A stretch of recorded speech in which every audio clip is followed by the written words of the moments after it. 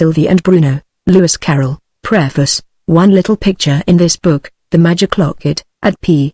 77, was drawn by Miss Alice Havers. I did not state this on the title page, since it seemed only due, to the artist of all these, to my mind, wonderful pictures, that his name should stand there alone. The descriptions, at pp. 386, 387, of Sunday as spent by children of the last generation, are quoted verbatim from a speech made to me by a child friend and a letter written to me by a lady friend. The chapters, headed Fairy Sylvie and Bruno's Revenge, are a reprint, with a few alterations, of a little fairy tale which I wrote in the year 1867, at the request of the late Mrs. Gatty, for Aunt Judy's magazine, which she was then editing. It was in 1874, I believe, that the idea first occurred to me of making it the nucleus of a longer story. As the years went on, I jotted down, at odd moments, all sorts of odd ideas, and fragments of dialogue, that occurred to me who knows how with a transitory suddenness that left me no choice but either to record them then and there, or to abandon them to oblivion.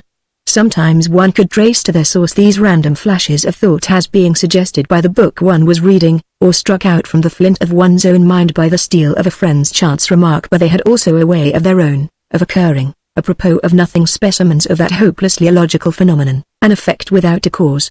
Such, for example, was the last line of The Hunting of the Snark, which came into my head, as I have already related in the theatre for April, 1887, quite suddenly, during a solitary walk, and such, again, have been passages which occurred in dreams, and which I cannot trace to any antecedent cause whatever.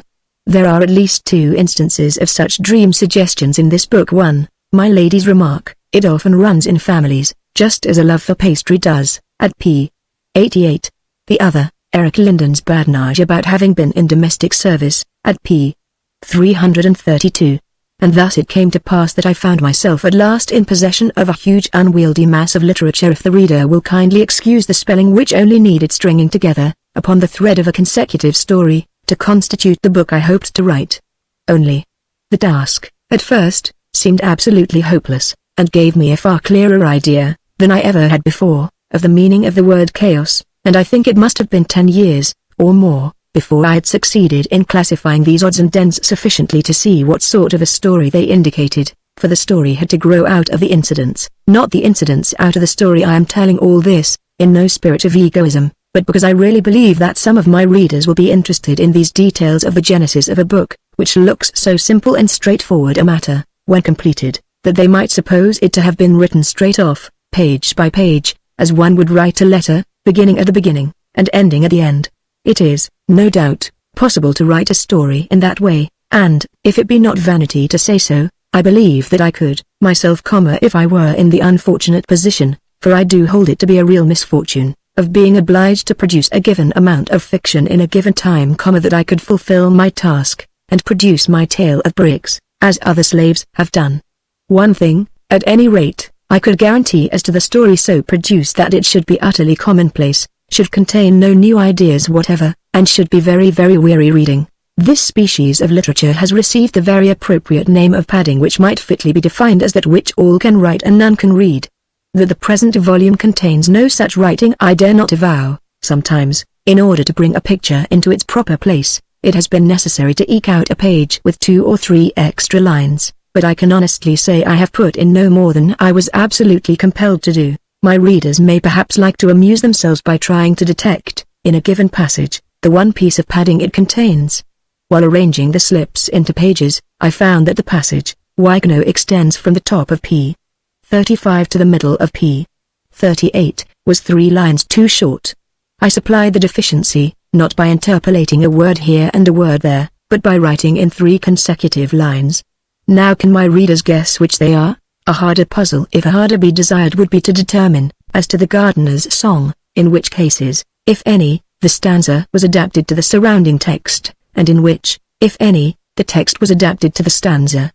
Perhaps the hardest thing in all literature, at least I have found it so. By no voluntary effort can I accomplish it. I have to take it as it comes, is to write anything original. And perhaps the easiest is, when once an original line has been struck out, to follow it up, and to write any amount more to the same tune. I do not know if Alice in Wonderland was an original story. I was, at least, no conscious imitator in writing it, but I do know that, since it came out, something like a dozen storybooks have appeared, on identically the same pattern. The path I timidly explored, believing myself to be the first that ever burst into that silent sea, is now a beaten highroad. All the wayside flowers have long ago been trampled into the dust, and it would be courting disaster for me to attempt that style again. Hence it is that, in Sylvie and Bruno, I have striven with I know not what success to strike out yet another new path, be it bad or good. It is the best I can do. It is written, not for money, and not for fame, but in the hope of supplying, for the children whom I love, some thoughts that may suit those hours of innocent merriment which are the very life of childhood, and also in the hope of suggesting, to them and to others, some thoughts that may prove, I would fain hope, not wholly out of harmony with the graver cadences of life. If I have not already exhausted the patience of my readers, I would like to seize this opportunity, perhaps the last I shall have, of addressing so many friends at once, of putting on record some ideas that have occurred to me, as to books desirable to be written which I should much like to attempt, but may not ever have the time or power to carry through, in the hope that, if I should fail, and the years are gliding away very fast, to finish the task I have set myself, other hands may take it up. First, a child's Bible. The only real essentials of this would be carefully selected passages, suitable for a child's reading and pictures. One principle of selection, which I would adopt, would be that religion should be put before a child as a revelation of love. No need to pain and puzzle the young mind with a history of crime and punishment. On such a principle I should, for example, omit the history of the flood. The supplying of the pictures would involve no great difficulty, no new ones would be needed, hundreds of excellent pictures already exist, the copyright of which has long ago expired, and which simply need photosynchography, or some similar process, for their successful reproduction. The book should be handy in size with a pretty attractive looking cover in a clear legible type and, above all, with abundance or pictures. Secondly, a book of pieces selected from the Bible, not single texts, but passages of from 10 to 20 verses each, to be committed to memory. Such passages would be found useful, to repeat to oneself and to ponder over, on many occasions when reading is difficult, if not impossible, for instance, when lying awake at night on a railway journey, when taking a solitary walk in old age, when eyesight is failing or wholly lost, and, best of all, when illness, while incapacitating us for reading or any other occupation, condemns us to lie awake through many weary silent hours. At such a time how keenly one may realize the truth of David's rapturous cry, "Oh, how sweet are thy words unto my throat, yea, sweeter than honey unto my mouth." I have said passages, rather than single texts, because we have no means of recalling single texts. Memory needs links, and here are none. One may have 100 texts stored in the memory, and not be able to recall, at will, more than half a dozen, and those by mere chance, whereas, once get hold of any portion of a chapter that has been committed to memory, and the whole can be recovered. All hangs together. Thirdly, a collection of passages, both prose and verse, from books other than the Bible. There is not perhaps much, in what is called uninspired literature, a misnomer, I hold. If Shakespeare was not inspired, one may well doubt if any man ever was, that will bear the process of being pondered over 100 times. Still there are such passages enough, I think, to make a goodly store for the memory. These two books of sacred, and secular, passages for memory will serve other good purposes besides merely occupying vacant hours. They will help to keep at bay many anxious thoughts, worrying thoughts, uncharitable thoughts, unholy thoughts. Let me say this, in better words than my own, by copying a passage from that most interesting book, Robertson's Lectures on the Epistles to the Corinthians, Lecture 6. If a man finds himself haunted by evil desires and unholy images, which will generally be at periodical hours, let him commit to memory passages of Scripture, or passages from the best writers in verse or prose. Let him store his mind with these, as safeguards to repeat when he lies awake in some restless night, or when despairing imaginations, or gloomy, suicidal thoughts, beset him. Let these be to him the sword, turning everywhere to keep the way of the garden of life from the intrusion of profaner footsteps. Fourthly, a Shakespeare for girls, that is, an edition in which everything, not suitable for the perusal of girls of, say, from 10 to 17, should be omitted. Few children under 10 would be likely to understand or enjoy the greatest of poets, and those, who have passed out of girlhood, may safely be left to read Shakespeare, in any edition, expurgated or not, that they may prefer, but it seems a pity that so many children, in the intermediate stage, should be debarred from a great pleasure for want of an edition suitable to them. Neither Bowdler's, Chambers's, Brandram's, nor Cundell's boudoir Shakespeare, seems to me to meet the want, they are not sufficiently expurgated. Bowdler's is the most extraordinary of all. Looking through it, I am filled with a deep sense of wonder, considering what he has left in, that he should have cut anything out. Besides relentlessly erasing all that is unsuitable on the score of reverence or decency, I should be inclined to omit also all that seems too difficult, or not likely to interest young readers.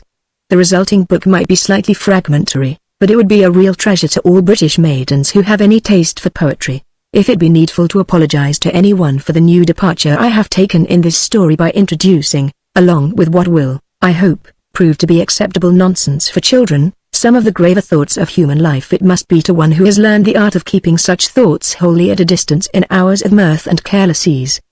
To him such a mixture will seem, no doubt, ill-judged and repulsive. And that such an art exists I do not dispute. With youth, good health, and sufficient money, it seems quite possible to lead, for years together, a life of unmixed gaiety, with the exception of one solemn fact, with which we are liable to be confronted at any moment, even in the midst of the most brilliant company or the most sparkling entertainment. A man may fix his own times for admitting serious thought, for attending public worship, for prayer, for reading the Bible. All such matters he can defer to the convenient season, which is so apartment never to occur at all, but he cannot defer, for one single moment, the necessity of attending to a message, which may come before he was finished reading this page. This night shalt thy soul be required of thee. The ever-present sense of this grim possibility has been, in all ages, note. At the moment, when I had written these words, there was a knock at the door, and a telegram was brought me, announcing the sudden death of a dear friend. An incubus that men have striven to shake off. Few more interesting subjects of inquiry could be found, by a student of history, than the various weapons that have been used against this shadowy foe. Saddest of all must have been the thoughts of those who saw indeed an existence beyond the grave, but an existence far more terrible than annihilation, an existence as filmy, impalpable, all but invisible specters, drifting about, through endless ages, in a world of shadows, with nothing to do, nothing to hope for, nothing to love.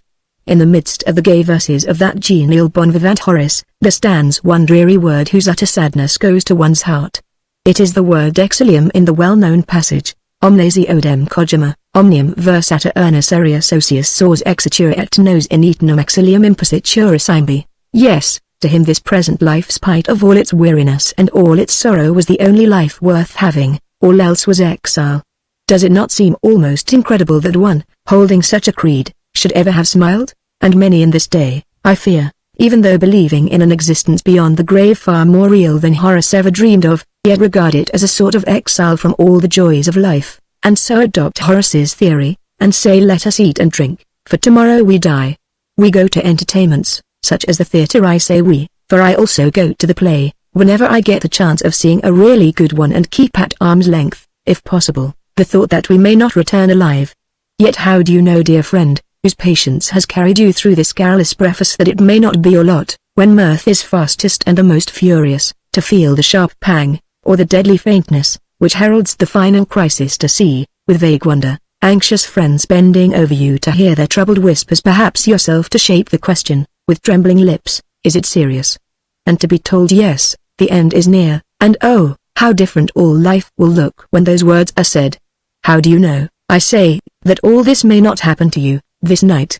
And dare you, knowing this, say to yourself, well, perhaps it is an immoral play, perhaps the situations are a little too risky, the dialogue a little too strong, the business a little too suggestive. I don't say that conscience is quite easy, but the piece is so clever, I must see it this once. I'll begin a stricter life tomorrow. Tomorrow, and tomorrow, and tomorrow. Who sins in hope, who, sinning, says, sorrow for sin God's judgment stays. Against God's spirit he lies, quite stops mercy with insult, dares, and drops, like a scorched fly, that spins in vain upon the axis of its pain, then takes its doom, to limp and crawl, blind and forgot, from fall to fall. Let me pause for a moment to say that I believe this thought, of the possibility of death if calmly realized, and steadily faced, would be one of the best possible tests as to our going to any scene of amusement being right or wrong.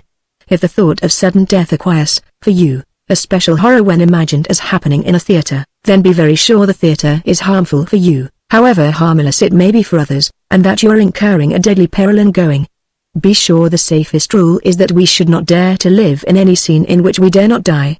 But, once realize what the true object is in life, that it is not pleasure, not knowledge, not even fame itself, that last infirmity of noble minds, but that it is the development of character, the rising to a higher, nobler, purer standard, the building up of the perfect man. And then, so long as we feel that this is going on, and will, we trust, go on forevermore, death has for us no terror. It is not a shadow, but a light, not an end, but a beginning.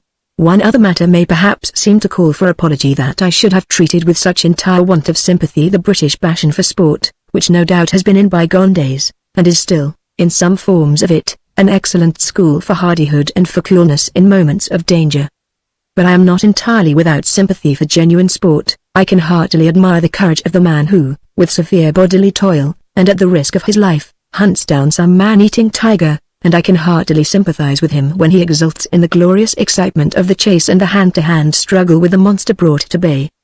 But I can but look with deep wonder and sorrow on the hunter who, at his ease and in safety, can find pleasure in what involves, for some defenseless creature, wild terror and the death of agony. Deeper, if the hunter be one who has pledged himself to preach to men the religion of universal love. Deepest of all, if it be one of those tender and delicate beings, whose very name serves as a symbol of love. Thy love to me was wonderful, passing the love of women, whose mission here is surely to help and comfort all that are in pain or sorrow. Farewell, farewell.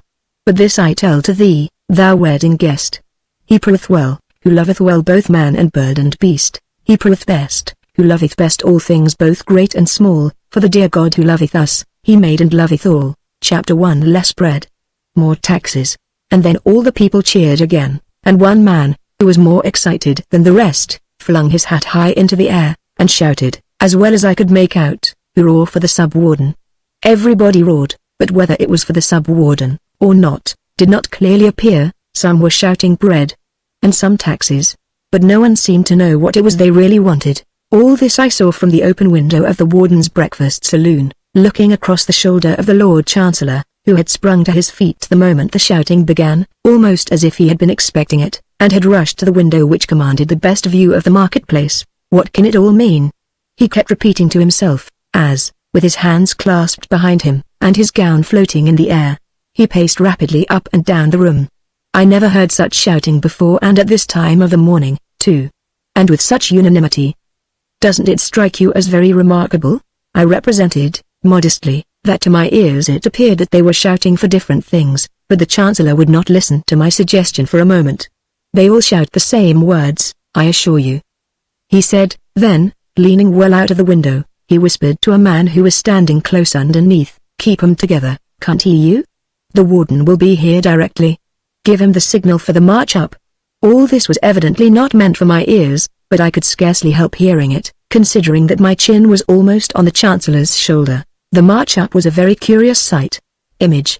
The march up, a straggling procession of men, marching two and two, began from the other side of the marketplace, and advanced in an irregular zigzag fashion towards the palace, wildly tacking from side to side, like a sailing vessel making way against an unfavorable wind, so that the head of the procession was often further from us at the end of one tack than it had been at the end of the previous one. Yet it was evident that all was being done under orders, for I noticed that all eyes were fixed on the man who stood just under the window, and to whom the Chancellor was continually whispering. This man held his hat in one hand and a little green flag in the other. Whenever he waved the flag the procession advanced a little nearer, when he dipped it they sidled a little farther off, and whenever he waved his hat they all raised a hoarse cheer. "Hurrah!" they cried, carefully keeping time with the hat as it bobbed up and down. "Hurrah! Nu! Kunstij! Tushun! Less bread! More taxes! That'll do, that'll do!" the Chancellor whispered. "Let him rest a bit till I give you the word. He's not here yet." But at this moment the great folding doors of the saloon were flung open, and he turned with a guilty start to receive his High Excellency. However, it was only Bruno, and the Chancellor gave a little gasp of relieved anxiety. "Morning," said the little fellow, addressing the remark, in a general sort of way, to the Chancellor and the waiters. "Does Owen know where Sylvie is?" "I's looking for Sylvie. She's with the warden, I believe, your Ince," the Chancellor replied with a low bow. There was, no doubt, a certain amount of absurdity in applying this title, which, as of course you see without my telling you, was nothing but Your Royal Highness condensed into one syllable, to a small creature whose father was merely the warden of Outland. Still, large excuse must be made for a man who had passed several years at the court of Fairyland, and had there acquired the almost impossible art of pronouncing 5 syllables as one. But the bow was lost upon Bruno, who had run out of the room, even while the great feat of the unpronounceable monosyllable was being triumphantly performed. Just then, a single voice in the distance was understood to shout a speech from the Chancellor. "Certainly, my friends." The Chancellor replied with extraordinary promptitude. "You shall have a speech." Here one of the waiters, who had been for some minutes busy making a queer-looking mixture of egg and sherry, respectfully presented it on a large silver salver. The Chancellor took it haughtily, drank it off thoughtfully, smiled benevolently on the happy waiter as he set down the empty glass, and began. To the best of my recollection this is what he said. "Ahem. Ahem. Ahem.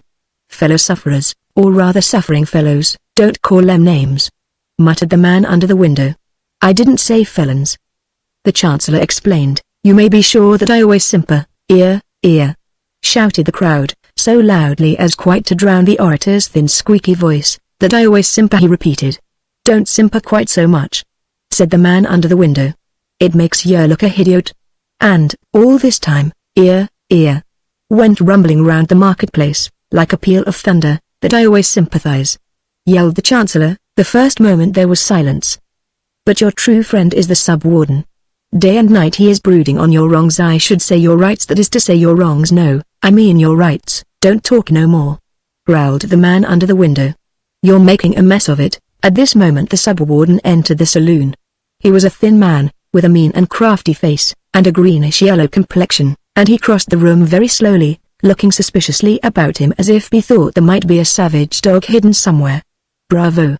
he cried, patting the Chancellor on the back. "You did that speech very well indeed. Why, you're a born orator, man." "Oh, that's nothing," the Chancellor replied, modestly, with downcast eyes. "Most orators are born, you know." The sub-warden thoughtfully rubbed his chin. "Why, so they are," he admitted. "I never considered it in that light. Still, you did it very well. A word in your ear." The rest of their conversation was all in whispers, so, as I could hear no more, I thought I would go and find Bruno. I found the little fellow standing in the passage, and being addressed by one of the men in livery, who stood before him, nearly bent double from extreme respectfulness, with his hands hanging in front of him like the fins of a fish. "His High Excellency," this respectful man was saying, "is in his study, Your Eminence."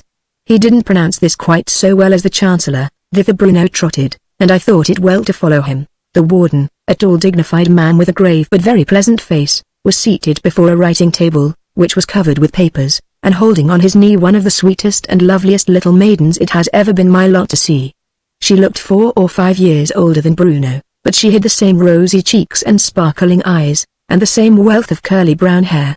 Her eager smiling face was turned upwards towards her father's, and it was a pretty sight to see the mutual love with which the two faces, one in the spring of life, the other in its late autumn, were gazing on each other. "No, you've never seen him," the old man was saying. "You couldn't, you know. He's been away so long, traveling from land to land, and seeking for health, more years than you've been alive, little Sylvie."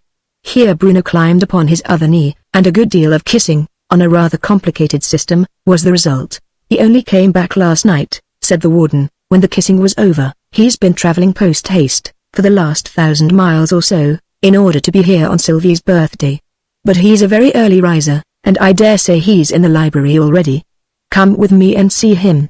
He's always kind to children. You'll be sure to like him." "Has the other professor come too?" Bruno asked in an awestruck voice. "Yes, they arrived together. The other professor is well. You won't like him quite so much, perhaps. He's a little more dreamy, you know." "I wish Sylvie was a little more dreamy," said Bruno. "What do you mean, Bruno?" said Sylvie. Bruno went on addressing his father. "She says she can't oh no. But I thinks it isn't can't it's won't says she can't dream." The puzzled warden repeated, "She do say it." Bruno persisted. "When I says to her let's stop lessons, she says oh, I can't dream of letting her stop yet. He always wants to stop lessons," Sylvie explained. "5 minutes after we begin, 5 minutes lessons a day," said the warden. "You won't learn much at that rate, little man." "That's just what Sylvie says," Bruno rejoined. "She says I won't learn my lessons. And I tells her, over and over, I can't learn 'em. And what do Zoa think she says? She says it isn't can't it's won't. Let's go and see the professor," the warden said, wisely avoiding further discussion. The children got down off his knees, each secured a hand, and the happy trio set off for the library, followed by me. I had come to the conclusion by this time that none of the party, except, for a few moments, the Lord Chancellor, was in the least able to see me. "What's the matter with him?" Sylvie asked, walking with a little extra sedateness, by way of example to Bruno at the other side, who never ceased jumping up and down. Image. Visiting the professor. What was the matter? But I hope he's all right now. Was lumbago, and rheumatism, and that kind of thing. He's been curing himself, you know. He's a very learned doctor. Why, he's actually invented 3 new diseases, besides a new way of breaking your collarbone. Is it a nice way? Said Bruno. Well, not very, the warden said, as we entered the library. And here is the professor. Good morning, Professor. Hope you're quite rested after your journey. A jolly-looking, fat little man, in a flowery dressing gown, with a large book under each arm, came trotting in at the other end of the room, and was going straight across without taking any notice of the children. I'm looking for volume 3, he said. Do you happen to have seen it? You don't see my children, Professor. The warden exclaimed, taking him by the shoulders and turning him round to face them. The professor laughed violently, then he gazed at them through his great spectacles, for a minute or two, without speaking. At last he addressed Bruno. I hope you have had a good night, my child? Bruno looked puzzled. I've had the same night I've had, he replied. There's only been one night since yesterday. It was the professor's turn to look puzzled now. He took off his spectacles, and rubbed them with his handkerchief. Then he gazed at them again. Then he turned to the warden. Aren't they bound? He inquired. No, we aren't, said Bruno, who thought himself quite able to answer this question. The professor shook his head sadly. Not even half-bound? Why would we be half-bound? Said Bruno. We're not prisoners. But the professor had forgotten all about them by this time, and was speaking to the warden again. You'll be glad to hear, he was saying, that the barometer's beginning to move. Well, which way? Said the warden, adding, to the children, not that I care, you know. Only he thinks it affects the weather. He's a wonderfully clever man, you know. Sometimes he says things that only the other professor can understand. Sometimes he says things that nobody can understand. Which way is it, Professor? Up or down? Neither, said the professor, gently clapping his hands. It's going sideways, if I may so express myself. And what kind of weather does that produce? Said the warden. Listen, children. Now you'll hear something worth knowing. Horizontal weather, said the professor, and made straight for the door, very nearly trampling on Bruno, who had only just time to get out of his way. Isn't he learned? The warden said, looking after him with admiring eyes. Positively he runs over with learning, but he needn't run over me, said Bruno. The professor was back in a moment. He had changed his dressing gown for a frock coat, and had put on a pair of very strange-looking boots, the tops of which were open umbrellas. I thought you'd like to see them, he said. These are the boots for horizontal weather. But what's the use of wearing umbrellas round one's knees? In ordinary rain, the professor admitted, they would not be of much use. But if ever trained horizontally, you know, they would be invaluable, simply invaluable. Take the professor to the breakfast saloon, children, said the warden. And tell them not to wait for me. I had breakfast early, as I've some business to attend to. The children seized the professor's hands, as familiarly as if they had known him for years, and hurried him away. I followed respectfully behind. Chapter 2 Letters Amy and Q. As we entered the breakfast saloon, the professor was saying and he had breakfast by himself, early, so he begged you wouldn't wait for him, my lady. This way, my lady, he added, this way. And then, with, as it seemed to me, most superfluous politeness, he flung open the door of my compartment, and ushered in a young and lovely lady. I muttered to myself with some bitterness. And this is, of course, the opening scene of Volume I. She is the heroine. And I am one of those subordinate characters that only turn up when needed for the development of her destiny, and whose final appearance is outside the church, waiting to greet the happy pair. Yes, my lady, change at Fayfield, were the next words I heard. Oh, that too obsequious guard. Next station but one. And the door closed, and the lady settled down into her corner, and the monotonous throb of the engine, making one feel as if the train were some gigantic monster, whose very circulation we could feel, proclaimed that we were once more speeding on our way. The lady had a perfectly formed nose. I caught myself saying to myself, hazel eyes, and lips, and here it occurred to me that to see, for myself, what the lady was really like, would be more satisfactory than much speculation. I looked round cautiously, and was entirely disappointed of my hope. The veil, which shrouded her whole face, was too thick for me to see more than the glitter of bright eyes and the hazy outline of what might be a lovely oval face, but might also, unfortunately, be an equally unlovely one. I closed my eyes again, saying to myself couldn't have a better chance for an experiment in telepathy. I'll think out her face, and afterwards test the portrait with the original. At first, no result at all crowned my efforts, though I divided my swift mind, now hither, now thither, in a way that I felt sure would have made Aeneas green with envy, but the dimly seen oval remained as provokingly blank as ever a mere ellipse, as if in some mathematical diagram, without even the foci that might be made to do duty as a nose and a mouth. Gradually, however, the conviction came upon me that I could, by a certain concentration of thought, think the veil away, and so get a glimpse of the mysterious face as to which the two questions, is she pretty? And is she plain? Still hung suspended, in my mind, in beautiful equipoise. Success was partial and fitful, still there was a result. Ever and anon, the veil seemed to vanish, in a sudden flash of light, but, before I could fully realize the face, all was dark again. In each such glimpse, the face seemed to grow more childish and more innocent, and, when I had at last thought the veil entirely away, it was, unmistakably, the sweet face of little Sylvie. So, either I've been dreaming about Sylvie, I said to myself, and this is the reality. Or else I've really been with Sylvie, and this is a dream. Is life itself a dream, I wonder? To occupy the time, I got out the letter, which had caused me to take this sudden railway journey from my London home down to a strange fishing town on the north coast, and read it over again. Dear old friend. I'm sure it will be as great a pleasure to me, as it can possibly be to you, to meet once more after so many years, and of course I shall be ready to give you all the benefit of such medical skill as I have, only, you know, one mustn't violate professional etiquette.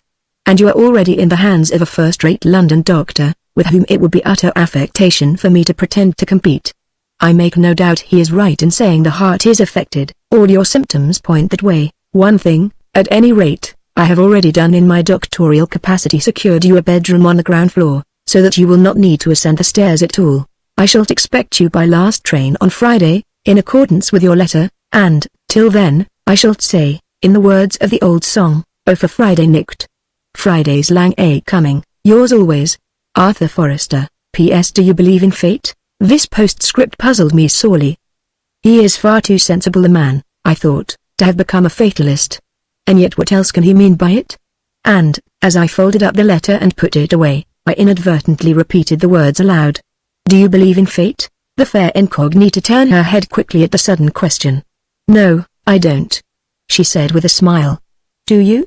I didn't mean to ask the question, I stammered, a little taken aback at having begun our conversation in so unconventional a fashion. The lady's smile became a laugh, not a mocking laugh, but the laugh of a happy child who is perfectly at her ease. Didn't you? She said. Then it was a case of what you doctors call unconscious cerebration? I am no doctor, I replied. Do I look so like one? Or what makes you think it? She pointed to the book I had been reading, which was so lying that its title, Diseases of the Heart, was plainly visible. One needn't be a doctor, I said, to take an interest in medical books. There's another class of readers, who are yet more deeply interested. You mean the patients?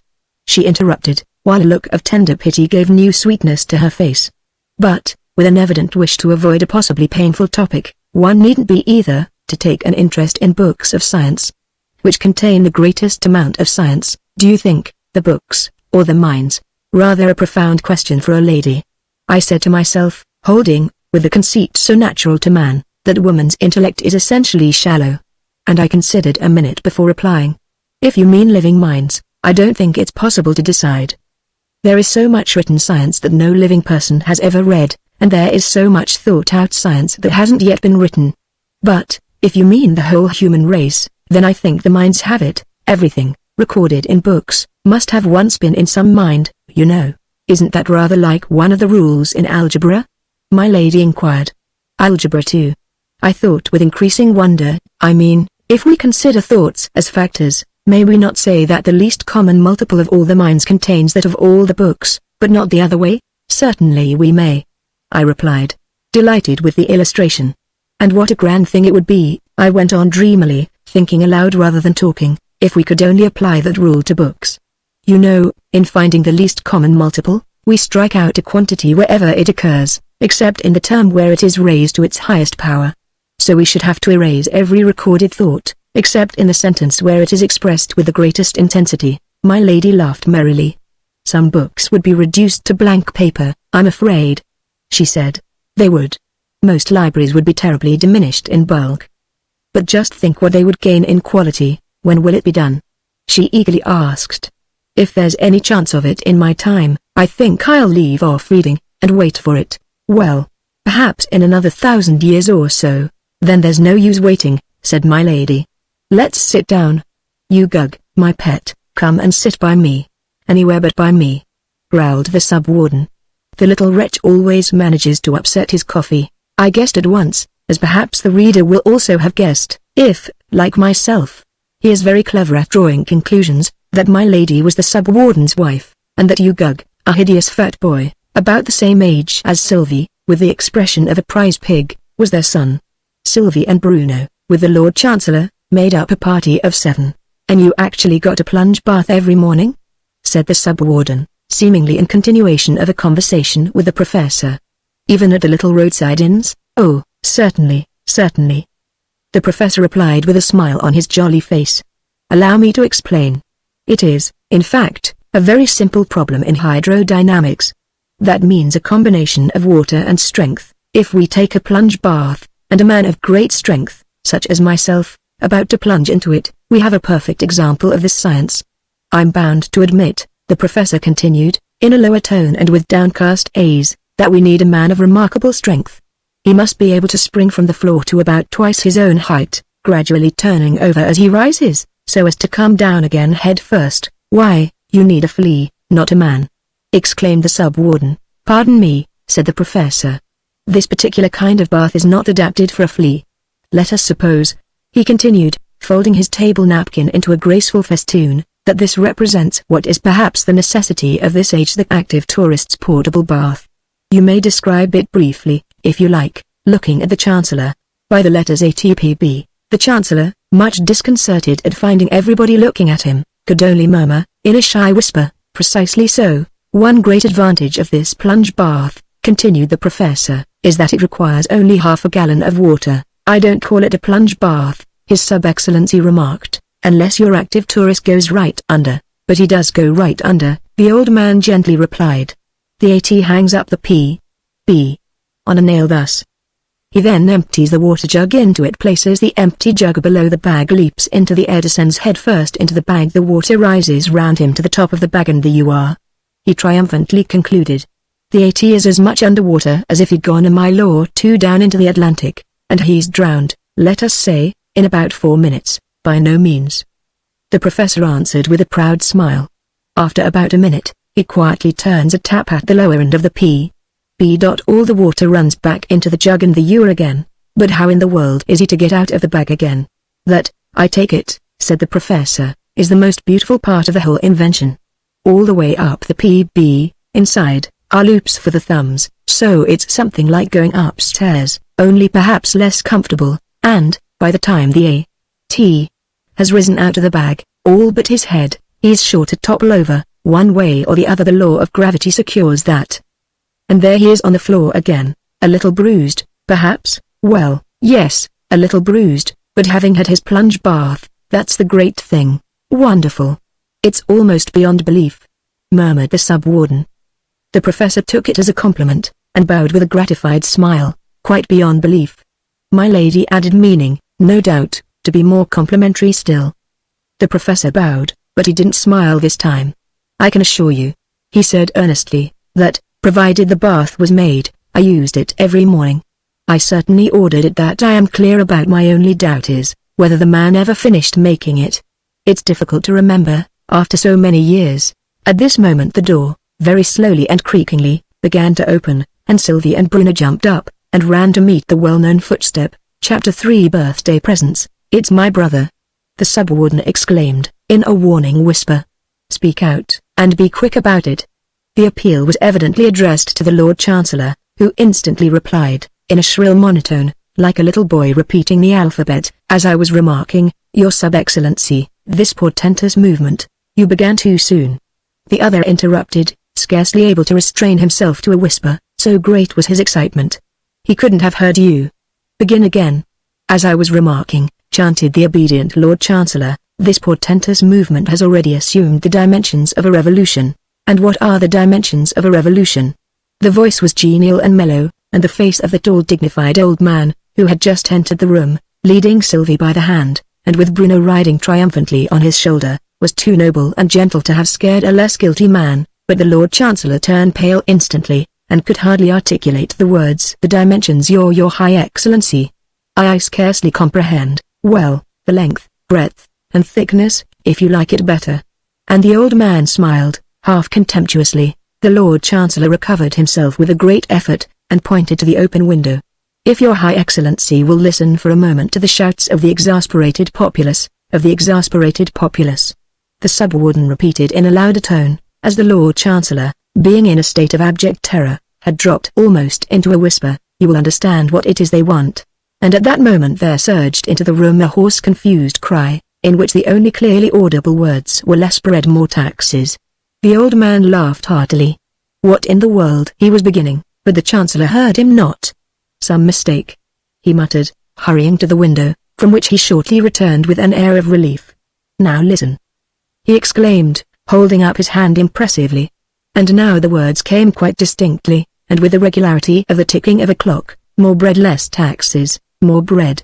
The warden repeated in astonishment. Why, the new government bakery was opened only last week, and I gave orders to sell the bread at cost price during the present scarcity. What can they expect more? The bakery's closed, your Ince.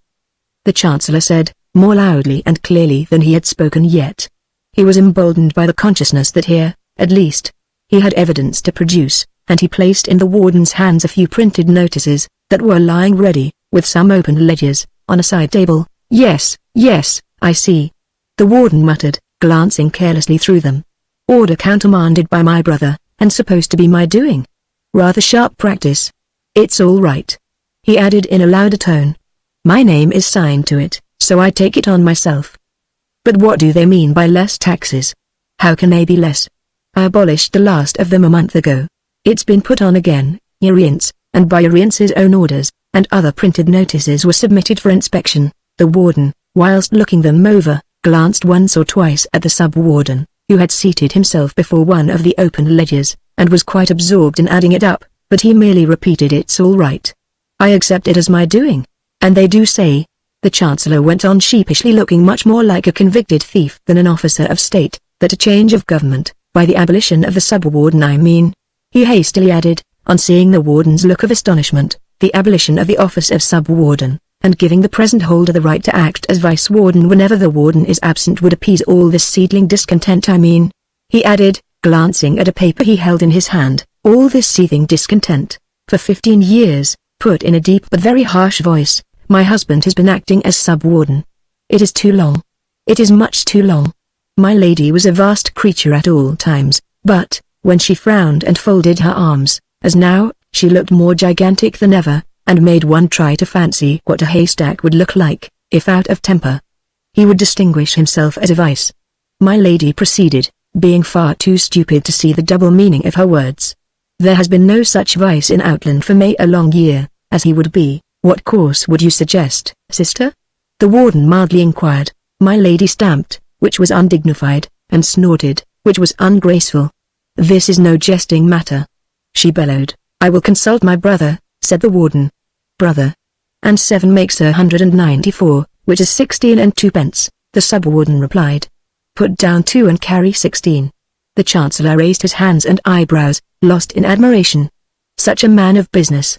He murmured, Brother, could I have a word with you in my study? The warden said in a louder tone. The sub-warden rose with alacrity, and the two left the room together. My lady turned to the professor, who had uncovered the urn, and was taking its temperature with his pocket thermometer. Professor, she began, so loudly and suddenly that even Ugug, who had gone to sleep in his chair, left off snoring and opened one eye. The professor pocketed his thermometer in a moment, clasped his hands, and put his head on one side with a meek smile. You were teaching my son before breakfast, I believe? My lady loftily remarked. I hope he strikes you as having talent? Oh, very much so indeed, my lady. the professor hastily replied, unconsciously rubbing his ear, while some painful recollection seemed to cross his mind. I was very forcibly struck by his magnificence, I assure you. He is a charming boy. My lady exclaimed. Even his snores are more musical than those of other boys. If that were so, the professor seemed to think, the snores of other boys must be something too awful to be endured, but he was a cautious man, and he said nothing, and he's so clever. My lady continued. No one will enjoy your lecture more. By the way, have you fixed the time for it yet? You've never given one, you know, and it was promised years ago, before you. Yes, my lady, I know.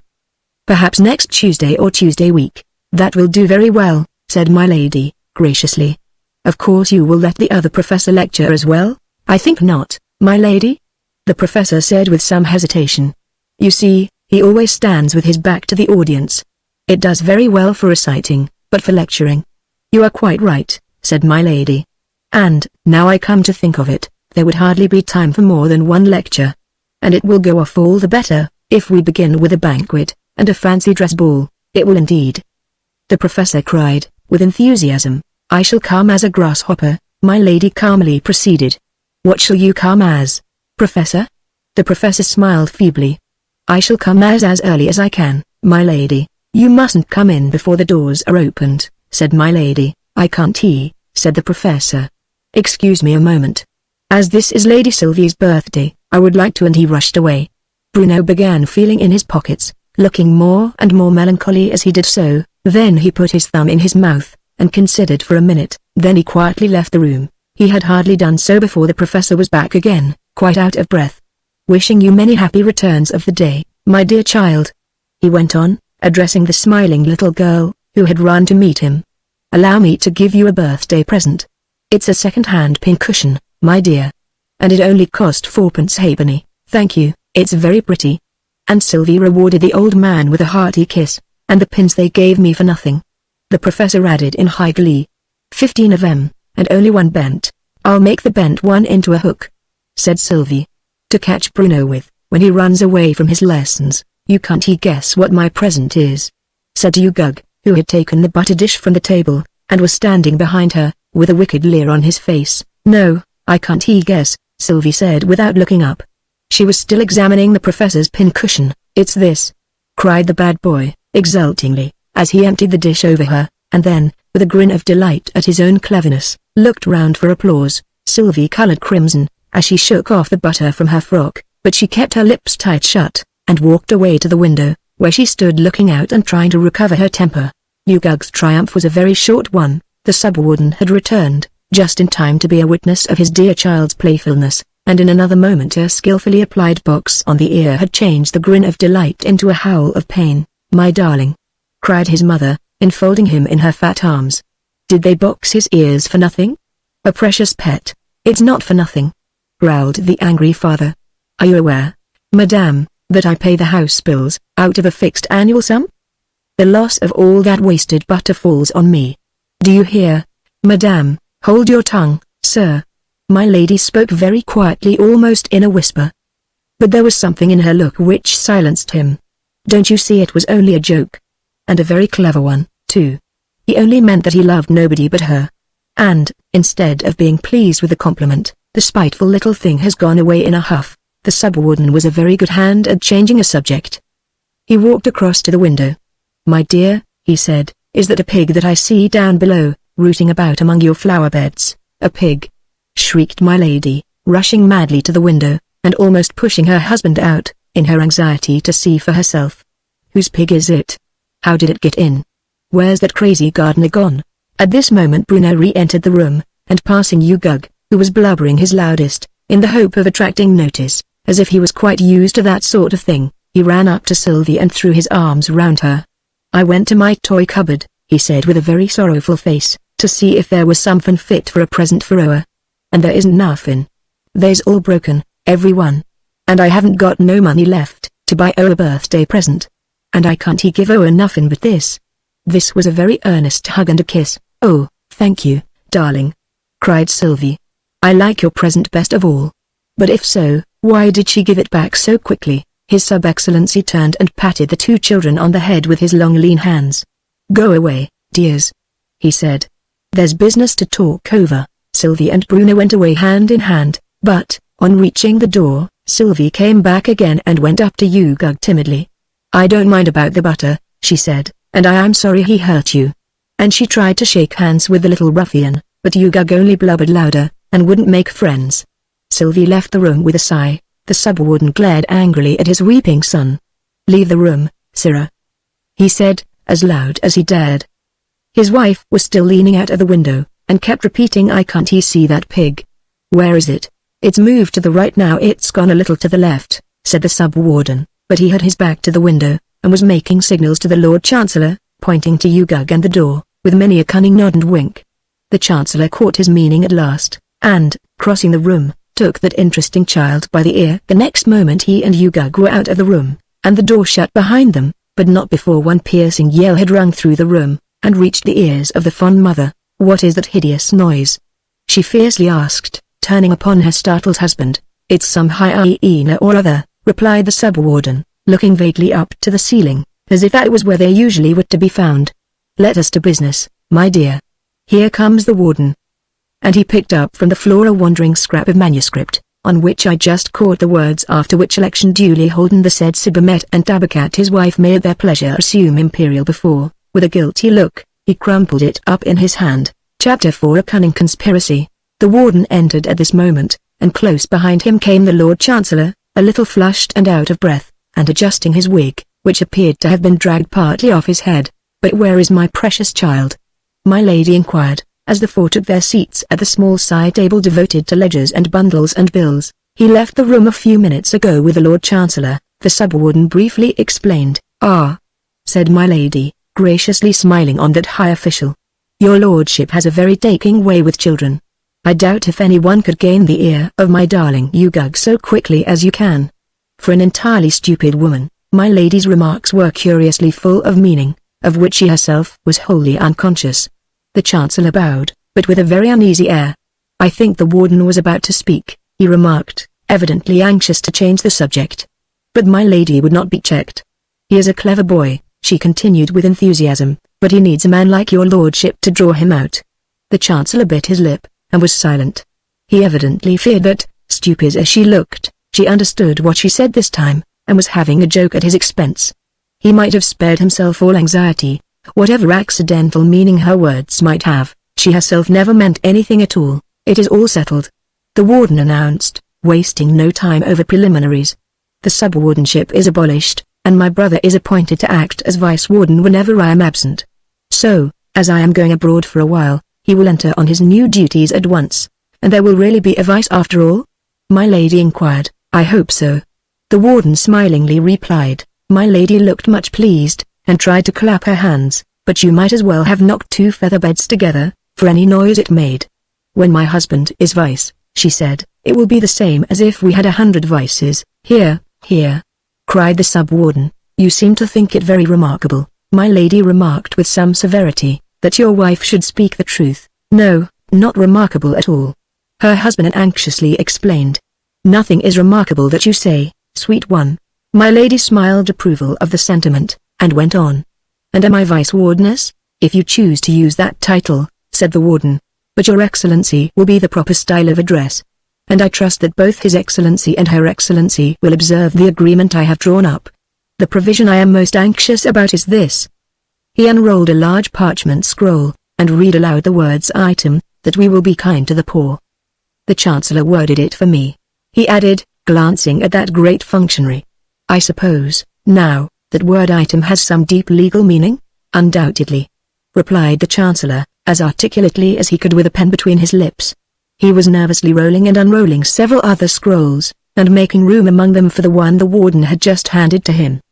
"These are merely the rough copies," he explained, "and, as soon as I have put in the final corrections making a great commotion among the different parchments, a semicolon or two that I have accidentally omitted here." He darted about, pen in hand, from one part of the scroll to another, spreading sheets of blotting paper over his corrections. "All will be ready for signing. Should it not be read out, first?" my lady inquired. "No need, no need," the sub-warden and the Chancellor exclaimed at the same moment, with feverish eagerness. "No need at all," the warden gently assented. "Your husband and I have gone through it together.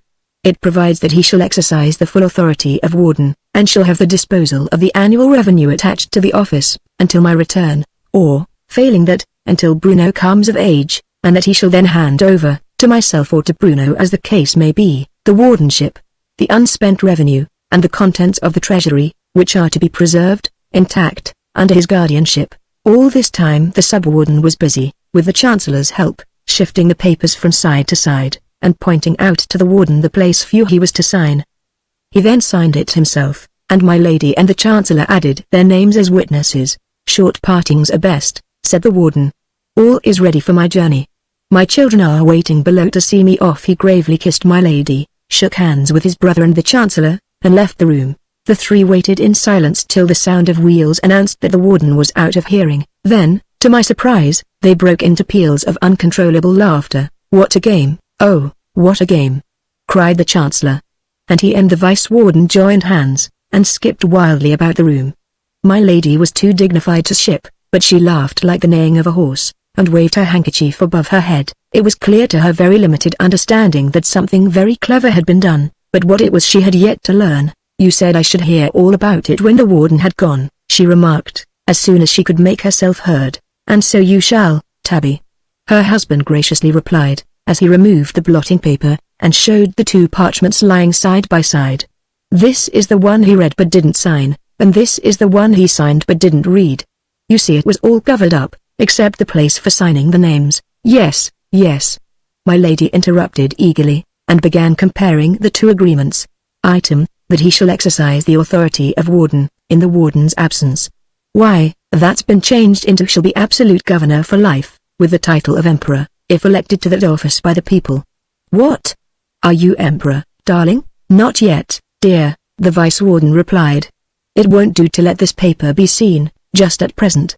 "All in good time," my lady nodded, and read on. Item, that we will be kind to the poor. "Why, that's omitted altogether." "Course it is," said her husband. "We're not going to bother about the wretches." "Good," said my lady, with emphasis, and read on again. Item, that the contents of the treasury be preserved intact. "Why, that's altered into shall be at the absolute disposal of the vice-warden." "Well, Sibby, that was a clever trick. All the jewels, only think. May I go and put them on directly?" "Well, not just yet, lovey," her husband uneasily replied. "You see the public mind isn't quite ripe for it yet. We must feel our way. Of course we'll have the coach and four out, at once. And I'll take the title of emperor, as soon as we can safely hold an election. But they'll hardly stand our using the jewels, as long as they know the warden's alive. We must spread a report of his death. A little conspiracy, a conspiracy," cried the delighted lady, clapping her hands. "Of all things, I do like a conspiracy. It's so interesting." The vice-warden and the Chancellor interchanged a wink or two. "Let her conspire to her heart's content," the cunning Chancellor whispered. "It'll do no harm." "And when will the conspiracy test?" her husband hastily interrupted her, as the door opened, and Sylvie and Bruno came in, with their arms twined lovingly round each other. Bruno sobbing convulsively, with his face hidden on his sister's shoulder, and Sylvie more grave and quiet, but with tears streaming down her cheeks. "Mustn't cry like that," the vice-warden said sharply, but without any effect on the weeping children. "Cheer 'em up a bit," he hinted to my lady. "Cake." My lady muttered to herself with great decision, crossing the room and opening a cupboard, from which she presently returned with 2 slices of plum cake. "Eat, and don't cry," were her short and simple orders, and the poor children sat down side by side, but seemed in no mood for eating. For the second time the door opened, or rather was burst open, this time, as Ugug rushed violently into the room, shouting that old beggar's come again. "He's not to have any food," the vice-warden was beginning, but the Chancellor interrupted him.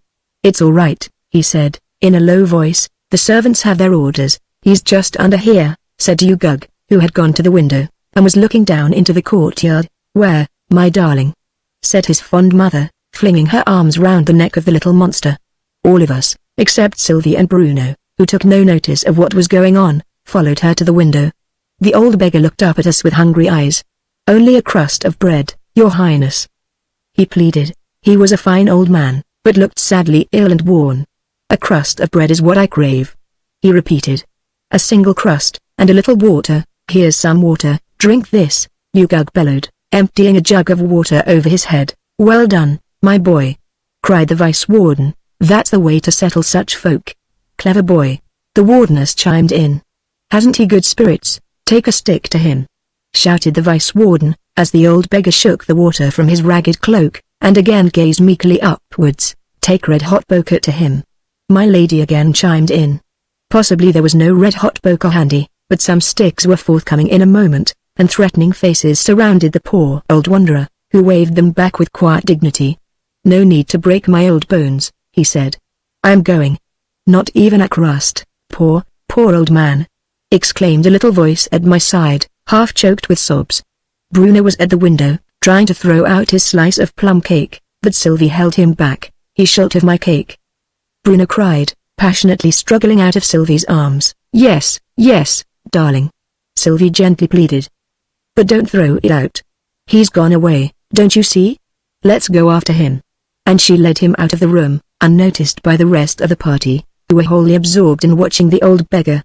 The conspirators returned to their seats, and continued their conversation in an undertone, so as not to be heard by Ugug, who was still standing at the window. "By the way, there was something about Bruno succeeding to the wardenship," said my lady. "How does that stand in the new agreement?" The Chancellor chuckled. "Just the same, word for word," he said, "with one exception, my lady. Instead of Bruno, I've taken the liberty to put in," he dropped his voice to a whisper, "to put in Ugug, you know." "Ugug, indeed!" I exclaimed, in a burst of indignation I could no longer control.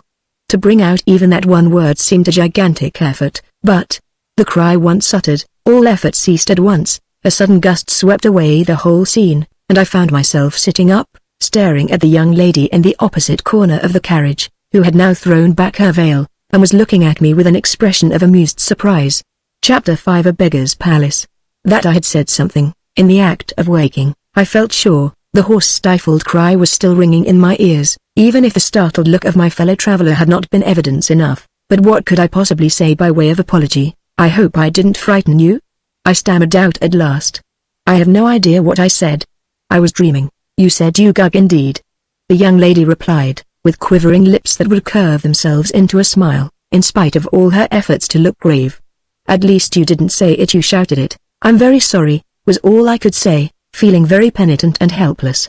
"She has Sylvie's eyes," I thought to myself, half doubting whether, even now, I were fairly awake. "And that sweet look of innocent wonder is all Sylvie's too. But Sylvie hasn't got that calm resolute mouth nor that far-away look of dreamy sadness, like one that has had some deep sorrow, very long ago." And the thick coming fancies almost prevented my hearing the lady's next words. "If you had had a shilling dreadful in your hand," she proceeded, "something about ghosts or dynamite or midnight murder, one could understand it. Those things aren't worth the shilling, unless they give one a nightmare. But really with only a medical treatise, you know." And she glanced, with a pretty shrug of contempt, at the book over which I had fallen asleep. Her friendliness, and utter unreserve, took me aback for a moment, yet there was no touch of forwardness, or boldness, about the child. For child, almost, she seemed to be. I guessed her at scarcely over 20. All was the innocent frankness or some angelic visitant, new to the ways of earth and the conventionalisms or, if you will, the barbarisms of society. Even so, I mused, will Sylvie look and speak, in another 10 years? "You don't care for ghosts, then?" I ventured to suggest, "unless they are really terrifying." "Quite so," the lady assented. "The regular railway ghosts, I mean the ghosts of ordinary railway literature, are very poor affairs. I feel inclined to say, with Alexander Selkirk, their tameness is shocking to me. And they never do any midnight murders. They couldn't welter in gore, to save their lives." "Weltering in gore is a very expressive phrase, certainly. Can it be done in any fluid, I wonder?" "I think not," the lady readily replied, quite as if she had thought it out, long ago. "It has to be something thick. For instance, you might welter in bread sauce. That, being white, would be more suitable for a ghost, supposing it wished to welter." "You have a real good terrifying ghost in that book?" I hinted. "How could you guess?" she exclaimed with the most engaging frankness, and placed the volume in my hands. I opened it eagerly, with a not unpleasant thrill like what a good ghost story gives one, at the uncanny coincidence of my having so unexpectedly divined the subject of her studies. It was a book of domestic cookery, open at the article bread sauce. I returned the book, looking, I suppose, a little blank, as the lady laughed merrily at my discomfiture. "It's far more exciting than some of the modern ghosts, I assure you." Now there was a ghost last month. I don't mean a real ghost in Supernatural but in a magazine. It was a perfectly flavorless ghost. It wouldn't have frightened a mouse. It wasn't a ghost that one would even offer a chair to. 70 years and 10, baldness, and spectacles, have their advantages after all, I said to myself. Instead of a bashful youth and maiden, gasping out monosyllables at awful intervals, here we have an old man and a child, quite at their ease, talking as if they had known each other for years. Then you think, I continued aloud, that we ought sometimes to ask a ghost to sit down? But have we any authority for it? In Shakespeare, for instance, there are plenty of ghosts. Does Shakespeare ever give the stage direction hand's chair to ghost? The lady looked puzzled and thoughtful for a moment, then she almost clapped her hands. Yes, yes, he does, she cried. He makes Hamlet say rest, rest, perturbed spirit, and that, I suppose, means an easy chair, an American rocking chair, I think. Fayfield Junction, my lady, change for Elveston, the guard announced, flinging open the door of the carriage, and we soon found ourselves, with all our portable property around us, on the platform. The accommodation, provided for passengers waiting at this junction, was distinctly inadequate. A single wooden bench, apparently intended for 3 sitters only, and even this was already partially occupied by a very old man, in a smock frock, who sat, with rounded shoulders and drooping head, and with hands clasped on the top of his stick so as to make a sort of pillow for that wrinkled face with its look of patient weariness. Come, you be off. The station master roughly accosted the poor old man. You be off, and make way for your betters. This way, my lady, he added in a perfectly different tone. If your ladyship will take a seat, the train will be up in a few minutes. The cringing civility of his manner was due, no doubt, to the address legible on the pile of luggage, which announced their owner to be Lady Muriel Orme, passenger to Elveston, via Fayfield Junction. As I watched the old man slowly rise to his feet, and hobble a few paces down the platform, the lines came to my lips: From sackcloth couch the monk arose, with toil his stiffened limbs he reared, 100 years had flung their snows on his thin locks and floating beard, but the lady scarcely noticed the little incident. After one glance at the banished man, who stood tremulously leaning on his stick, she turned to me. This is not an American rocking chair, by any means. Yet may I say, slightly changing her place, so as to make room for me beside her, may I say, in Hamlet's words, rest, rest. She broke off with a silvery laugh. Perturbed spirit. I finished the sentence for her. Yes, that describes a railway traveller exactly. And here is an instance of it, I added, as the tiny local train drew up alongside the platform, and the porters bustled about, opening carriage doors, one of them helping the poor old man to hoist himself into a third-class carriage, while another of them obsequiously conducted the lady and myself into a first class. She paused, before following him, to watch the progress of the other passenger. Poor old man, she said. How weak and ill he looks. It was a shame to let him be turned away like that. I'm very sorry. At this moment it dawned on me that these words were not addressed to me, but that she was unconsciously thinking aloud. I moved away a few steps, and waited to follow her into the carriage, where I resumed the conversation. Shakespeare must have travelled by rail, if only in a dream. Perturbed spirit is such a happy phrase. Perturbed referring, no doubt, she rejoined, to the sensational booklets peculiar to the rail. If steam has done nothing else, it has at least added a whole new species to English literature, no doubt of it, I echoed. The true origin of all our medical books and all our cookery books. No, no. She broke in merrily. I didn't mean our literature. We are quite abnormal. But the booklets, the little thrilling romances, where the murder comes at page 15, and the wedding at page 40, surely they are due to steam. And when we travel by electricity, if I may venture to develop your theory, we shall have leaflets instead of booklets, and the murder and the wedding will come on the same page. A development worthy of Darwin, the lady exclaimed enthusiastically. Only you reverse his theory. Instead of developing a mouse into an elephant, you would develop an elephant into a mouse. But here we plunged into a tunnel, and I leaned back and closed my eyes for a moment, trying to recall a few of the incidents of my recent dream. I thought I saw, I murmured sleepily, and then the phrase insisted on conjugating itself, and ran into you thought you saw, he thought he saw, and then it suddenly went off into a song colon. He thought he saw an elephant, that practiced on a fife. He looked again, and found it was a letter from his wife. At length I realize, he said, the bitterness of life. And what a wild being it was who sang these wild words.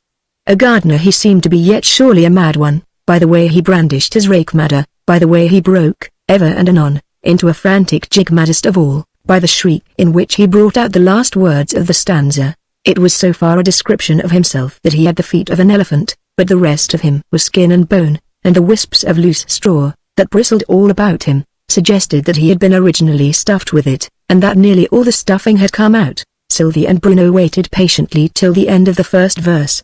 Then Sylvie advanced alone, Bruno having suddenly turned shy, and timidly introduced herself with the words, "Please, I'm Sylvie." "And who's that other thing?" said the gardener. "What thing?" said Sylvie, looking round. "Oh, that's Bruno. He's my brother." "Was he your brother yesterday?" the gardener anxiously inquired. "Course I were," cried Bruno, who had gradually crept nearer, and didn't at all like being talked about without having his share in the conversation. "Ah, well," the gardener said with a kind of groan. "Things change so, here. Whenever I look again, it's sure to be something different. Yet I does my duty. I gets up regularly at 5. If I was Oa," said Bruno, "I wouldn't wriggle so early. It's as bad as being a worm," he added, in an undertone to Sylvie. "But you shouldn't be lazy in the morning, Bruno," said Sylvie. "Remember, it's the early bird that picks up the worm. It may, if it likes." Bruno said with a slight yawn. "I don't like eating worms, one bit. I always stop in bed till the early bird has picked them up." "I wonder you've the face to tell me such fibs," cried the gardener, to which Bruno wisely replied, "Oh, I don't want a face to tell fibs, was only a moof." Sylvie discreetly changed the subject. "And did you plant all these flowers?" she said. "What a lovely garden you've made. Do you know, I'd like to live here always." "In the winter nights," the gardener was beginning, but I'd nearly forgotten what we came about. Sylvie interrupted. "Would you please let us through into the road? There's a poor old beggar just gone out and he's very hungry and Bruno wants to give him his cake, you know. It's as much as my place is worth," the gardener muttered, taking a key from his pocket, and beginning to unlock a door in the garden wall. "How much are it worth?" Bruno innocently inquired. But the gardener only grinned. "That's a secret," he said. "Mind you come back quick," he called after the children, as they passed out into the road. I had just time to follow them, before he shut the door again. We hurried down the road, and very soon caught sight of the old beggar, about a quarter of a mile ahead of us, and the children at once set off running to overtake him. Lightly and swiftly they skimmed over the ground, and I could not in the least understand how it was I kept up with them so easily. But the unsolved problem did not worry me so much as at another time it might have done. There were so many other things to attend to. The old beggar must have been very deaf, as he paid no attention whatever to Bruno's eager shouting, but trudged wearily on, never pausing until the child got in front of him and held up the slice of cake. The poor little fellow was quite out of breath, and could only utter the one word "cake." Not with the gloomy decision with which Her Excellency had so lately pronounced it, but with a sweet childish timidity, looking up into the old man's face with eyes that loved all things both great and small. The old man snatched it from him, and devoured it greedily, as some hungry wild beast might have done, but never a word of thanks did he give his little benefactor, only growled more, and glared at the half-frightened children. "There is no more," Sylvie said with tears in her eyes. "I'd eaten mine. It was a shame to let you be turned away like that." "I'm very sorry." I lost the rest of the sentence, for my mind had recurred, with a great shock of surprise, to Lady Murielorme, who had so lately uttered these very words of Sylvie's. Yes, and in Sylvie's own voice, and with Sylvie's gentle pleading eyes. "Follow me," were the next words I heard, as the old man waved his hand, with a dignified grace that ill-suited his ragged dress, over a bush, that stood by the roadside, which began instantly to sink into the earth. At another time I might have doubted the evidence of my eyes, or at least have felt some astonishment, but, in this strange scene, my whole being seemed absorbed in strong curiosity as to what would happen next. When the bush had sunk quite out of our sight, marble steps were seen, leading downwards into darkness. The old man led the way, and we eagerly followed. The staircase was so dark, at first, that I could only just see the forms of the children, as, hand in hand, they groped their way down after their guide, but it got lighter every moment, with a strange silvery brightness, that seemed to exist in the air, as there were no lamps visible, and, when at last we reached a level floor, the room, in which we found ourselves, was almost as light as day. It was 8-sided, having in each angle a slender pillar, round which silken draperies were twined. The wall between the pillars was entirely covered, to the height of 6 or 7 feet, with creepers, from which hung quantities of ripe fruit and of brilliant flowers, that almost hid the leaves. In another place, perchance, I might have wondered to see fruit and flowers growing together. Here, my chief wonder was that neither fruit nor flowers were such as I had ever seen before. Higher up, each wall contained a circular window of colored glass, and over all was an arched roof, that seemed to be spangled all over with jewels. With hardly less wonder, I turned this way and that, trying to make out how in the world we had come in, for there was no door, and all the walls were thickly covered with the lovely creepers. "We are safe here, my darlings," said the old man, laying a hand on Sylvie's shoulder, and bending down to kiss her. Sylvie drew back hastily, with an offended air, but in another moment, with a glad cry of "Why, it's father," she had run into his arms. "Father! Father!" Bruno repeated, and, while the happy children were being hugged and kissed, I could but rub my eyes and say, "Where, then, are the rags gone to?" For the old man was now dressed in royal robes that glittered with jewels and gold embroidery, and wore a circlet of gold round his head. Chapter 6 The Magic Locket. "Where are we, father?"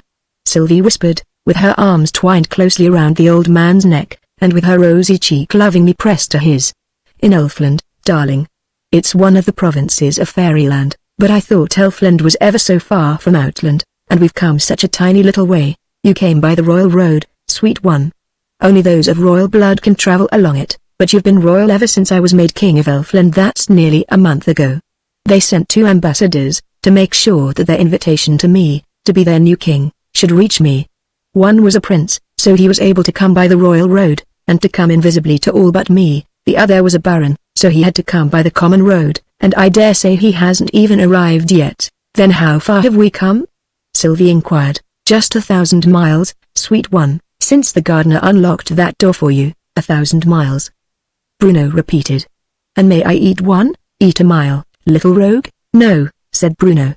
"I mean, may I eat one of that fruits?" "Yes, child," said his father, "and then you'll find out what pleasure is like, the pleasure we all seek so madly, and enjoy so mournfully."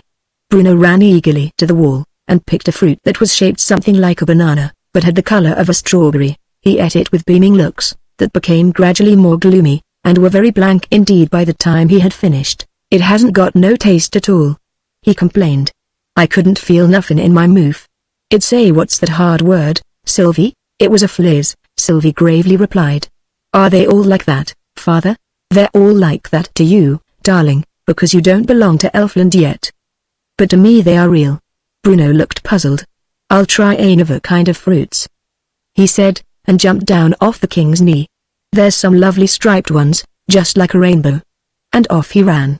Meanwhile the fairy king and Sylvie were talking together, but in such low tones that I could not catch the words, so I followed Bruno, who was picking and eating other kinds of fruit, in the vain hope of finding some that had a taste. I tried to pick some myself, but it was like grasping air, and I soon gave up the attempt and returned to Sylvie. "Look well at it, my darling," the old man was saying, "and tell me how you like it." "It's just lovely," cried Sylvie, delightedly. "Bruno, come and look." And she held up, so that he might see the light through it, a heart-shaped locket, apparently cut out of a single jewel, of a rich blue color, with a slender gold chain attached to it. "It are welly pretty," Bruno more soberly remarked, and he began spelling out some words inscribed on it. "All will love Sylvie," he made them out at last. "And so they do's," he cried, clasping his arms round her neck. "Everybody loves Sylvie. But we love her best, don't we, Bruno?" said the old king, as he took possession of the locket. "Now, Sylvie, look at this." And he showed her, lying on the palm of his hand, a locket of a deep crimson color, the same shape as the blue one and, like it, attached to a slender golden chain. "Lovelier and lovelier," exclaimed Sylvie, clasping her hands in ecstasy. "Look, Bruno, and there's words on this one, too," said Bruno. "Sylvie will love all." "Now you see the difference," said the old man, "different colors and different words. Choose one of them, darling." "I'll give you whichever you like best." Sylvie whispered the words, several times over, with a thoughtful smile, and then made her decision. "It's very nice to be loved," she said, "but it's nicer to love other people." "May I have the red one, father?" The old man said nothing, but I could see his eyes fill with tears, as he bent his head and pressed his lips to her forehead in a long loving kiss. Then he undid the chain, and showed her how to fasten it round her neck, and to hide it away under the edge of her frock. "It's for you to keep, you know," he said in a low voice, "not for other people to see. You'll remember how to use it?" "Yes, I'll remember," said Sylvie. And now darlings, it's time for you to go back or they'll be missing you, and then that poor gardener will get into trouble. Once more a feeling of wonder rose in my mind as to how in the world we were to get back again, since I took it for granted that wherever the children went I was to go, but no shadow of doubt seemed to cross their minds as they hugged and kissed him, murmuring over and over again, "Goodbye darling father." And then suddenly and swiftly the darkness of midnight seemed to close in upon us, and through the darkness harshly rang a strange wild song: He thought he saw a buffalo upon the chimney-piece. He looked again, and found it was his sister's husband's niece. "Unless you leave this house," he said, "I'll send for the police." That was me, he added, looking out at us, through the half-opened door, as we stood waiting in the road. And that's what I'd have done as sure as potatoes and tradishes if she hadn't have taken herself off. "But I always loves my parents like anything, hero or parents," said Bruno. "Them is parent for me, of course." The gardener replied. "You can come in now, if you like." He flung the door open as he spoke, and we got out, a little dazzled and stupefied, at least I felt so, at the sudden transition from the half-darkness of the railway carriage to the brilliantly lighted platform of Elveston station. A footman, in a handsome livery, came forwards and respectfully touched his hat. "The carriage is here, my lady," he said, taking from her the wraps and small articles she was carrying, and Lady Muriel, after shaking hands and bidding me good night, with a pleasant smile, followed him. It was with a somewhat blank and lonely feeling that I betook myself to the van from which the luggage was being taken out, and, after giving directions to have my boxes sent after me, I made my way on foot to Arthur's lodgings, and soon lost my lonely feeling in the hearty welcome my old friend gave me, and the cozy warmth and cheerful light of the little sitting room into which he led me. Little, as you see, but quite enough for us two. "Now, take the easy chair, old fellow, and let's have another look at you. Well, you do look a bit pulled down." And he put on his solemn professional air. "I prescribe ozone, quant. Suf. Social dissipation, fiant pililiquam plurimi. To be taken, feasting, 3 times a day." "But, doctor," I remonstrated, "society doesn't receive 3 times a day, that's all you know about it." The young doctor gaily replied. "At home, lawn tennis, 3 p.m. at home, kettle drum, 5 p.m. at home, music, Elveston doesn't give dinners, 8 p.m. carriages at 10.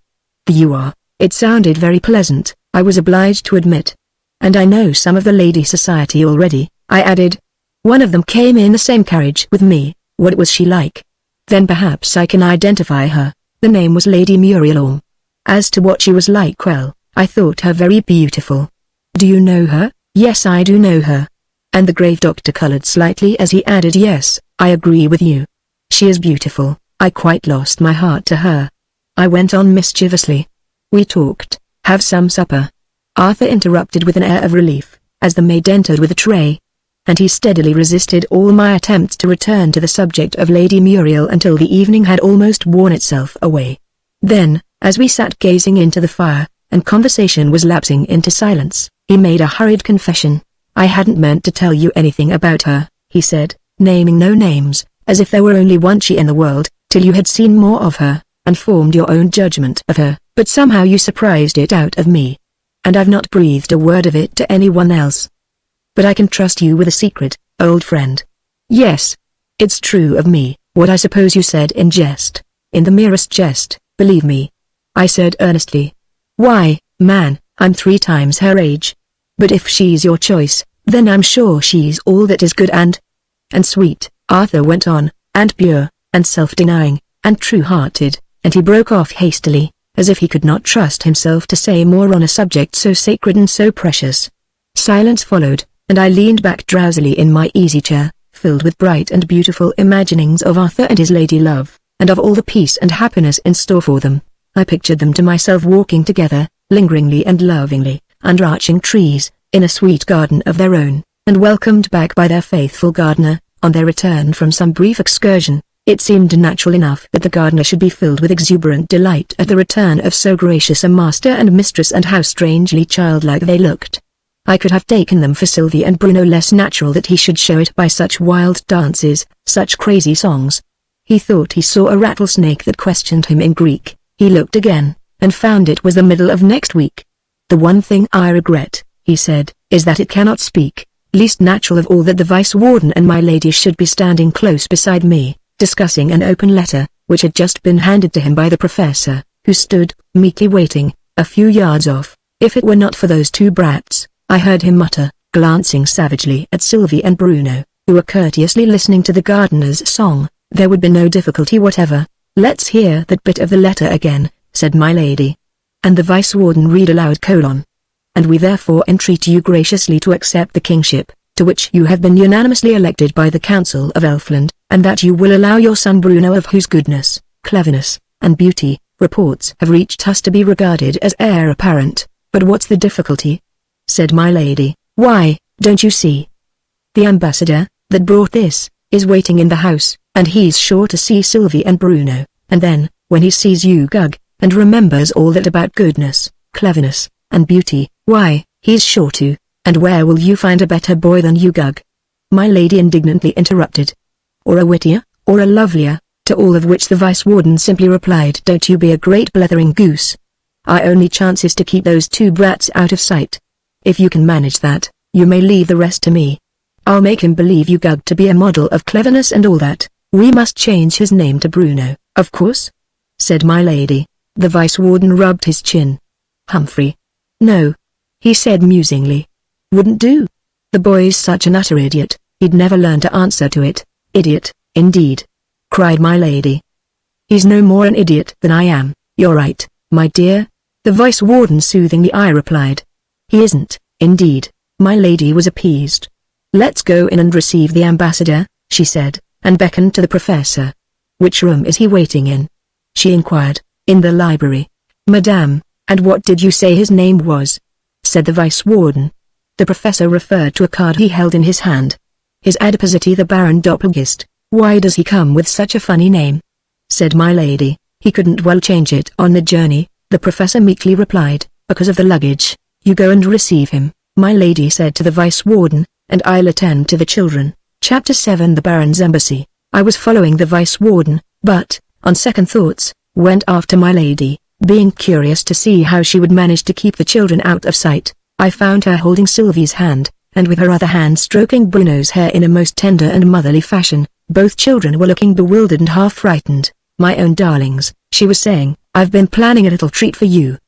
The professor shall take you a long walk into the woods this beautiful evening, and you shall take a basket of food with you, and have a little picnic down by the river. Bruno jumped, and clapped his hands. That a nice, he cried.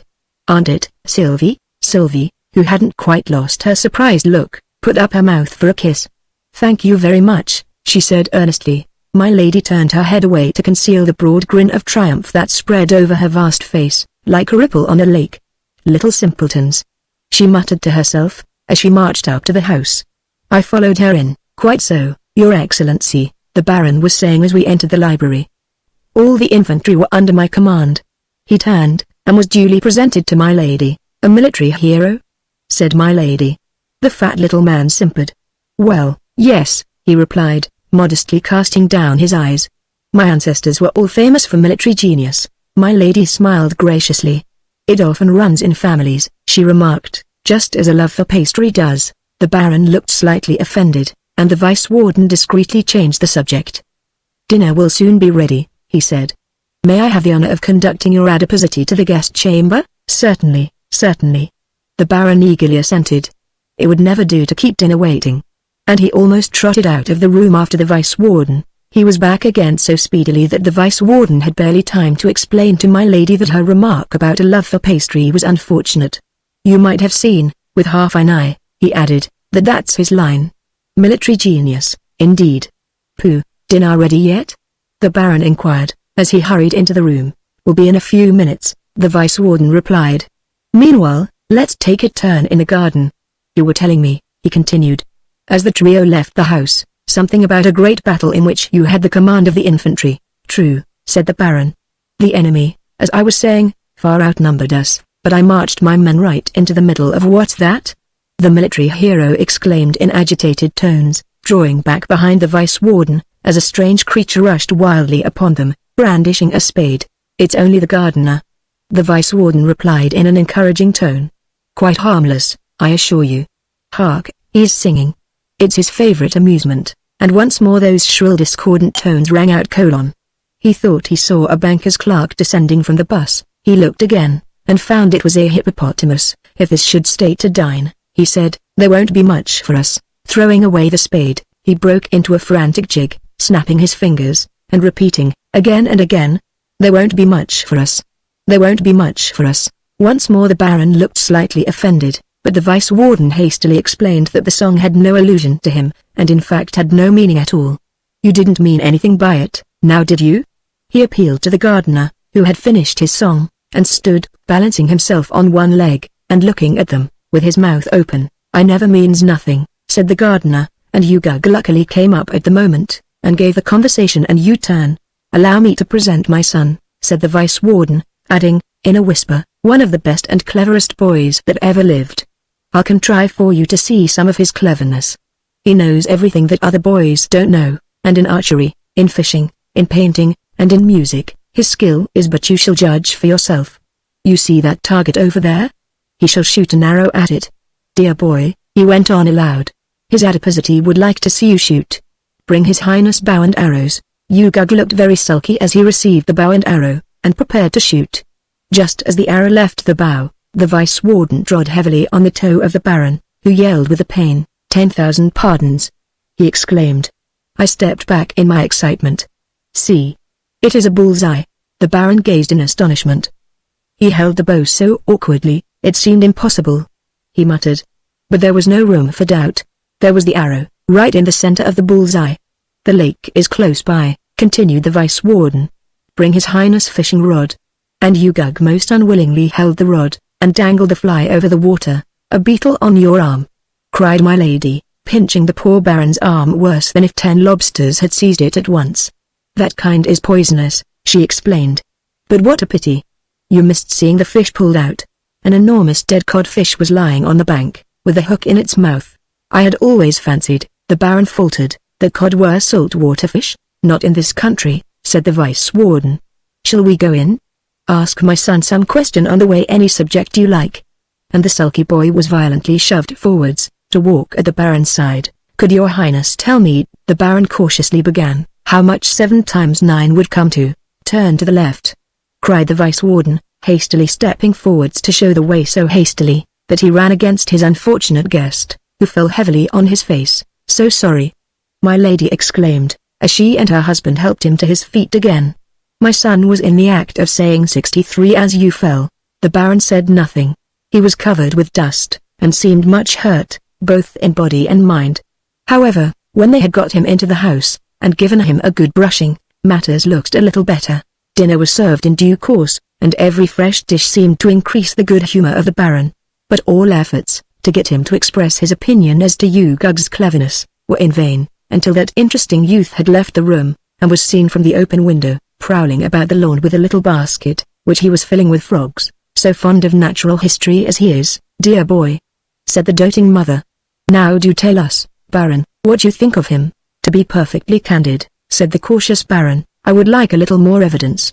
I think you mentioned his skill in music, said the Vice Warden.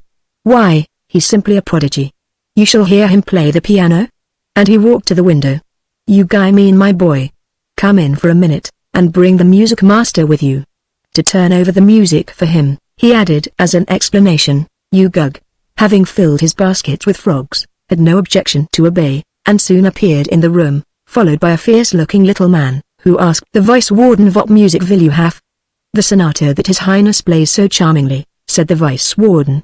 His Highness hath not, the music master began, but was sharply stopped by the Vice Warden. Silence, sir. Go and turn over the music for His Highness. My dear, to the Wardeness, will you show him what to do? And meanwhile, Baron, I'll just show you a most interesting map we have of Outland, and Fairyland, and that sort of thing. By the time my lady had returned, from explaining things to the music master, the map had been hung up, and the Baron was already much bewildered by the Vice Warden's habit of pointing to one place while he shouted out the name of another. My lady joining in, pointing out other places, and shouting other names, only made matters worse, and at last the Baron, in despair, took to pointing out places for himself, and feebly asked, is that great yellow splotch Fairyland? Yes, that's Fairyland, said the Vice Warden, and you might as well give him a hint, he muttered to my lady, about going back tomorrow. He eats like a shark. It would hardly do for me to mention it. His wife caught the idea, and at once began giving hints of the most subtle and delicate kind. Just see what a short way it is back to fairyland. Why, if you started tomorrow morning, you'd get there in very little more than a week. The Baron looked incredulous. It took me a full month to come, he said, but it's ever so much shorter, going back, you know. The Baron looked appealingly to the Vice Warden, who chimed in readily. You can go back 5 times, in the time it took you to come here once if you start tomorrow morning. All this time the sonata was pealing through the room. The Baron could not help admitting to himself that it was being magnificently played, but he tried in vain to get a glimpse of the youthful performer.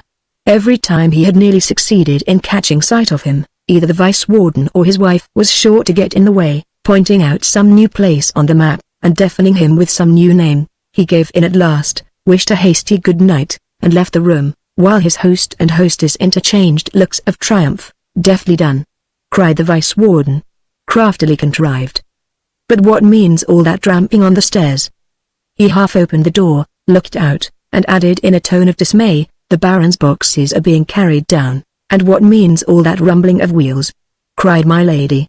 She peeped through the window curtains. The Baron's carriage has come round. She groaned. At this moment the door opened, a fat, furious face looked in, a voice, hoarse with passion, thundered out the words my room is full of frogs I leave you, and the door closed again. And still the noble sonata went pealing through the room, but it was Arthur's masterly touch that roused the echoes, and thrilled my very soul with the tender music of the immortal sonata pathétique, and it was not till the last note had died away that the tired but happy traveller could bring himself to utter the words good night, and to seek his much-needed pillow. Chapter 8. A ride on a lion. The next day glided away, pleasantly enough, partly in settling myself in my new quarters, and partly in strolling round the neighbourhood, under Arthur's guidance, and trying to form a general idea of Elveston and its inhabitants. When 5 o'clock arrived, Arthur proposed without any embarrassment this time to take me with him up to the Hall, in order that I might make acquaintance with the Earl of Ainslie, who had taken it for the season, and renew acquaintance with his daughter Lady Muriel. My first impressions of the gentle, dignified, and yet genial old man were entirely favourable, and the real satisfaction that showed itself on his daughter's face, as she met me with the words "This is indeed an unlooked-for pleasure," was very soothing for whatever remains of personal vanity the failures and disappointments of many long years, and much buffeting with the rough world, had left in me. Yet I noted, and was glad to note, evidence of a far deeper feeling than mere friendly regard, in her meeting with Arthur. Through this was, as I gathered, an almost daily occurrence, and the conversation between them, in which the Earl and I were only occasional sharers, had an ease and a spontaneity rarely met with except between very old friends, and, as I knew that they had not known each other for a longer period than the summer which was now rounding into autumn, I felt certain that love, and love alone, could explain the phenomenon. How convenient it would be, Lady Muriel laughingly remarked, apropos of my having insisted on saving her the trouble of carrying a cup of tea across the room to the Earl. If cups of tea had no weight at all, then perhaps ladies would sometimes be permitted to carry them for short distances. One can easily imagine a situation, said Arthur, where things would necessarily have no weight, relatively to each other, though each would have its usual weight, looked at by itself. Some desperate paradox, said the Earl. Tell us how it could be. We shall never guess it. Well, suppose this house, just as it is, placed a few billion miles above a planet, and with nothing else near enough to disturb it, of course it falls to the planet? The Earl nodded. Of course, though it might take some centuries to do it. And is 5 o'clock tea to be going on all the while? Said Lady Muriel. That, and other things, said Arthur. The inhabitants would live their lives, grow up and die, and still the house would be falling, falling, falling. But now as to the relative weight of things. Nothing can be heavy, you know, except by trying to fall, and being prevented from doing so. You all grant that? We all granted that. Well, now, if I take this book, and hold it out at arm's length, of course I feel its weight. It is trying to fall, and I prevent it. And, if I let go, it fails to the floor. But, if we were all falling together, it couldn't be trying to fall any quicker, you know, for, if I let go, what more could it do than fall? And, as my hand would be falling too at the same rate, it would never leave it, for that would be to get ahead of it in the race. And it could never overtake the failing floor. I see it clearly, said Lady Muriel. But it makes one dizzy to think of such things. How can you make us do it? There is a more curious idea yet, I ventured to say. Suppose a cord fastened to the house, from below, and pulled down by someone on the planet. Then of course the house goes faster than its natural rate of falling, but the furniture with our noble selves would go on failing at their old pace, and would therefore be left behind. Practically, we should rise to the ceiling, said the Earl. The inevitable result of which would be concussion of brain. To avoid that, said Arthur, let us have the furniture fixed to the floor, and ourselves tied down to the furniture. Then the 5 o'clock tea could go on in peace. With one little drawback, Lady Muriel gaily interrupted. We should take the cups down with us. But what about the tea? I had forgotten the tea, Arthur confessed. That, no doubt, would rise to the ceiling unless you chose to drink it on the way, which, I think, is quite nonsense enough for one while, said the Earl. What news does this gentleman bring us from the great world of London? This drew me into the conversation, which now took a more conventional tone. After a while, Arthur gave the signal for our departure, and in the cool of the evening we strolled down to the beach, enjoying the silence, broken only by the murmur of the sea and the far-away music of some fisherman's song, almost as much as our late pleasant talk. We sat down among the rocks, by a little pool, so rich in animal, vegetable, and so off it to call whatever is the right word life, that I became entranced in the study of it, and, when Arthur proposed returning to our lodgings, I begged to be left there for a while, to watch and muse alone. The fisherman's song grew ever nearer and clearer, as their boat stood in for the beach, and I would have gone down to see them land their cargo of fish, had not the microcosm at my feet stirred my curiosity yet more keenly. One ancient crab, that was forever shuffling frantically from side to side of the pool, had particularly fascinated me. There was a vacancy in its stare, and an aimless violence in its behavior, that irresistibly recalled the gardener who had befriended Sylvie and Bruno, and, as I gazed, I caught the concluding notes of the tune of his crazy song. The silence that followed was broken by the sweet voice of Sylvie. Would you please let us out into the road? What? After that old beggar again? The gardener yelled, and began singing, dash. He thought he saw a kangaroo that worked a coffee mill. He looked again, and found it was a vegetable pill. Were I to swallow this, he said, I should be very ill. We don't want him to swallow anything, Sylvie explained. He's not hungry. But we want to see him. So will you please? Certainly. The gardener promptly replied. I always please. Never displeases nobody, you are. And he flung the door open, and let us out upon the dusty highroad. We soon found our way to the bush, which had so mysteriously sunk into the ground, and here Sylvie drew the magic locket from its hiding place, turned it over with a thoughtful air, and at last appealed to Bruno in a rather helpless way. What was it we had to do with it, Bruno? It's all gone out of my head. Kiss it, was Bruno's invariable recipe in cases of doubt and difficulty. Sylvie kissed it, but no result followed. Rub it the wrong way, was Bruno's next suggestion. Which is the wrong way? Sylvie most reasonably inquired. The obvious plan was to try both ways. Rubbing from left to right had no visible effect whatever. From right to left, oh, stop, Sylvie, Bruno cried in sudden alarm. Whatever is going to happen? For a number of trees, on the neighboring hillside, were moving slowly upwards, in solemn procession, while a mild little brook, that had been rippling at our feet a moment before, began to swell, and foam, and hiss, and bubble, in a truly alarming fashion. Rub it some other way, cried Bruno. Try up and down. Quick, it was a happy thought.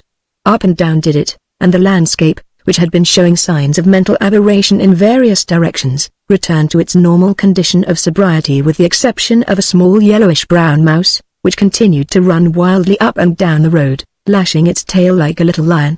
Let's follow it, said Sylvie, and this also turned out a happy thought. The mouse at once settled down into a business-like jog-trot, with which we could easily keep pace. The only phenomenon that gave me any uneasiness was the rapid increase in the size of the little creature we were following, which became every moment more and more like a real lion.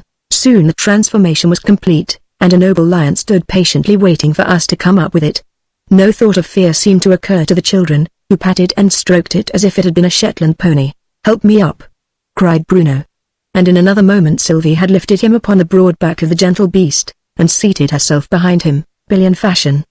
Bruno took a good handful of mane in each hand, and made believe to guide this new kind of steed.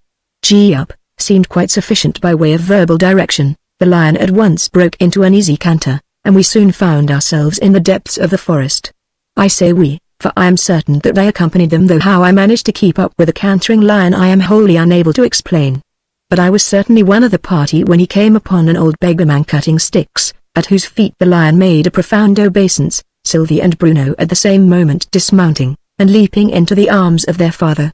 From bad to worse, the old man said to himself, dreamily, when the children had finished their rather confused account of the ambassador's visit, gathered no doubt from general report, as they had not seen him themselves. From bad to worse. That is their destiny. I see it, but I cannot alter it. The selfishness of a mean and crafty man, the selfishness of an ambitious and silly woman, the selfishness of a spiteful and loveless child, all tend one way, from bad to worse. And you, my darlings, must suffer it a while, I fear. Yet, when things are at their worst, you can come to me. I can do but little as yet. Gathering up a handful of dust and scattering it in the air, he slowly and solemnly pronounced some words that sounded like a charm. The children looking on in awestruck silence.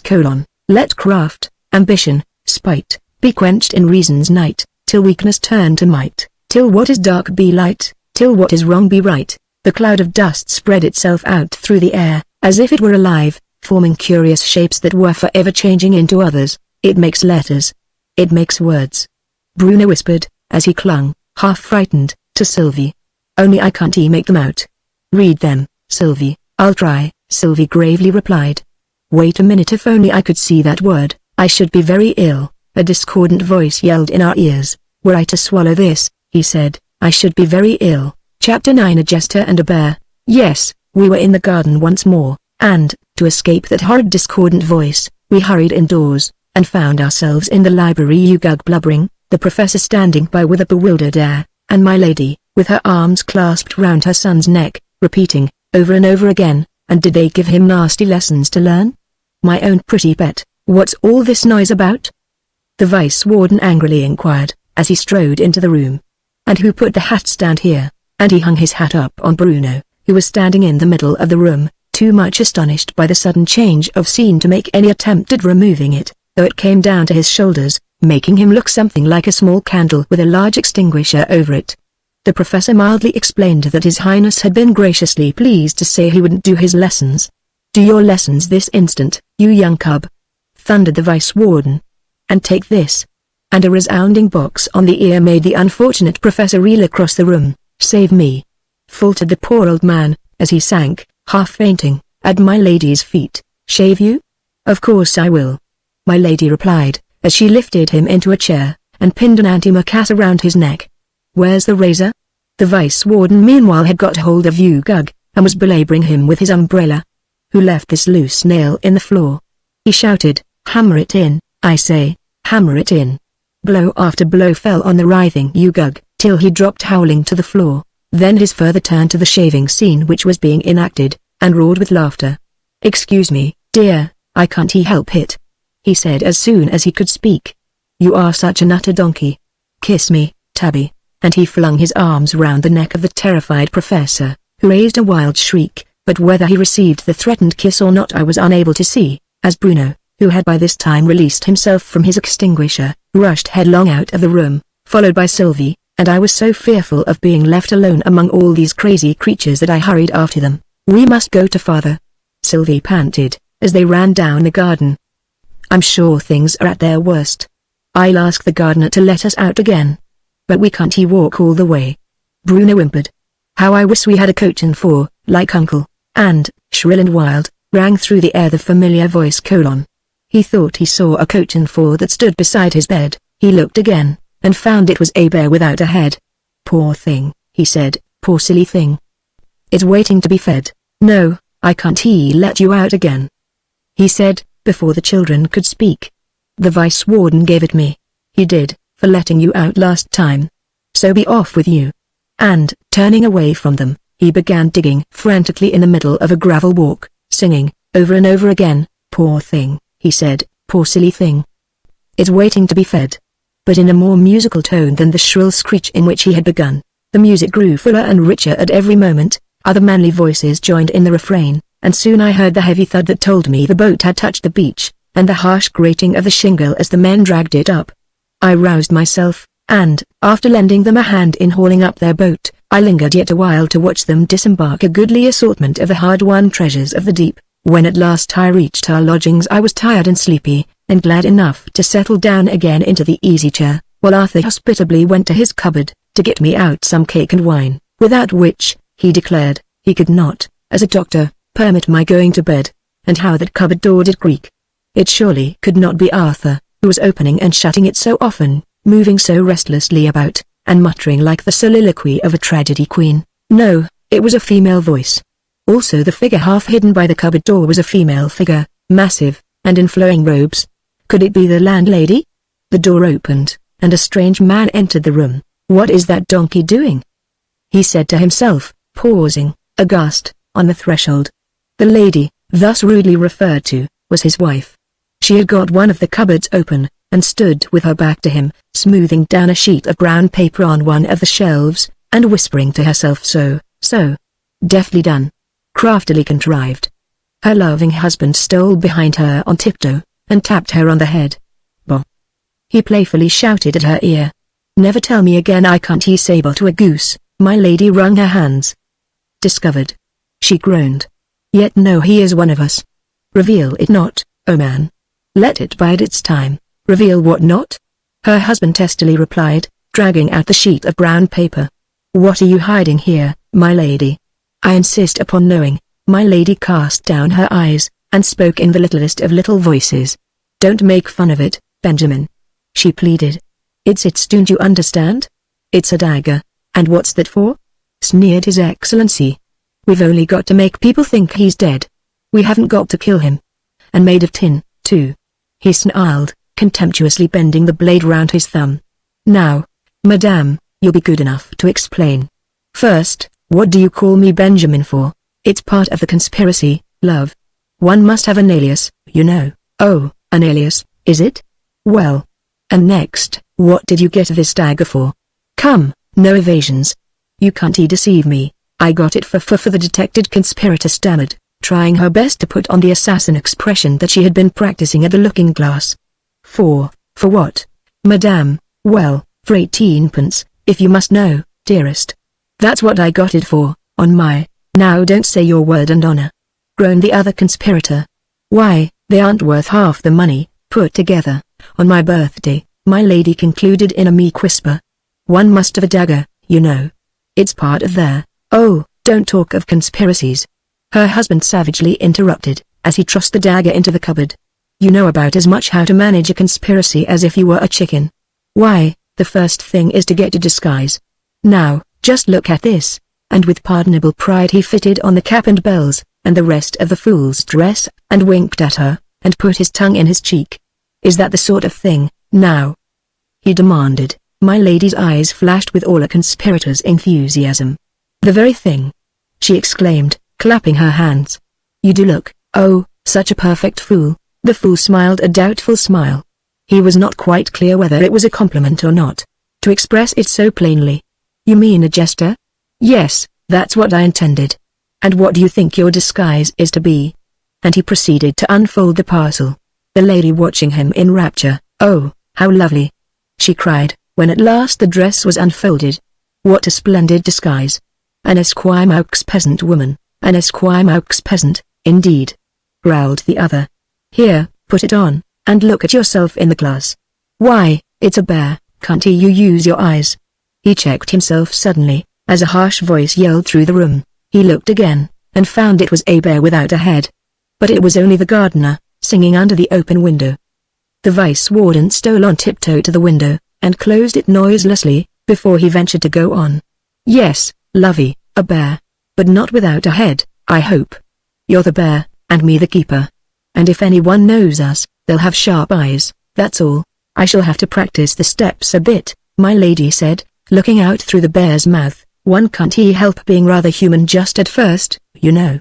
And of course you'll say come up, Bruin, won't you? Yes, of course, replied the keeper, laying hold of the chain that hung from the bear's collar, with one hand, while with the other he cracked a little whip. Now go round the room in a sort of a dancing attitude.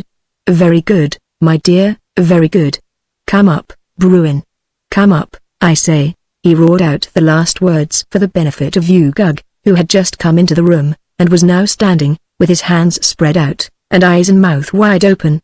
The very picture of stupid amazement. Oh, my! Was all he could gasp out. The keeper pretended to be adjusting the bear's collar, which gave him an opportunity of whispering, unheard by Ugug, my fault, I'm afraid. Quite forgot to fasten the door. Plot's ruined if he finds it out. Keep it up a minute or two longer. Be savage. Then, while seeming to pull it back with all his strength, he let it advance upon the scared boy. My lady, with admirable presence of mind, kept up what she no doubt intended for a savage growl, though it was more like the purring of a cat, and Ugug backed out of the room with such haste that he tripped over the mat, and was heard to fall heavily outside, an accident to which even his doting mother paid no heed, in the excitement of the moment. The vice warden shut and bolted the door. Off with the disguises, he panted. There's not a moment to lose. He's sure to fetch the professor, and we couldn't take him in, you know. And in another minute the disguises were stowed away in the cupboard, the door unbolted, and the two conspirators seated lovingly side by side on the sofa, earnestly discussing a book the vice warden had hastily snatched off the table, which proved to be the city directory of the capital of Outland. The door opened, very slowly and cautiously, and the professor peeped in, Ugug's stupid face being just visible behind him. It is a beautiful arrangement, the vice warden was saying with enthusiasm. You see, my precious one, that there are 15 houses in Green Street, before you turn into West Street. 15 houses. Is it possible? My lady replied. I thought it was 14. And, so intent were they on this interesting question, that neither of them even looked up till the professor, leading Ugug by the hand, stood close before them. My lady was the first to notice their approach. Why, here's the professor, she exclaimed in her blandest tones. And my precious child too. Our lessons over? A strange thing has happened, the professor began in a trembling tone. His exalted fatness, this was one of Ugug's many titles, tells me he has just seen, in this very room, a dancing bear and a court jester. The vice warden and his wife shook with well-acted merriment. Not in this room, darling, said the fond mother. We've been sitting here this hour or more, reading. Here she referred to the book lying on her lap, reading the city directory. Let me feel your pulse, my boy, said the anxious father. Now put out your tongue. Ah, I thought so. He's a little feverish, professor, and has had a bad dream. Put him to bed at once, and give him a cooling draught. I ain't been dreaming, his exalted fatness remonstrated, as the professor led him away. Bad grammar, sir, his father remarked with some sternness. Kindly attend to that little matter, professor, as soon as you have corrected the feverishness. And, by the way, professor.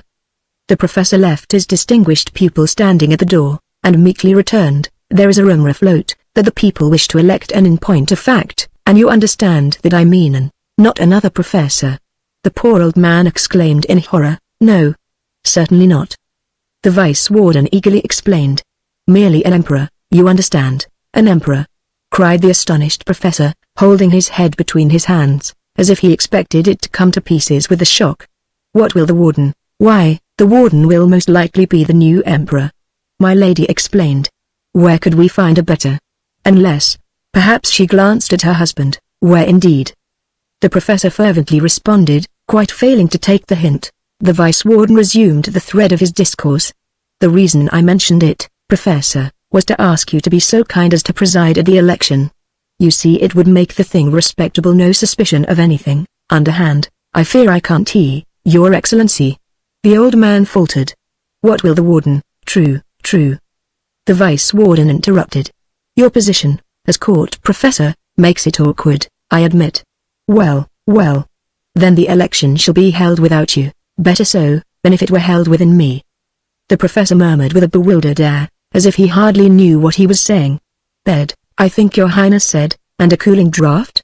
And he wandered dreamily back to where Ugug sulkily awaited him.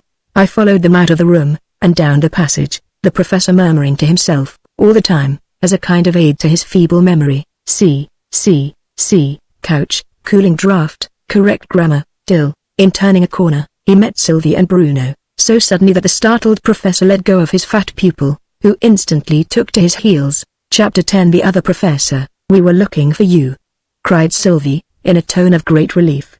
We do want you so much, you can't think. What is it, dear children? The professor asked, beaming on them with a very different look from what Ugug ever got from him. We want you to speak to the gardener for us, Sylvie said, as she and Bruno took the old man's hands and led him into the hall. He's ever so unkind. Bruno mournfully added. They's all unkind to us, now that father's gone.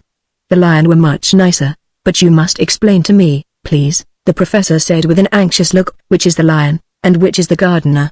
It's most important not to get two such animals confused together. And one's very liable to do it in their case, both having mouths, you know. Do Zoa always confuses two animals together?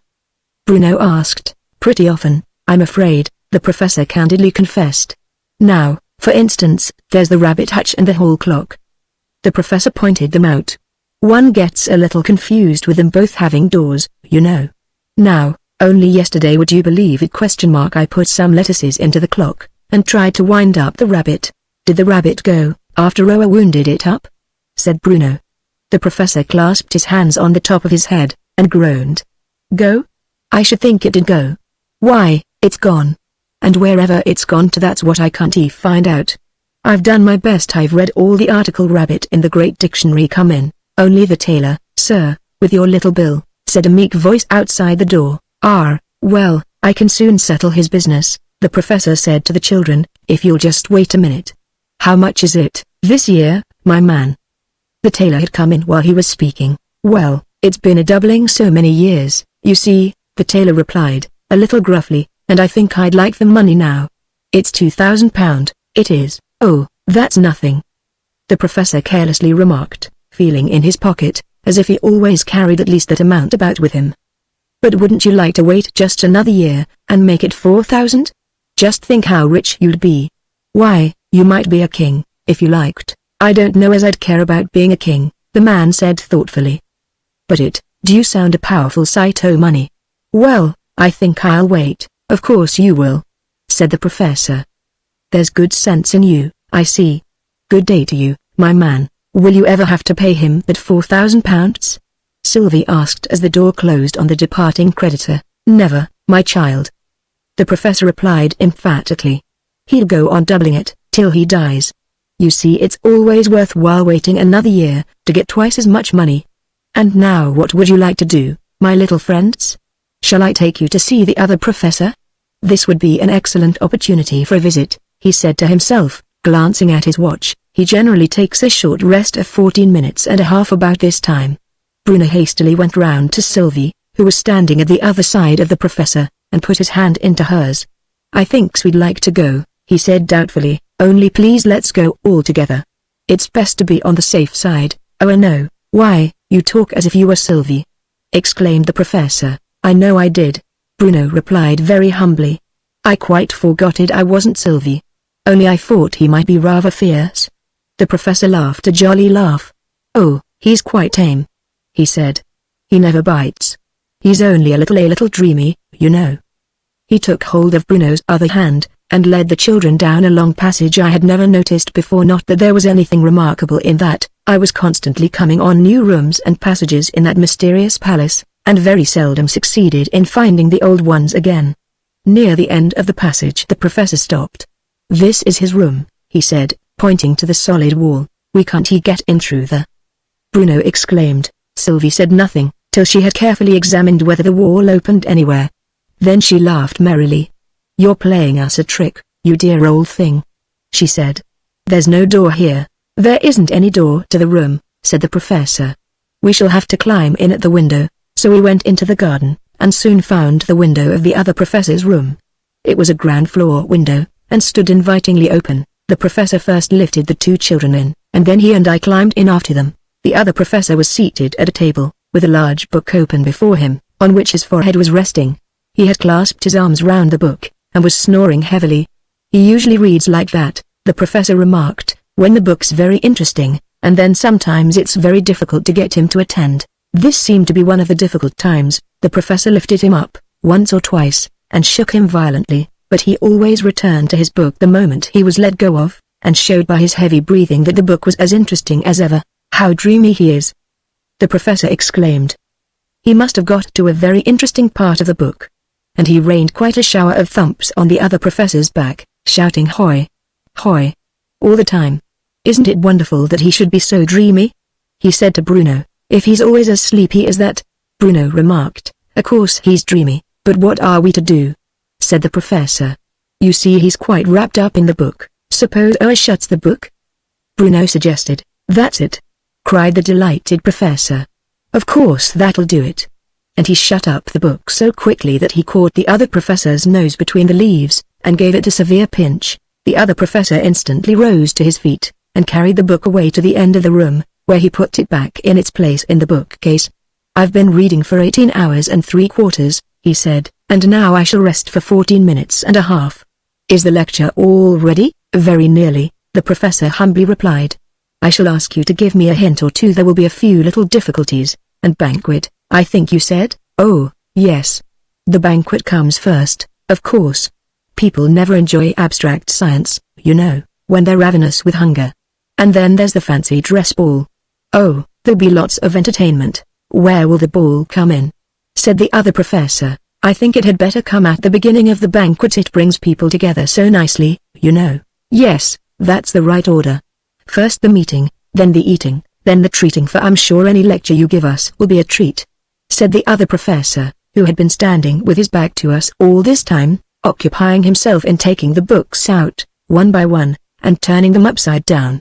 An easel, with a blackboard on it, stood near him, and, every time that he turned a book upside down, he made a mark on the board with a piece of chalk. "And as to the pigtail which you have so kindly promised to give us," the professor went on, thoughtfully rubbing his chin, "I think that had better come at the end of the banquet, then people can listen to it quietly. Shall I sing it?" the other professor asked, with a smile of delight. "If you can," the professor replied, cautiously. "Let me try," said the other professor, seating himself at the pianoforte. "For the sake of argument, let us assume that it begins on A flat." And he struck the note in question. "La, la, la. I think that's within an octave of it." He struck the note again, and appealed to Bruno, who was standing at his side. "Did I sing it like that, my child?" "No, oh I didn't," Bruno replied with great decision. "It were more like a duck. Single notes are apartment to have that effect," the other professor said with a sigh. "Let me try a whole verse. There was a pig, that sat alone, beside a ruined pump. By day and night he made his moan. It would have stirred a heart of stone to see him wring his hoofs and groan, because he could not jump. Would you call that a tune, Professor?" he asked, when he had finished. The professor considered a little. "Well," he said at last, "some of the notes are the same as others and some are different, but I should hardly call it a tune." "Let me try it a bit by myself," said the other professor. And he began touching the notes here and there, and humming to himself like an angry bluebottle. "How do you like his singing?" the professor asked the children in a low voice. "It isn't very beautiful," Sylvie said, hesitatingly. "It's very extremely ugly." Bruno said, without any hesitation at all. "All extremes are bad," the professor said, very gravely. "For instance, sobriety is a very good thing, when practiced in moderation, but even sobriety, when carried to an extreme, has its disadvantages." "What are its disadvantages?" was the question that rose in my mind, and, as usual, Bruno asked it for me. "What are its lizard bandages?" "Well, this is one of them," said the professor. "When a man's tipsy, that's one extreme, you know, he sees one thing as two. But, when he's extremely sober, that's the other extreme, he sees two things as one. It's equally inconvenient, whichever happens." "What does inconvenient mean?" Bruno whispered to Sylvie. "The difference between convenient and inconvenient is best explained by an example," said the other professor, who had overheard the question. "If you'll just think over any poem that contains the two words such as..." The professor put his hands over his ears, with a look of dismay. "If you once let him begin a poem," he said to Sylvie, "he'll never leave off again." "He never does. Did he ever begin a poem and not leave off again?" Sylvie inquired. "3 times, said the professor. Bruno raised himself on tiptoe, till his lips were on a level with Sylvie's ear. "What became of them 3 poems?" he whispered. "Is he saying them all, now?" "Hush," said Sylvie. "The other professor is speaking. I'll say it very quick," murmured the other professor, with downcast eyes, and melancholy voice, which contrasted oddly with his face, as he had forgotten to leave off smiling. At least it wasn't exactly a smile, as Sylvie said afterwards. It looked as if his mouth was made that shape. "Go on then," said the professor. "What must be, remember that." Sylvie whispered to Bruno, "It's a very good rule for whenever you hurt yourself, and it's a very good rule for whenever I make a noise," said the saucy little fellow. "So you remember it too, miss." "Whatever do you mean?" said Sylvie, trying to frown, a thing she never managed particularly well. "Offens and offens," said Bruno. "Haven't Oa told me there mustn't be so much noise, Bruno?" "When I've told you there must," Why, there isn't no rules at all about the mustn't. But Owen never believes me, as if anyone could believe you, you wicked boy," said Sylvie. The words were severe enough, but I am of opinion that, when you are really anxious to impress a criminal with a sense of his guilt, you ought not to pronounce the sentence with your lips quite close to his cheeks, since a kiss at the end of it, however accidental, weakens the effect terribly. Chapter 11. Peter and Paul. As I was saying, the other professor resumed, if you'll just think over any poem that contains the words such as, "Peter is poor," said noble Paul, "and I have always been his friend, and, though my means to give are small, at least I can afford to lend.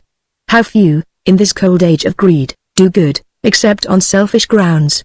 But I can feel for Peter's need, and I will lend him £50. How great was Peter's joy to find his friend in such a genial vein. How cheerfully the bond he signed, to pay the money back again. We can't said Paul, be too precise, 'tis best to fix the very day, so, by a learned friend's advice, I've made it noon, the 4th of May. But this is April," Peter said. "The 1st of April, as I think. 5 little weeks will soon be fled, one scarcely will have time to wink. Give me a year to speculate, to buy and sell, to drive a trade," said Paul. "I cannot change the date. On May the 4th it must be paid." Well, said Peter, with a sigh. "Hand me the cash, and I will go. I'll form a joint stock company, and turn an honest £1 or so." "I'm grieved," said Paul, "to seem unkind. The money shall of course be lent, but, for a week or two, I find it will not be convenient." So, week by week, poor Peter came and turned in heaviness away, for still the answer was the same, "I cannot manage it today." And now the April showers were dry, the 5 short weeks were nearly spent, yet still he got the old reply, "It is not quite convenient." The 4th arrived, and punctual Paul came, with his legal friend, at noon. "I thought it best," said he, "to call. One cannot settle things too soon." Poor Peter shuddered in despair, his flowing locks he wildly tore, and very soon his yellow hair was lying all about the floor. The legal friend was standing by, with sudden pity half unmanned, the teardrop trembled in his eye, the signed agreement in his hand, but when at length the legal soul resumed its customary force, "The law," he said, "we can't control, pay, or the law must take its course." Said Paul, "How bitterly I rue that fateful morning when I called. Consider, Peter, what you do. You won't be richer when you're bald. Think you, by rending curls away, to make your difficulties less? Forbear this violence, I pray, you do but add to my distress. Not willingly would I inflict," said Peter, "on that noble heart one needless pang. Yet why so strict? Is this to act a friendly part? However legal it may be to pay what never has been lent, this style of business seems to me extremely inconvenient. No nobleness of soul have I, like some that in this age are found." Paul blushed in sheer humility, and cast his eyes upon the ground. "This debt will simply swallow all, and make my life a life of woe." Nay, Peter," answered Paul. "You must not trail on fortune so. You have enough to eat and drink, you are respected in the world, and at the barber's, as I think, you often get your whiskers curled. Though nobleness you can't attain to any very great extent, the path of honesty is plain, however inconvenient." "'Tis true," said Peter, "I'm alive, I keep my station in the world, once in the week I just contrive to get my whiskers oiled and curled. But my assets are very low, my little income's overspent. To trench on capital, you know, is always inconvenient." "But pay your debts," cried honest Paul. "My gentle Peter, pay your debts. What matter if it swallows all that you describe as your assets? Already you're an hour behind, yet generosity is best. It pinches me, but never mind. I will not charge you interest." "How good! How great!" poor Peter cried. "Yet I must sell my Sunday wig, the scarf pin that has been my pride, my grand piano and my pig." Full soon his property took wings, and daily, as each treasure went, he sighed to find the state of things grow less and less convenient. Weeks grew to months, and months to years. Peter was worn to skin and bone, and once he even said, with tears, "Remember, Paul, that promised loan." Said Paul, "I'll lend you, when I can, all the spare money I have got." "Ah, Peter, you're a happy man. Yours is an enviable lot. I'm getting stout, as you may see. It is but seldom I am well. I cannot feel my ancient glee in listening to the dinner bell, but you gamble like a boy, your figure is so spare and light, the dinner bell's a note of joy to such a healthy appetite." Said Peter, "I am well aware mine is a state of happiness, and yet how gladly could I spare some of the comforts I possess. What you call healthy appetite I feel as hunger's savage tooth, And, when no dinner is in sight, the dinner bell's a sound of ruth, no scarecrow would accept this coat, such boots as these you seldom see. Ah, Paul, a single £5 note would make another man of me," said Paul. "It fills me with surprise to hear you talk in such a tone. I fear you scarcely realize the blessings that are all your own. You're safe from being overfed, you're sweetly picturesque in rags, you never know the aching head that comes along with money bags, and you have time to cultivate that best of qualities, content for which you'll find your present state remarkably convenient," said Peter. "Though I cannot sound the depths of such a man as you, yet in your character I've found an inconsistency or two. You seem to have long years to spare when there's a promise to fulfill, and yet how punctual you were in calling with that little bill." "One can't be too deliberate," said Paul, "in parting with one's belf. With bills, as you correctly state, I'm punctuality itself. A man may surely claim his dues, but, when there's money to be lent, a man must be allowed to choose such times as are convenient." It chanced one day, as Peter sat gnawing a crust his usual meal, Paul bustled in to have a chat, and grasped his hand with friendly zeal. "I knew," said he, "your frugal ways, so, that I might not wound your pride by bringing strangers into gaze, I've left my legal friend outside. You well remember, I am sure, when first your wealth began to go, and people sneered at once so poor, I never used my Peter so. And when you'd lost your little all, and found yourself a thing despised, I need not ask you to recall how tenderly I sympathized. Then the advice I've poured on you, so full of wisdom and of wit, all given gratis, though 'tis true I might have fairly charged for it.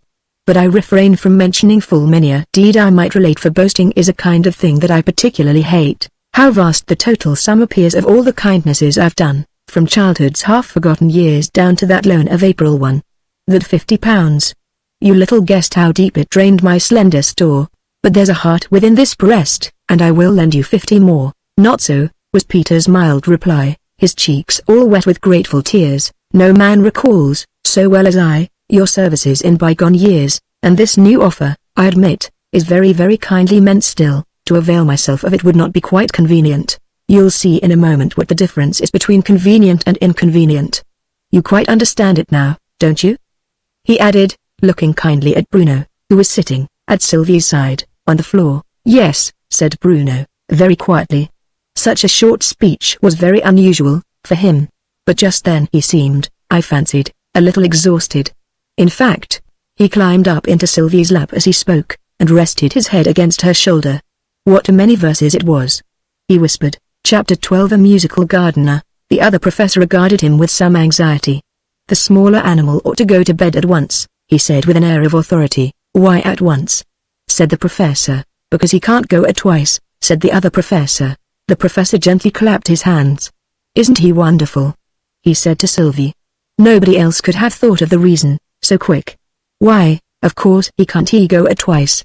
It would hurt him to be divided." This remark woke up Bruno, suddenly and completely. "I don't want to be divided," he said decisively. "It does very well on a diagram," said the other professor. "I could show it you in a minute, only the chalk's a little blunt. Take care," Sylvie anxiously exclaimed, as he began, rather clumsily, to point it. "You'll cut your finger off, if you hold the knife so. If Oa cuts it off, will Oa give it to me? Please?" Bruno thoughtfully added. "It's like this," said the other professor, hastily drawing a long line upon the blackboard, and marking the letters A, B, at the two ends, and C in the middle. "Let me explain it to you. If AB were to be divided into two parts at C, it would be drowned," Bruno pronounced confidently. The other professor gasped. "What would be drowned?" "Why, the bumblebee, of course," said Bruno. "And the two bits would sink down in the sea." Here the professor interfered, as the other professor was evidently too much puzzled to go on with his diagram. "When I said it would hurt him, I was merely referring to the action of the nerves." The other professor brightened up in a moment. "The action of the nerves," he began eagerly, "is curiously slow in some people. I had a friend, once, that, if you burnt him with a red-hot poker, it would take years and years before he felt it." "And if you only pinched him?" queried Sylvie. "Then it would take ever so much longer, of course. In fact, I doubt if the man himself would ever feel it, at all. His grandchildren might. I wouldn't like to be the grandchild of a pinched grandfather, would you, Mr. Sir?" Bruno whispered. "It might come just when you wanted to be happy. That would be awkward," I admitted, taking it quite as a matter of course that he had so suddenly caught sight of me. "But don't you always want to be happy?" Bruno? Not always, Bruno said thoughtfully. Sometimes, when I's too happy, I wants to be a little miserable. Then I just tell Sylvie about it, oh no, and Sylvie sets me some lessons. Then it's all right. I'm sorry you don't like lessons, I said. You should copy Sylvie. She's always as busy as the day is long. Well, so am I, said Bruno. No, no. Sylvie corrected him. You're as busy as the day is short. Well, what's the difference? Bruno asked. Mr. Sir, isn't the day as short as it's long? I mean, isn't it the same length? Never having considered the question in this light, I suggested that they had better ask the professor, and they ran off in a moment to appeal to their old friend. The professor left off polishing his spectacles to consider. My dears, he said after a minute, the day is the same length as anything that is the same length as it. And he resumed his never-ending task of polishing. The children returned, slowly and thoughtfully, to report his answer. Isn't he wise? Sylvie asked in an awestruck whisper. If I was as wise as that, I should have a headache all day long. I know I should. You appear to be talking to somebody that isn't here, the professor said, turning round to the children. Who is it? Bruno looked puzzled. I never talks to nobody when he isn't here, he replied. It isn't good manners. I should always wait till he comes, before I talks to him. The professor looked anxiously in my direction, and seemed to look through and through me without seeing me. Then who are you talking to? He said. There isn't anybody here, you know, except the other professor, and he isn't here, he added wildly, turning round and round like a teetotum. Children, help to look for him. Quick. He's got lost again. The children were on their feet in a moment. Where shall we look? Said Sylvie. Anywhere, shouted the excited professor. Only be quick about it. And he began trotting round and round the room, lifting up the chairs, and shaking them. Bruno took a very small book out of the bookcase, opened it, and shook it in imitation of the professor. He isn't here, he said. He can't he be the, Bruno? Sylvie said indignantly. Course he can't he, said Bruno. I should have shooked him out, if he'd been in there. Has he ever been lost before? Sylvie inquired, turning up a corner of the hearthrug, and peeping under it. Once before, said the professor, he once lost himself in a wood, and couldn't he find himself again? Said Bruno. Why didn't he shout? He'd be sure to hear himself, cause he couldn't be far off. Oh no, let's try shouting, said the professor. What shall we shout? Said Sylvie. On second thoughts, don't shout, the professor replied. The vice-warden might hear you. He's getting awfully strict. This reminded the poor children of all the troubles, about which they had come to their old friend. Bruno sat down on the floor and began crying. He is so cruel, he sobbed. And he lets you gug take away all my toys. And such horrid meals. What did you have for dinner today?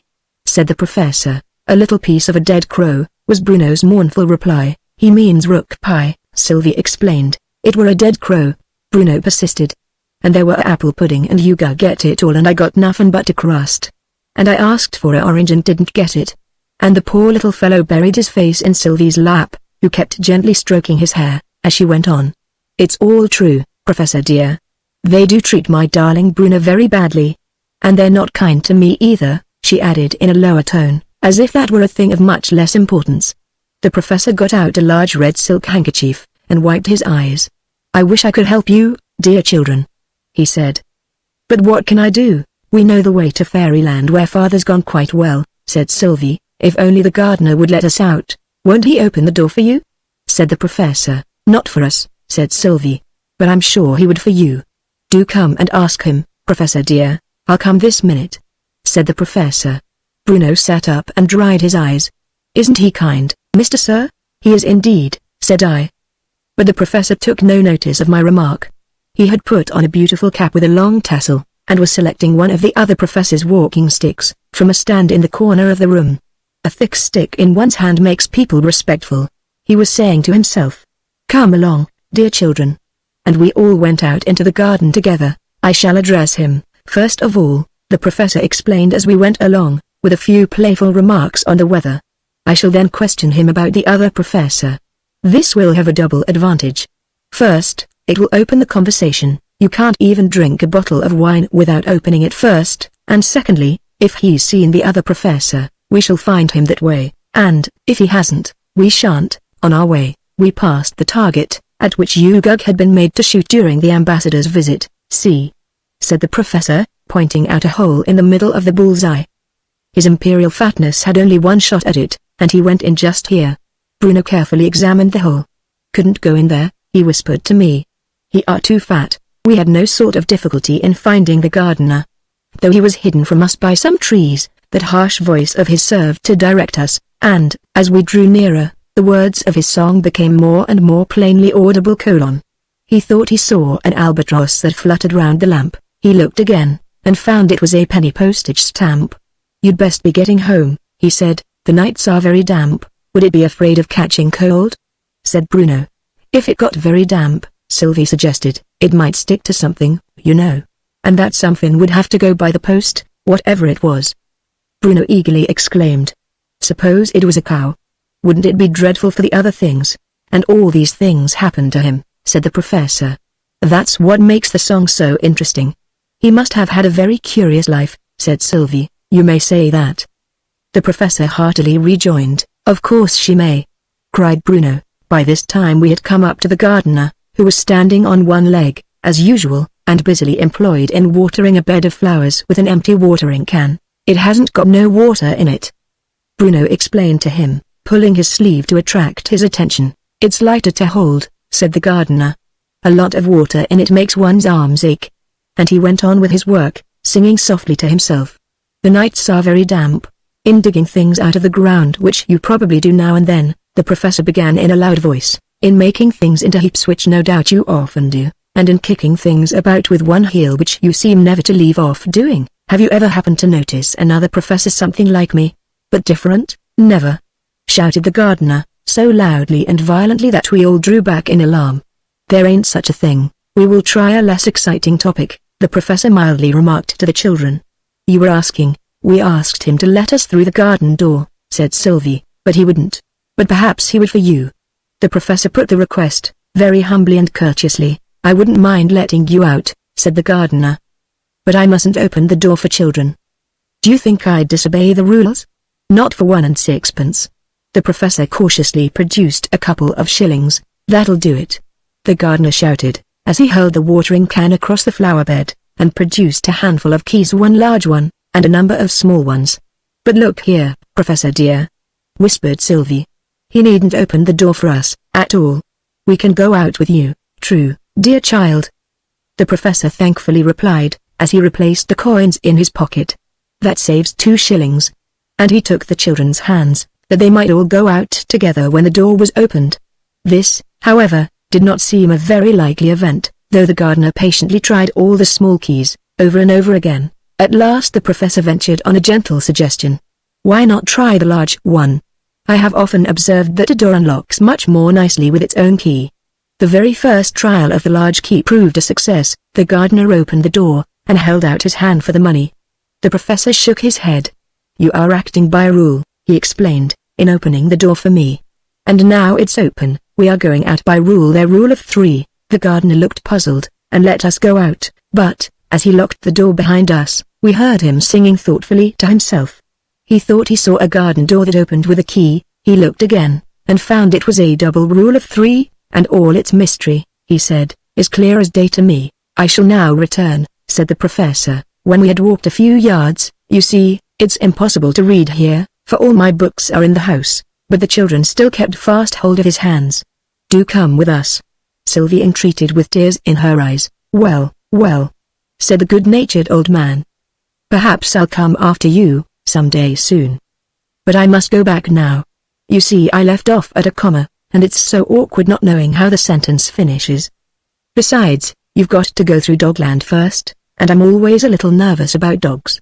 But it'll be quite easy to come, as soon as I've completed my new invention for carrying oneself, you know. It wants just a little more working out. Won't that be very tiring, to carry yourself? Sylvie inquired. Well, no, my child. You see, whatever fatigue one incurs by carrying, one saves by being carried.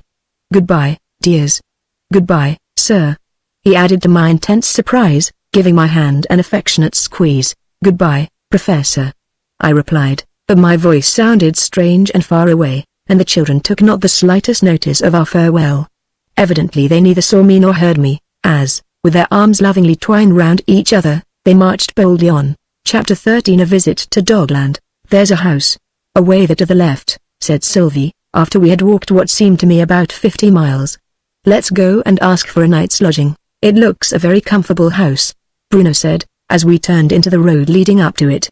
I do's hope the dogs will be kind to us. I is so tired and hungry. A mastiff, dressed in a scarlet collar, and carrying a musket, was pacing up and down, like a sentinel, in front of the entrance. He started, on catching sight of the children, and came forwards to meet them, keeping his musket pointed straight at Bruno, who stood quite still, though he turned pale and kept tight hold of Sylvie's hand, while the sentinel walked solemnly round and round them, and looked at them from all points of view. "Oabu, hoo-boo-hoo," he growled at last. "Wa-ya oabu. Bow-wa-bow-wa. Bow-wow?" he asked Bruno, severely. Of course Bruno understood all this, easily enough. All fairies understand doggy, that is, dog language. But, as you may find it a little difficult, just at first, I had better put it into English for you. Humans, I verily believe. A couple of stray humans. What dog do you belong to? What do you want? We don't belong to a dog. Bruno began, in doggy. Peoples never belongs to dogs. He whispered to Sylvie, but Sylvie hastily checked him, for fear of hurting the mastiff's feelings. Please, we want a little food, and a night's lodging if there's room in the house, she added timidly. Sylvie spoke doggy very prettily, but I think it's almost better, for you, to give the conversation in English. The house, indeed, growled the sentinel. Have you never seen a palace in your life? Come along with me. His Majesty must settle what's to be done with you. They followed him through the entrance hall, down a long passage, and into a magnificent saloon, around which were grouped dogs of all sorts and sizes. 2 splendid bloodhounds were solemnly sitting up, one on each side of the crown-bearer. 2 or 3 bulldogs whom I guessed to be the bodyguard of the king were waiting in grim silence. In fact, the only voices at all plainly audible were those of 2 little dogs, who had mounted a settee, and were holding a lively discussion that looked very like a quarrel. Lords and ladies in waiting, and various court officials, our guide gruffly remarked, as he led us in. Of me the courtiers took no notice whatever, but Sylvie and Bruno were the subject of many inquisitive looks, and many whispered remarks, of which I only distinctly caught one made by a sly-looking Dachshund to his friend Bar-Wah-Hoo-Ba-Obu. "Ha-Bar? She's not such a bad-looking human, is she?" Leaving the new arrivals in the center of the saloon, the sentinel advanced to a door, at the further end of it, which bore an inscription, painted on it in doggy, "Royal Kennel Scratch and Yell." Before doing this, the sentinel turned to the children, and said, "Give me your names." "We'd rather not," Bruno exclaimed, pulling Sylvie away from the door. "We want them ourselves. Come back, Sylvie. Come quick." "Nonsense," said Sylvie very decidedly, and gave their names in doggy. Then the sentinel scratched violently at the door, and gave a yell that made Bruno shiver from head to foot. "Who are?" said a deep voice inside. "That's doggy for come in. It's the king himself." The mastiff whispered in an awestruck tone. "Take off your wigs, and lay them humbly at his paws." What we should call at his feet. Sylvie was just going to explain, very politely, that really they couldn't perform that ceremony, because their wigs wouldn't come off, when the door of the royal kennel opened, and an enormous Newfoundland dog put his head out. "Bow wow?" was his first question. "When His Majesty speaks to you," the sentinel hastily whispered to Bruno, "you should prick up your ears." Bruno looked doubtfully at Sylvie. "I'd rather not, please," he said. "It would hurt." "It doesn't hurt a bit," the sentinel said with some indignation. "Look. It's like this." And he pricked up his ears like 2 railway signals. Sylvie gently explained matters. "I'm afraid we can't manage it," she said in a low voice. "I'm very sorry, but our ears haven't got there right." She wanted to say machinery in doggy, but she had forgotten the word, and could only think of steam engine. The sentinel repeated Sylvie's explanation to the king. "Can't prick up their ears without a steam engine," His Majesty exclaimed. "They must be curious creatures. I must have a look at them." And he came out of his kennel, and walked solemnly up to the children. What was the amazement, nor to say the horror of the whole assembly, when Sylvie actually patted His Majesty on the head, while Bruno seized his long ears and pretended to tie them together under his chin. The sentinel groaned aloud. A beautiful greyhound who appeared to be one of the ladies in waiting fainted away, and all the other courtiers hastily drew back, and left plenty of room for the huge Newfoundland to spring upon the audacious strangers, and tear them limb from limb. Only he didn't.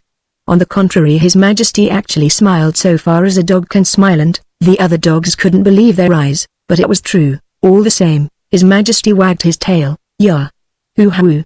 That is well. I never," was the universal cry. His Majesty looked round him severely, and gave a slight growl, which produced instant silence. "Conduct my friends to the banqueting hall," he said, laying such an emphasis on my friends that several of the dogs rolled over helplessly on their backs and began to lick Bruno's feet. A procession was formed, but I only ventured to follow as far as the door of the banqueting hall, so furious was the uproar of barking dogs within. So I sat down by the king, who seemed to have gone to sleep, and waited till the children returned to say good night, when His Majesty got up and shook himself. "Time for bed," he said with a sleepy yawn. "The attendants will show you your room," he added, aside, to Sylvie and Bruno. "Bring lights." And, with a dignified air, he held out his paw for them to kiss, but the children were evidently not well practiced in court manners. Sylvie simply stroked the great paw. Bruno hugged it. The master of the ceremonies looked shocked. All this time dog waiters, in splendid livery, were running up with lighted candles, but, as fast as they put them upon the table, other waiters ran away with them, so that there never seemed to be one for me, though the master kept nudging me with his elbow, and repeating, "I can't let you sleep here. You're not in bed, you know." I made a great effort, and just succeeded in getting out the words, "I know I'm not. I'm in an armchair." "Well, 40 winks will do no harm," the master said, and left me. I could scarcely hear his words, and no wonder. He was leaning over the side of a ship that was miles away from the pier on which I stood. The ship passed over the horizon and I sank back into the armchair. The next thing I remember is that it was morning. Breakfast was just over. Sylvie was lifting Bruno down from a high chair, and saying to a spaniel, who was regarding them with a most benevolent smile, "Yes, thank you, we've had a very nice breakfast." "Haven't we, Bruno?" "There was too many bones in the," Bruno began, but Sylvie frowned at him, and laid her finger on her lips, for, at this moment, the travelers were waited on by a very dignified officer, the head growler, whose duty it was, first to conduct them to the king to bid him farewell and then to escort them to the boundary of Dogland. The great Newfoundland received them most affably, but instead of saying goodbye he startled the head growler into giving 3 savage growls, by announcing that he would escort them himself. "It is a most unusual proceeding, Your Majesty," the head growler exclaimed, almost choking with vexation at being set aside, for he had put on his best court suit, made entirely of cat skins, for the occasion. "I shall escort them myself," His Majesty repeated, gently but firmly, laying aside the royal robes, and changing his crown for a small coronet, "and you may stay at home, I are glad," Bruno whispered to Sylvie, when they had got well out of hearing. He was so welly cross. And he not only patted their royal escort, but even hugged him round the neck in the exuberance of his delight. His Majesty calmly wagged the royal tail. "It's quite a relief," he said, "getting away from that palace now and then. Royal dogs have a dull life of it, I can tell you. Would you mind," this to Sylvie, in a low voice, and looking a little shy and embarrassed, "would you mind the trouble of just throwing that stick for me to fetch?" Sylvie was too much astonished to do anything for a moment. It sounded such a monstrous impossibility that a king should wish to run after a stick. But Bruno was equal to the occasion, and with a glad shout of "Hi then! Fetch it, good doggy!" he hurled it over a clump of bushes. The next moment the monarch of Dogland had bounded over the bushes, and picked up the stick, and came galloping back to the children with it in his mouth. Bruno took it from him with great decision. "Beg for it," he insisted, and His Majesty begged. "Paw," commanded Sylvie, and His Majesty gave his paw. In short, the solemn ceremony of escorting the travelers to the boundaries of Dogland became one long uproarious game of play. "But business is business," the Dog King said at last. "And I must go back to mine. I couldn't come any further," he added, consulting a dog watch, which hung on a chain round his neck. Not even if there were a cat in sight. They took an affectionate farewell of His Majesty, and trudged on. "That were a dear dog," Bruno exclaimed. "Has we to go far, Sylvie?" "Eyes tired, not much further, darling," Sylvie gently replied. "Do you see that shining, just beyond those trees? I'm almost sure it's the gate of fairyland. I know it's all golden, father told me so, and so bright, she went on dreamily. "It dazzles," said Bruno, shading his eyes with one little hand, while the other clung tightly to Sylvie's hand, as if he were half alarmed at her strange manner, for the child moved on as if walking in her sleep, her large eyes gazing into the far distance, and her breath coming and going in quick pantings of eager delight. I knew, by some mysterious mental light, that a great change was taking place in my sweet little friend, for such I loved to think her, and that she was passing from the condition of a mere outland sprite into the true fairy nature. Upon Bruno the change came later, but it was completed in both before they reached the Golden Gate, through which I knew it would be impossible for me to follow. I could but stand outside, and take a last look at the two sweet children, ere they disappeared within, and the Golden Gate closed with a bang, and with such a bang. It never will shut like any other cupboard door, Arthur explained. There's something wrong with the hinge. However, here's the cake and wine. And you've had your 40 winks. So you really must get off to bed, old man. You're fit for nothing else. Witness my hand, Arthur Forrester, M.D. By this time I was wide awake again. Not quite yet. I pleaded. Really, I'm not sleepy now. And it isn't midnight yet. Well, I did want to say another word to you, Arthur replied in a relenting tone, as he supplied me with the supper he had prescribed. Only I thought you were too sleepy for it tonight. We took our midnight meal almost in silence, for an unusual nervousness seemed to have seized on my old friend. What kind of a night is it? He asked, rising and undrawing the window curtains, apparently to change the subject for a minute.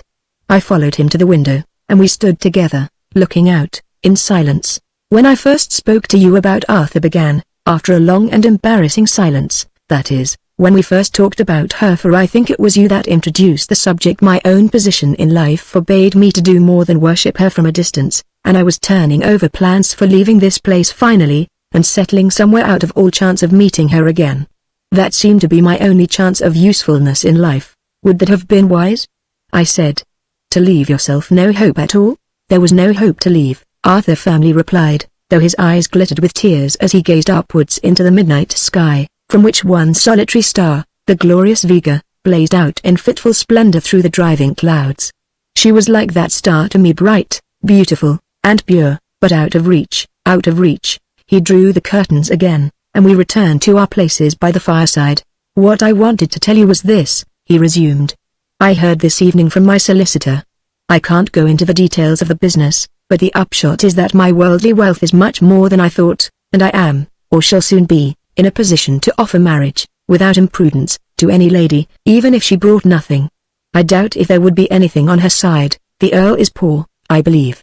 But I should have enough for both, even if health failed. I wish you all happiness in your married life. I cried. Shall you speak to the Earl tomorrow? Not yet awhile, said Arthur. He is very friendly, but I dare not think he means more than that, as yet. And as for Lady Muriel, try as I may, I cannot read her feelings towards me. If there is love, she is hiding it. No, I must wait, I must wait. I did not like to press any further advice on my friend, whose judgment, I felt, was so much more sober and thoughtful than my own, and we parted without more words on the subject that had now absorbed his thoughts, nay, his very life. The next morning a letter from my solicitor arrived, summoning me to town on important business. Chapter 14. Fairy Sylvie. For a full month the business, for which I had returned to London, detained me there, and even then it was only the urgent advice of my physician that induced me to leave it unfinished and pay another visit to Elveston. Arthur had written once or twice during the month, but in none of his letters was there any mention of Lady Muriel. Still, I did not augur ill from his silence. To me it looked like the natural action of a lover, who, even while his heart was singing "She is mine," would fear to paint his happiness in the cold phrases of a written letter, but would wait to tell it by word of mouth. Yes, I thought, I am to hear his song of triumph from his own lips. The night I arrived we had much to say on other matters, and, tired with the journey, I went to bed early, leaving the happy secret still untold. Next day, however, as we chatted on over the remains of luncheon, I ventured to put the momentous question. Well, old friend, you have told me nothing of Lady Muriel nor when the happy day is to be? The happy day, Arthur said, looking unexpectedly grave, is yet in the dim future. We need to know, or, rather, she needs to know me better. I know her sweet nature, thoroughly, by this time. But I dare not speak till I am sure that my love is returned. Don't wait too long, I said gaily. Faint heart never won fair lady, it is faint heart, perhaps.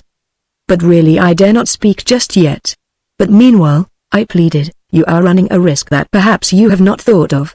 Some other man, no, said Arthur firmly.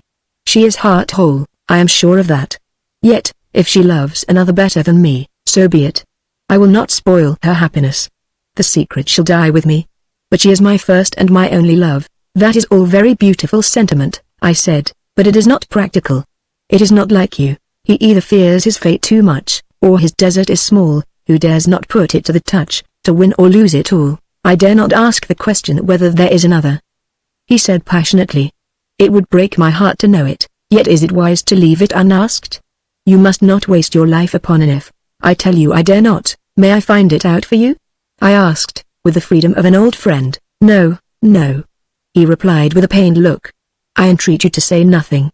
Let it wait. As you please, I said, and judged it best to say no more just then. But this evening, I thought, I will call on the Earl. I may be able to see how the land lies, without so much as saying a word. It was a very hot afternoon, too hot to go for a walk or do anything, or else it wouldn't have happened, I believe. In the first place, I want to know, dear child who reads this, why fairies should always be teaching us to do our duty, and lecturing us when we go wrong, and we should never teach them anything? You can't mean to say that fairies are never greedy, or selfish, or cross, or deceitful, because that would be nonsense, you know. Well then, don't you think they might be all the better for a little lecturing and punishing now and then? I really don't see why it shouldn't be tried, and I'm almost sure that, if you could only catch a fairy, and put it in the corner, and give it nothing but bread and water for a day or two, you'd find it quite an improved character. It would take down its conceit a little, at all events. The next question is, what is the best time for seeing fairies? I believe I can tell you all about that. The first rule is, that it must be a very hot day that we may consider as settled, and you must be just a little sleepy but not too sleepy to keep your eyes open, mind. Well, and you ought to feel a little what one may call fairyish. The Scotch call it eerie, and perhaps that's a prettier word. If you don't know what it means, I'm afraid I can hardly explain it. You must wait till you meet a fairy, and then you'll know. And the last rule is, that the crickets should not be chirping. I can't stop to explain that. You must take it on trust for the present. So, if all these things happen together, you have a good chance of seeing a fairy, or at least a much better chance than if they didn't.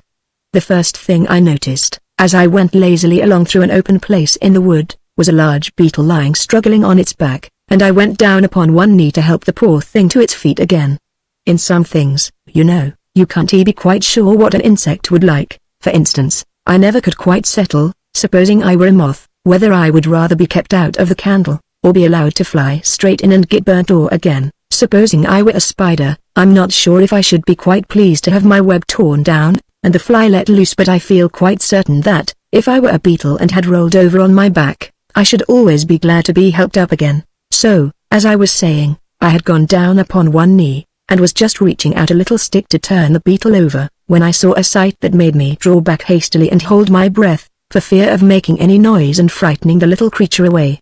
Not that she looked as if she would be easily frightened, she seemed so good and gentle that I'm sure she would never expect that anyone could wish to hurt her. She was only a few inches high, and was dressed in green, so that you really would hardly have noticed her among the long grass, and she was so delicate and graceful that she quite seemed to belong to the place, almost as if she were one of the flowers. I may tell you, besides, that she had no wings. I don't believe in fairies with wings, and that she had quantities of long brown hair and large earnest brown eyes, and then I shall have done all I can to give you an idea of her. Sylvie, I found out her name afterwards, had knelt down, just as I was doing, to help the beetle, but it needed more than a little stick for her to get it on its legs again. It was as much as she could do, with both arms, to roll the heavy thing over, and all the while she was talking to it, half scolding and half comforting, as a nurse might do with a child that had fallen down. There. You needn't cry so much about it. You're not killed yet, though if you were, you couldn't cry, you know, and so it's a general rule against crying, my dear. And how did you come to tumble over? But I can see well enough how it was. I needn't ask you that, walking over sand pits with your chin in the air, as usual. Of course, if you go among sand pits like that, you must expect to tumble. You should look. The beetle murmured something that sounded like I did look, and Sylvie went on again, but I know you didn't. You never do. You always walk with your chin up. You are so dreadfully conceited. Well, let's see how many legs are broken this time. Why, none of them, I declare. And what's the good of having 6 legs, my dear, if you can only kick them all about in the air when you tumble? Legs are meant to walk with, you know. Now don't begin putting out your wings yet, I've more to say. Go to the frog that lives behind that buttercup. Give him my compliments. Sylvie's compliments. Can you say compliments? The beetle tried and, I suppose, succeeded. Yes, that's right. And tell him he's to give you some of that salve I left with him yesterday. And you'd better get him to rub it in for you. He's got rather cold hands, but you mustn't mind that. I think the beetle must have shuddered at this idea, for Sylvie went on in a graver tone. Now you needn't pretend to be so particular as all that, as if you were too grand to be rubbed by a frog. The fact is, you ought to be very much obliged to him. Suppose you could get nobody but a toad to do it, how would you like that? There was a little pause, and then Sylvie added, now you may go. Be a good beetle, and don't keep your chin in the air. And then began one of those performances of humming, and whizzing, and restless banging about, such as a beetle indulges in when it has decided on flying, but hasn't quite made up its mind which way to go. At last, in one of its awkward zigzags, it managed to fly right into my face, and, by the time I had recovered from the shock, the little fairy was gone. I looked about in all directions for the little creature, but there was no trace of her, and my eerie feeling was quite gone off, and the crickets were chirping again merrily, so I knew she was really gone. And now I've got time to tell you the rule about the crickets. They always leave off chirping when a fairy goes by, because a fairy is a kind of queen over them. I suppose at all events it's a much grander thing than a cricket, so whenever you're walking out, and the crickets suddenly leave off chirping, you may be sure that they see a fairy. I walked on sadly enough, you may be sure. However, I comforted myself with thinking it's been a very wonderful afternoon, so far. I'll just go quietly on and look about me, and I shouldn't wonder if I were to come across another fairy somewhere. Peering about in this way, I happened to notice a plant with rounded leaves, and with queer little holes cut in the middle of several of them. Ah, the leaf-cutter bee. I carelessly remarked, you know I am very learned in natural history. For instance, I can always tell kittens from chickens at one glance, and I was passing on, when a sudden thought made me stoop down and examine the leaves. Then a little thrill of delight ran through me, for I noticed that the holes were all arranged so as to form letters. There were 3 leaves side by side, with B, R, and U marked on them, and after some search I found 2 more, which contained an N and an O. And then, all in a moment, a flash of inner light seemed to illumine a part of my life that had all but faded into oblivion, the strange visions I had experienced during my journey to Elveston, and with a thrill of delight I thought those visions are destined to be linked with my waking life. By this time the eerie feeling had come back again, and I suddenly observed that no crickets were chirping, so I felt quite sure that Bruno was somewhere very near. And so indeed he was, so near that I had very nearly walked over him without seeing him, which would have been dreadful. Always supposing that fairies can be walked over, my own belief is that they are something of the nature of will-o'-the-wisps, and there's no walking over them. Think of any pretty little boy you know, with rosy cheeks, large dark eyes, and tangled brown hair, and then fancy him made small enough to go comfortably into a coffee cup, and you'll have a very fair idea of him. What's your name, little one? I began, in as soft a voice as I could manage. And, by the way, why is it we always begin by asking little children their names? Is it because we fancy a name will help to make them a little bigger? You never thought of his king, a real large man, his name, now, did you? But, however that may be, I felt it quite necessary to know his name, so, as he didn't answer my question, I asked it again a little louder. What's your name, my little man? What's yours? He said, without looking up. I told him my name quite gently, for he was much too small to be angry with. Duke of anything? He asked, just looking at me for a moment, and then going on with his work. Not Duke at all, I said, a little ashamed of having to confess it. Oh, big enough to be 2 dukes, said the little creature. I suppose sir something, then? No, I said, feeling more and more ashamed. I haven't got any title. The fairy seemed to think that in that case I really wasn't worth the trouble of talking to, for he quietly went on digging, and tearing the flowers to pieces. After a few minutes I tried again. Please tell me what your name is, Bruno, the little fellow answered, very readily. Why didn't I say please before? That's something like what we used to be taught in the nursery, I thought to myself, looking back through the long years, about 100 of them, since you ask the question, to the time when I was a little child.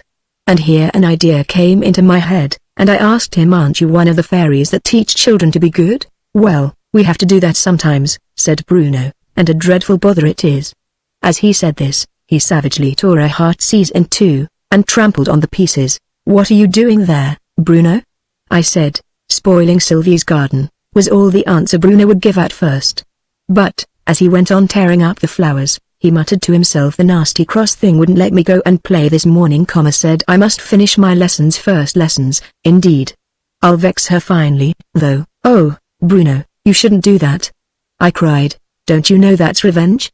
And revenge is a wicked, cruel, dangerous thing, revenge, said Bruno. What a funny word. I suppose I'd call it cruel and dangerous cause, if I went it too far and tumbled it in, I'd get drowned. No, not revenge, I explained, revenge, saying the word very slowly. But I couldn't help thinking that Bruno's explanation did very well for either word. Oh, said Bruno, opening his eyes very wide, but without trying to repeat the word. Come. Try and pronounce it, Bruno, I said, cheerfully. Revenge, revenge. But Bruno only tossed his little head, and said he couldn't, that his mouth wasn't the right shape for words of that kind. And the more I laughed, the more sulky the little fellow got about it. Well, never mind, my little man, I said. Shall I help you with that job? Yes, please, Bruno said, quite pacified. Only I wish I could think of something to vex her more than this. Oh, I don't know how hard it is to make her angry. Now listen to me, Bruno, and I'll teach you quite a splendid kind of revenge, something that'll vex her finally. He asked with gleaming eyes, something that will vex her finally. First, we'll get up all the weeds in her garden. See, there are a good many at this end quite hiding the flowers, but that won't vex her, said Bruno. After that, I said, without noticing the remark, we'll water this highest bed up here. You see it's getting quite dry and dusty. Bruno looked at me inquisitively, but he said nothing this time. Then after that, I went on. The walks want sweeping a bit, and I think you might cut down that tall nettle. It's so close to the garden that it's quite in the way. What is Oa talking about? Bruno impatiently interrupted me. All that won't vex her a bit, won't it? I said, innocently. Then, after that, suppose we put in some of these colored pebbles just to mark the divisions between the different kinds of flowers, you know. That'll have a very pretty effect. Bruno turned round and had another good stare at me. At last there came an odd little twinkle into his eyes, and he said, with quite a new meaning in his voice, that'll do nicely. Let's put in rows all the red together, and all the blue together. That'll do capitally, I said. And then what kind of flowers does Sylvie like best? Bruno had to put his thumb in his mouth and consider a little before he could answer. Violets, he said, at last. There's a beautiful bed of violets down by the brook. Oh, let's fetch 'em, cried Bruno, giving a little skip into the air. Here. Catch hold of my hand, and I'll help Oa along. The grass is rather thick down that way. I couldn't help laughing at his having so entirely forgotten what a big creature he was talking to. No, not yet, Bruno, I said. We must consider what's the right thing to do first. You see we've got quite a business before us. Yes, let's consider, said Bruno, putting his thumb into his mouth again, and sitting down upon a dead mouse. What do you keep that mouse for? I said. You should either bury it, or else throw it into the brook. Why, it's to measure with, cried Bruno. However would Oa do a garden without one? We make each bed 3 mouses and a half long, and 2 mouses wide. I stopped him, as he was dragging it off by the tail to show me how it was used, for I was half afraid the eerie feeling might go off before we had finished the garden, and in that case I should see no more of him or Sylvie. I think the best way will be for you to weed the beds, while I sort out these pebbles, ready to mark the walks with. That's it, cried Bruno. And I'll tell Oa about the caterpillars while we work. Ah, let's hear about the caterpillars, I said, as I drew the pebbles together into a heap and began dividing them into colors. And Bruno went on in a low, rapid tone, more as if he were talking to himself. Yesterday I saw 2 little caterpillars, when I was sitting by the brook, just where Oa go into the wood. They were quite green, and they had yellow eyes, and they didn't see me. And one of them had got a moth's wing to carry a great brown moth's wing, oh no, all dry, with feathers. So he couldn't want it to eat. I should think perhaps he meant to make a cloak for the winter? Perhaps, I said, for Bruno had twisted up the last word into a sort of question, and was looking at me for an answer. One word was quite enough for the little fellow, and he went on merrily. Well, and so he didn't want the other caterpillar to see the moth's wing. Oh no, so what must he do but try to carry it with all his left legs, and he tried to walk on the other set. Of course he toppled over after that. After what? I said, catching at the last word, for, to tell the truth, I hadn't been attending much. He toppled over, Bruno repeated, very gravely, and if Oa ever saw a caterpillar topple over, Oa'd know it's a welly serious thing, and not sit grinning like that, and I shan't tell Oa no more. Indeed and indeed, Bruno, I didn't mean to grin. See, I'm quite grave again now. But Bruno only folded his arms, and said, don't tell me. I see a little twinkle in one of your eyes just like the moon. Why do you think I'm like the moon, Bruno? I asked. Oh, your face is large and round like the moon. Bruno answered, looking at me thoughtfully. It doesn't shine quite so bright, but it's more cleaner. I couldn't help smiling at this. You know I sometimes wash my face, Bruno. The moon never does that. Oh, doesn't she though? Cried Bruno, and he leant forwards and added in a solemn whisper, the moon's face gets dirtier and dirtier every night, till it's black all across. And then, when it's dirty all over so. He passed his hand across his own rosy cheeks as he spoke, then she washes it, then it's all clean again, isn't it? Not all in a moment, said Bruno. What a deal of teaching Oa wants. She washes it little by little, only she begins at the other edge. Oh no. By this time he was sitting quietly on the dead mouse with his arms folded, and the weeding wasn't getting on a bit, so I had to say work first, pleasure afterwards, no more talking till that bed's finished. Chapter 15 Bruno's Revenge. After that we had a few minutes of silence, while I sorted out the pebbles, and amused myself with watching Bruno's plan of gardening. It was quite a new plan to me. He always measured each bed before he weeded it, as if he was afraid the weeding would make it shrink, and once, when it came out longer than he wished, he set to work to thump the mouse with his little fist, crying out now. It's all gone wrong again. Why don't Oa keep her tail straight when I tell Oa? I'll tell you what I'll do, Bruno said in a half whisper, as we worked. Oa like fairies, don't Oa? Yes, I said, of course I do, or I shouldn't have come here. I should have gone to some place where there are no fairies. Bruno laughed contemptuously. Why, Oa might as well say Oa'd go to some place where there wasn't any air. Supposing Oa didn't like air, this was a rather difficult idea to grasp. I tried a change of subject. You're nearly the first fairy I ever saw. Have you ever seen any people besides me? Plenty, said Bruno. We see 'em when we walk in the road, but they can't see you. How is it they never tread on you? Can't tread on us, said Bruno, looking amused at my ignorance. Why, suppose Oa walking here, so, making little marks on the ground, and suppose there's a fairy that's me walking here. Very well then, Oa put one foot here, and one foot here, so Oa doesn't tread on the fairy. This was all very well as an explanation, but it didn't convince me. Why shouldn't I put one foot on the fairy? I asked. I don't know why, the little fellow said in a thoughtful tone. But I know Oa wouldn't. Nobody never walked on the top of a fairy. Now I'll tell Oa what I'll do, as Oa is so fond of fairies. I'll get Oa an invitation to the Fairy King's dinner party. I know one of the head waiters. I couldn't help laughing at this idea. Do the waiters invite the guests? I asked. Oh, not to sit down, Bruno said, but to wait at table. Oa'd like that, wouldn't Oa? To hand about plates, and so on. Well, but that's not so nice as sitting at the table, is it? Of course it isn't, Bruno said, in a tone as if he rather pitied my ignorance. But if Oa not even sir anything, Oa can't he expect to be allowed to sit at the table? Oa no, I said, as meekly as I could, that I didn't expect it, but it was the only way of going to a dinner party that I really enjoyed. And Bruno tossed his head, and said, in a rather offended tone, that I might do as I pleased. There were many he knew that would give their ears to go. Have you ever been yourself, Bruno? They invited me once, last week, Bruno said, very gravely. It was to wash up the soup plates, no, the cheese plates, I mean. That was grand enough. And I waited at table. And I didn't hardly make only one mistake. What was it? I said. You needn't mind telling me. Only bringing scissors to cut the beef with, Bruno said carelessly. But the grandest thing of all was, I fetched the king a glass of cider. That was grand, I said, biting my lip to keep myself from laughing. Wasn't it? Said Bruno, very earnestly. Oh, and no, it isn't everyone that's had such an honor as that. This set me thinking of the various queer things we call an honor in this world, but which, after all, haven't a bit more honor in them than what Bruno enjoyed when he took the king a glass of cider. I don't know how long I might not have dreamed on in this way, if Bruno hadn't suddenly roused me. Oh, come here quick, he cried, in a state of the wildest excitement. Catch hold of his other horn.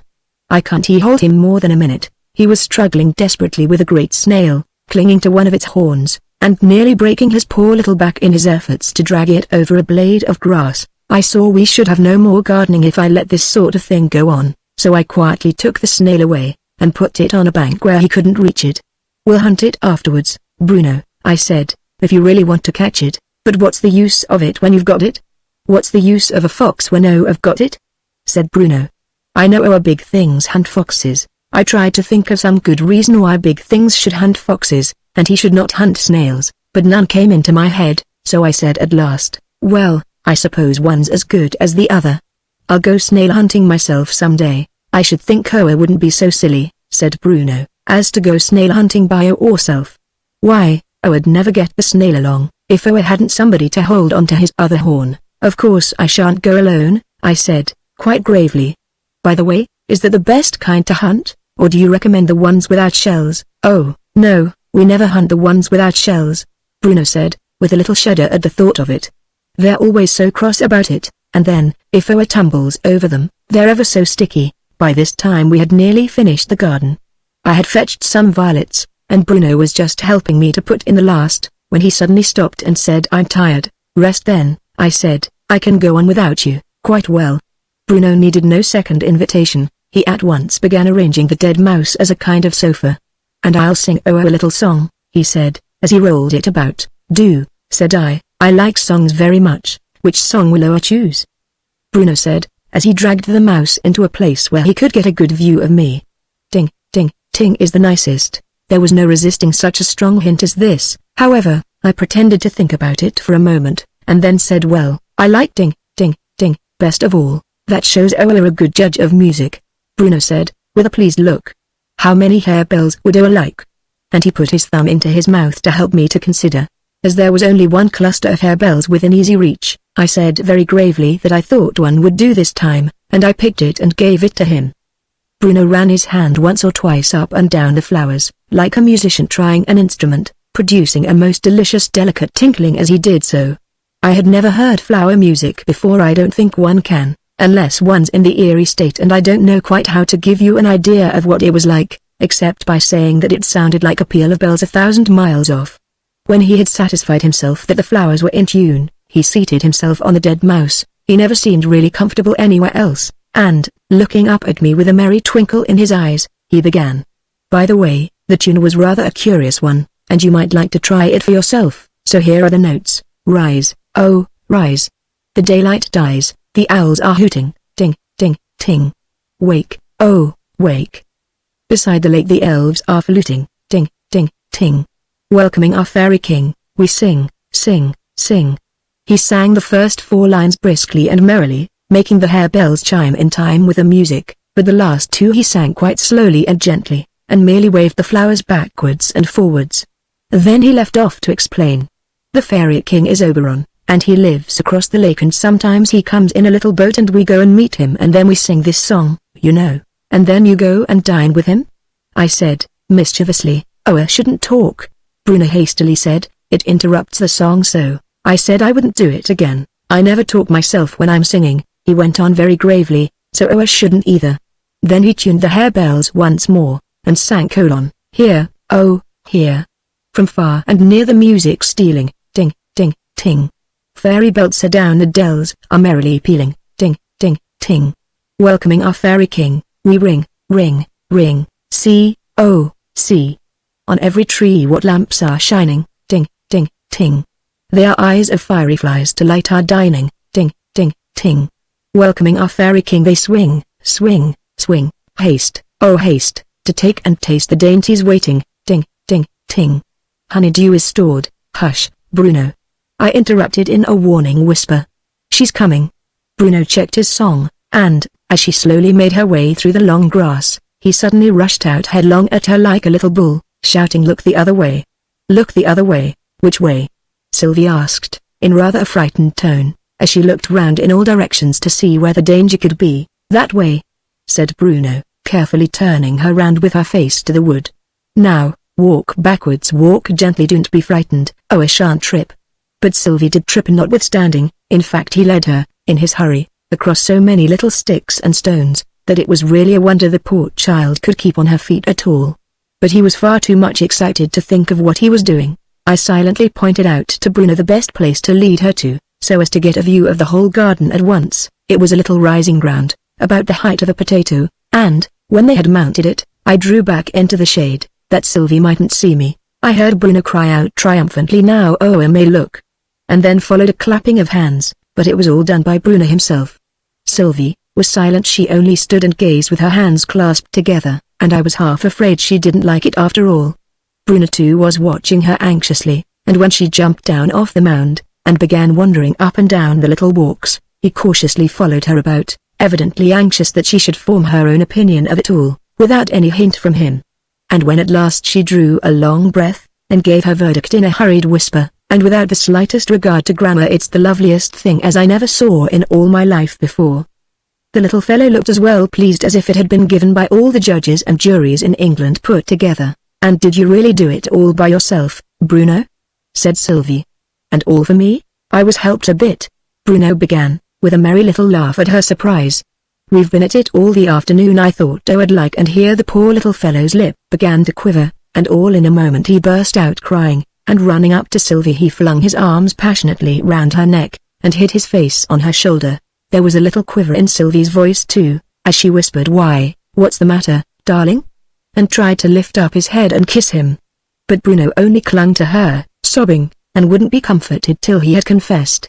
"I tried to spoil our garden first, but I'll never," and then came another burst of tears, which drowned the rest of the sentence. At last he got out the words, "I like putting in the flowers for Oa, Sylvie, and I never was so happy before." And the rosy little face came up at last to be kissed, all wet with tears as it was. Sylvie was crying too by this time, and she said nothing but, "Bruno, dear. And I never was so happy before," though why these two children who had never been so happy before should both be crying was a mystery to me. I felt very happy too, but of course I didn't cry. Big things never do, you know, we leave all that to the fairies. Only I think it must have been raining a little just then, for I found a drop or two on my cheeks. After that they went through the whole garden again, flower by flower, as if it were a long sentence they were spelling out, with kisses for commas, and a great hug by way of a full stop when they got to the end. "Do Zoa know that was my river edge, Sylvie?" Bruno solemnly began. Sylvie laughed merrily. "What do you mean?" she said. And she pushed back her heavy brown hair with both hands, and looked at him with dancing eyes in which the big teardrops were still glittering. Bruno drew in a long breath, and made up his mouth for a great effort. "I mean revenge," he said. "Now Oa understand." And he looked so happy and proud at having said the word right at last, that I quite envied him. I rather think Sylvie didn't understand at all, but she gave him a little kiss on each cheek, which seemed to do just as well, so they wandered off lovingly together, in among the buttercups, each with an arm twined round the other, whispering and laughing as they went, and never so much as once looked back at poor me. Yes, once, just before I quite lost sight of them. Bruno half turned his head, and nodded me a saucy little goodbye over one shoulder. And that was all the thanks I got for my trouble. The very last thing I saw of them was that Sylvie was stooping down with her arms round Bruno's neck, and saying coaxingly in his ear, "Do you know, Bruno, I've quite forgotten that hard word. Do say it once more. Come. Only this once, dear." But Bruno wouldn't try it again. Chapter 16. A Changed Crocodile. The marvelous, the mysterious had quite passed out of my life for the moment, and the commonplace reigned supreme. I turned in the direction of the Earl's house, as it was now the witching hour of 5, and I knew I should find them ready for a cup of tea and a quiet chat. Lady Muriel and her father gave me a delightfully warm welcome. They were not of the folk we meet in fashionable drawing rooms who conceal all such feelings as they may chance to possess beneath the impenetrable mask of a conventional placidity. The man with the iron mask was, no doubt, a rarity and a marvel in his own age. In modern London no one would turn his head to give him a second look. No, these were real people. When they looked pleased, it meant that they were pleased, and when Lady Muriel said, with a bright smile, "I'm very glad to see you again," I knew that it was true. Still I did not venture to disobey the injunctions, crazy as I felt them to be of the lovesick young doctor, by so much as alluding to his existence, and it was only after they had given me full details of a projected picnic, to which they invited me, that Lady Muriel exclaimed, almost as an afterthought, "And do, if you can, bring Dr. Forrester with you. I'm sure a day in the country would do him good. I'm afraid he studies too much." It was on the tip of my tongue to quote the words, "His only books are woman's looks." But I checked myself just in time with something of the feeling of one who has crossed a street, and has been all but run over by a passing hansom. "And I think he has too lonely a life," she went on, with a gentle earnestness that left no room whatever to suspect a double meaning. "Do get him to come. And don't forget the day, Tuesday week. We can drive you over. It would be a pity to go by rail, there is so much pretty scenery on the road. And our open carriage just holds 4. Oh, I'll persuade him to come, I said with confidence, thinking it would take all my powers of persuasion to keep him away. The picnic was to take place in 10 days, and though Arthur readily accepted the invitation I brought him, nothing that I could say would induce him to call either with me or without me on the Earl and his daughter in the meanwhile. Number he feared to wear out his welcome, he said. They had seen enough of him for one while, and, when at last the day for the expedition arrived, he was so childishly nervous and uneasy that I thought it best so to arrange our plans that we should go separately to the house, my intention being to arrive some time after him, so as to give him time to get over a meeting. With this object I purposely made a considerable circuit on my way to the hall, as we called the Earl's house, and if I could only manage to lose my way a bit, I thought to myself, that it would suit me capitally. In this I succeeded better, and sooner, than I had ventured to hope for. The path through the wood had been made familiar to me, by many a solitary stroll, in my former visit to Elveston, and how I could have so suddenly and so entirely lost it even though I was so engrossed in thinking of Arthur and his lady love that I heeded little else was a mystery to me. And this open place, I said to myself, seems to have some memory about it I cannot distinctly recall. Surely it is the very spot where I saw those fairy children. But I hope there are no snakes about. I mused aloud, taking my seat on a fallen tree. I certainly do not like snakes, and I don't suppose Bruno likes them, either. No, he doesn't like them, said a demure little voice at my side. He's not afraid of them, you know. But he doesn't like them. He says they're too waggly. Words fail me to describe the beauty of the little group couched on a patch of moss, on the trunk of the fallen tree, that met my eager gaze, Sylvie reclining with her elbow buried in the moss, and her rosy cheek resting in the palm of her hand, and Bruno stretched at her feet with his head in her lap. Too waggly? Was all I could say in so sudden an emergency. I'm not particular, Bruno said, carelessly, but I do like straight animals best. But you like a dog when it wags its tail, Sylvie interrupted. You know you do, Bruno, but there's more of a dog, isn't there, Mr. Sir? Bruno appealed to me. You wouldn't like to have a dog if it hadn't got nothing but a head and a tail? I admitted that a dog of that kind would be uninteresting. There isn't such a dog as that, Sylvie thoughtfully remarked. But there would be, cried Bruno, if the professor shortened it up for us. Shortened it up? I said. That's something new. How does he do it? He's got a curious machine, Sylvie was beginning to explain. A welly curious machine. Bruno broke in, not at all willing to have the story thus taken out of his mouth. And if Oa puts in some fine or other at one end, Oa no, and he turns the handle and it comes out at the other end. Oh, ever so short, as short as short. Sylvie echoed. And one day when we was in Outland, Oa no, before we came to Fairyland, me and Sylvie took him a big crocodile. And he shortened it up for us. And it did look so funny. And it kept looking round, and saying, wherever is the rest of me got to? And then its eyes looked unhappy. Not both its eyes, Sylvie interrupted. Course not, said the little fellow. Only the eye that couldn't see wherever the rest of it had got to. But the eye that could see wherever. How short was the crocodile? I asked, as the story was getting a little complicated. Half as short again as when we caught it so long, said Bruno, spreading out his arms to their full stretch. I tried to calculate what this would come to, but it was too hard for me. Please make it out for me, dear child who reads this. But you didn't leave the poor thing so short as that, did you? Well, no. Sylvie and me took it back again and we got it stretched to how much was it, Sylvie? 2 times and a half, and a little bit more, said Sylvie. It wouldn't like that better than the other way, I'm afraid. Oh, but it did though. Bruno put in eagerly. It were proud of its new tail. Oh, I never saw a crocodile so proud. Why, it could go round and walk on the top of its tail, and along its back, all the way to its head. Not quite all the way, said Sylvie. It couldn't, you know. Ah, but it did, once. Bruno cried triumphantly. Oh, I weren't looking but I watched it. And it walked on tip-a-toe, so as it wouldn't wake itself, cause it thought it were asleep. And it got both its paws on its tail. And it walked all the way along its back. And it walked on its forehead. And it walked a tiny little way down its nose. There now, this was a good deal worse than the last puzzle. Please, dear child, help again. I don't believe no crocodile never walked along its own forehead. Sylvie cried, too much excited by the controversy to limit the number of her negatives. Oh, I don't know the reason why it did it, Bruno scornfully retorted. It had a welly good reason. I heard it say, why shouldn't I walk on my own forehead? So of course it did. Oh no. If that's a good reason, Bruno, I said, why shouldn't you get up that tree? Shall, in a minute, said Bruno, soon as we've done talking. Only two peoples can't talk comfortably together, when one's getting up a tree, and the other isn't. It appeared to me that a conversation would scarcely be comfortable while trees were being climbed, even if both the peoples were doing it, but it was evidently dangerous to oppose any theory of Bruno's, so I thought it best to let the question drop, and to ask for an account of the machine that made things longer. This time Bruno was at a loss, and left it to Sylvie. It's like a mangle, she said, if things are put in, they get squeezed.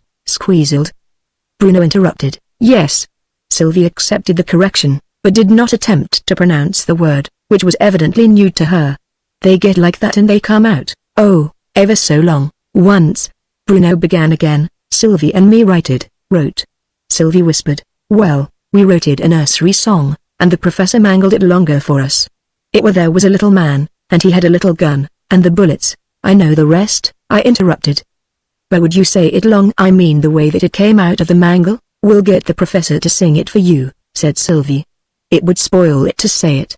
I would like to meet the professor, I said.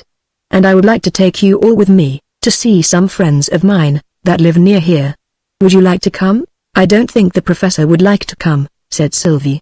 He's very shy. But we'd like it very much.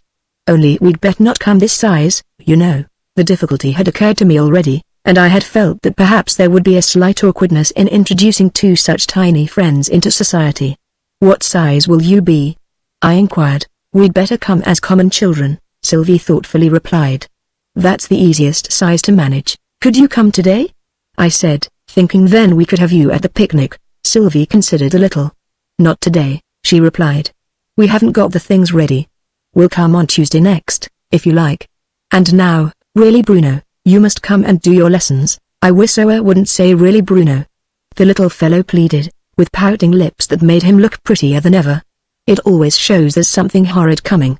And I won't kiss you, if you're so unkind. Ah, but you have kissed me. Sylvie exclaimed in merry triumph. Well then, I'll unkiss you. And he threw his arms round her neck for this novel, but apparently not very painful, operation. It's very like kissing, Sylvie remarked, as soon as her lips were again free for speech. Oh, I don't know nothing about it. It were just the conquery. Bruno replied with much severity, as he marched away. Sylvie turned her laughing face to me. Shall we come on Tuesday? She said. Very well, I said, let it be Tuesday next. But where is the professor? Did he come with you to Fairyland? No, said Sylvie. But he promised he'd come and see us, someday. He's getting his lecture ready. So he has to stay at home. At home? I said dreamily, not feeling quite sure what she had said. Yes, sir. His lordship and Lady Muriel are at home. Please to walk this way. Chapter 17 The Three Badgers. Still more dreamily I found myself following this imperious voice into a room where the Earl, his daughter, and Arthur, were seated. So you're come at last, said Lady Muriel, in a tone of playful reproach. I was delayed, I stammered. Though what it was that had delayed me I should have been puzzled to explain. Luckily no questions were asked. The carriage was ordered round, the hamper, containing our contribution to the picnic, was duly stowed away, and we set forth. There was no need for me to maintain the conversation. Lady Muriel and Arthur were evidently on those most delightful of terms, where one has no need to check thought after thought, as it rises to the lips, with the fear this will not be appreciated, this will give offense, this will sound too serious, this will sound flippant. Like very old friends, in fullest sympathy, their talk rippled on. Why shouldn't we desert the picnic and go in some other direction? She suddenly suggested. A party of 4 is surely self-sufficing? And as for food, our hamper, why shouldn't we? What a genuine lady's argument, laughed Arthur. A lady never knows on which side the onus probandi the burden of proving lies. Do men always know? She asked with a pretty assumption of meek docility. With one exception, the only one I can think of, Dr. Watts, who has asked the senseless question, why should I deprive my neighbor of his goods against his will? Fancy that as an argument for honesty. His position seems to be I'm only honest because I see no reason to steal. And the thief's answer is of course complete and crushing. I deprive my neighbor of his goods because I want them myself. And I do it against his will because there's no chance of getting him to consent to it. I can give you one other exception, I said. An argument I heard only today and not by a lady. Why shouldn't I walk on my own forehead? What a curious subject for speculation," said Lady Muriel, turning to me, with eyes brimming over with laughter. "May we know who propounded the question? And did he walk on his own forehead? I can't remember who it was that said it," I faltered. "Nor where I heard it. Whoever it was, I hope we shall meet him at the picnic," said Lady Muriel. "It's a far more interesting question than isn't this a picturesque ruin? Aren't those autumn tints lovely? I shall have to answer those two questions 10 times, at least, this afternoon. That's one of the miseries of society," said Arthur. "Why can't people let one enjoy the beauties of nature without having to say so every minute? Why should life be one long catechism? It's just as bad at a picture gallery," the Earl remarked. "I went to the RA last May, with a conceited young artist, and he did torment me. I wouldn't have minded his criticizing the pictures himself, but I had to agree with him or else to argue the point, which would have been worse. It was depreciatory criticism, of course," said Arthur. "I don't see the of course at all. Why, did you ever know a conceited man dare to praise a picture? The one thing he dreads, next to not being noticed, is to be proved fallible. If you once praise a picture, your character for infallibility hangs by a thread. Suppose it's a figure picture, and you venture to say draws well. Somebody measures it, and finds one of the proportions 1/8 of an inch wrong. You are disposed of as a critic. Did you say he draws well? Your friends inquire sarcastically, while you hang your head and blush. No. The only safe course, if anyone says draws well, is to shrug your shoulders. Draws well? You repeat thoughtfully. Draws well? Humphrey. That's the way to become a great critic. Thus airily chatting, after a pleasant drive through a few miles of beautiful scenery, we reached the rendezvous a ruined castle where the rest of the picnic party were already assembled. We spent an hour or two in sauntering about the ruins, gathering at last, by common consent, into a few random groups, seated on the side of a mound, which commanded a good view of the old castle and its surroundings. The momentary silence that ensued was promptly taken possession of, or, more correctly, taken into custody by a voice so smooth, so monotonous, so sonorous, that one felt, with a shudder, that any other conversation was precluded, and that, unless some desperate remedy were adopted, we were fated to listen to a lecture, of which no man could foresee the end. The speaker was a broadly built man, whose large, flat, pale face was bounded on the north by a fringe of hair, on the east and west by a fringe of whisker, and on the south by a fringe of beard, the whole constituting a uniform halo of stubbly whitey-brown bristles. His features were so entirely destitute of expression that I could not help saying to myself helplessly, as if in the clutches of a nightmare, they are only penciled in, no final touches as yet. And he had a way of ending every sentence with a sudden smile, which spread like a ripple over that vast blank surface, and was gone in a moment, leaving behind it such absolute solemnity that I felt impelled to murmur it was not he, it was somebody else that smiled. "Do you observe?" Such was the phrase with which the wretch began each sentence. "Do you observe the way in which that broken arch, at the very top of the ruin, stands out against the clear sky? It is placed exactly right, and there is exactly enough of it. A little more, or a little less, and all would be utterly spoiled. Oh gifted architect!" murmured Arthur, inaudibly to all but Lady Muriel and myself. Foreseeing the exact effect his work would have, when in ruins, centuries after his death. "And do you observe, where those trees slope down the hill, indicating them with a sweep of the hand, and with all the patronizing air of the man who has himself arranged the landscape, how the mists rising from the river fill up exactly those intervals where we need indistinctness, for artistic effect? Here, in the foreground, a few clear touches are not amiss, but a background without mist, you know. It is simply barbarous. Yes, we need indistinctness." The orator looked so pointedly at me as he uttered these words, that I felt bound to reply, by murmuring something to the effect that I hardly felt the need myself, and that I enjoyed looking at a thing better when I could see it. "Quite so." The great man sharply took me up. "From your point of view, that is correctly put. But for anyone who has a soul for art, such a view is preposterous. Nature is one thing. Art is another. Nature shows us the world as it is. But art, as a Latin author tells us art, you know the words have escaped my memory. Ars est scilla naturam," Arthur interposed with a delightful promptitude. "Quite so," the orator replied with an air of relief. "I thank you. Ars est scilla naturam, but that isn't it." And, for a few peaceful moments, the orator brooded, frowningly, over the quotation. The welcome opportunity was seized, and another voice struck into the silence. "What a lovely old ruin it is!" cried a young lady in spectacles, the very embodiment of the march of mind, looking at Lady Muriel, as the proper recipient of all really original remarks. "And don't you admire those autumn tints on the trees?" "I do, intensely." Lady Muriel shot a meaning glance at me, but replied with admirable gravity. "Oh yes, indeed, indeed. So true, and isn't strange," said the young lady, passing with startling suddenness from sentiment to science, "that the mere impact of certain colored rays upon the retina should give us such exquisite pleasure? You have studied physiology, then?" a certain young doctor courteously inquired. "Oh, yes. Isn't it a sweet science?" Arthur slightly smiled. "It seems a paradox, does it not," he went on, "that the image formed on the retina should be inverted? It is puzzling," she candidly admitted. "Why is it we do not see things upside down?" "You have never heard the theory, then, that the brain also is inverted?" "No indeed." "What a beautiful fact. But how is it proved?" "Thus," replied Arthur, with all the gravity of 10 professors rolled into one.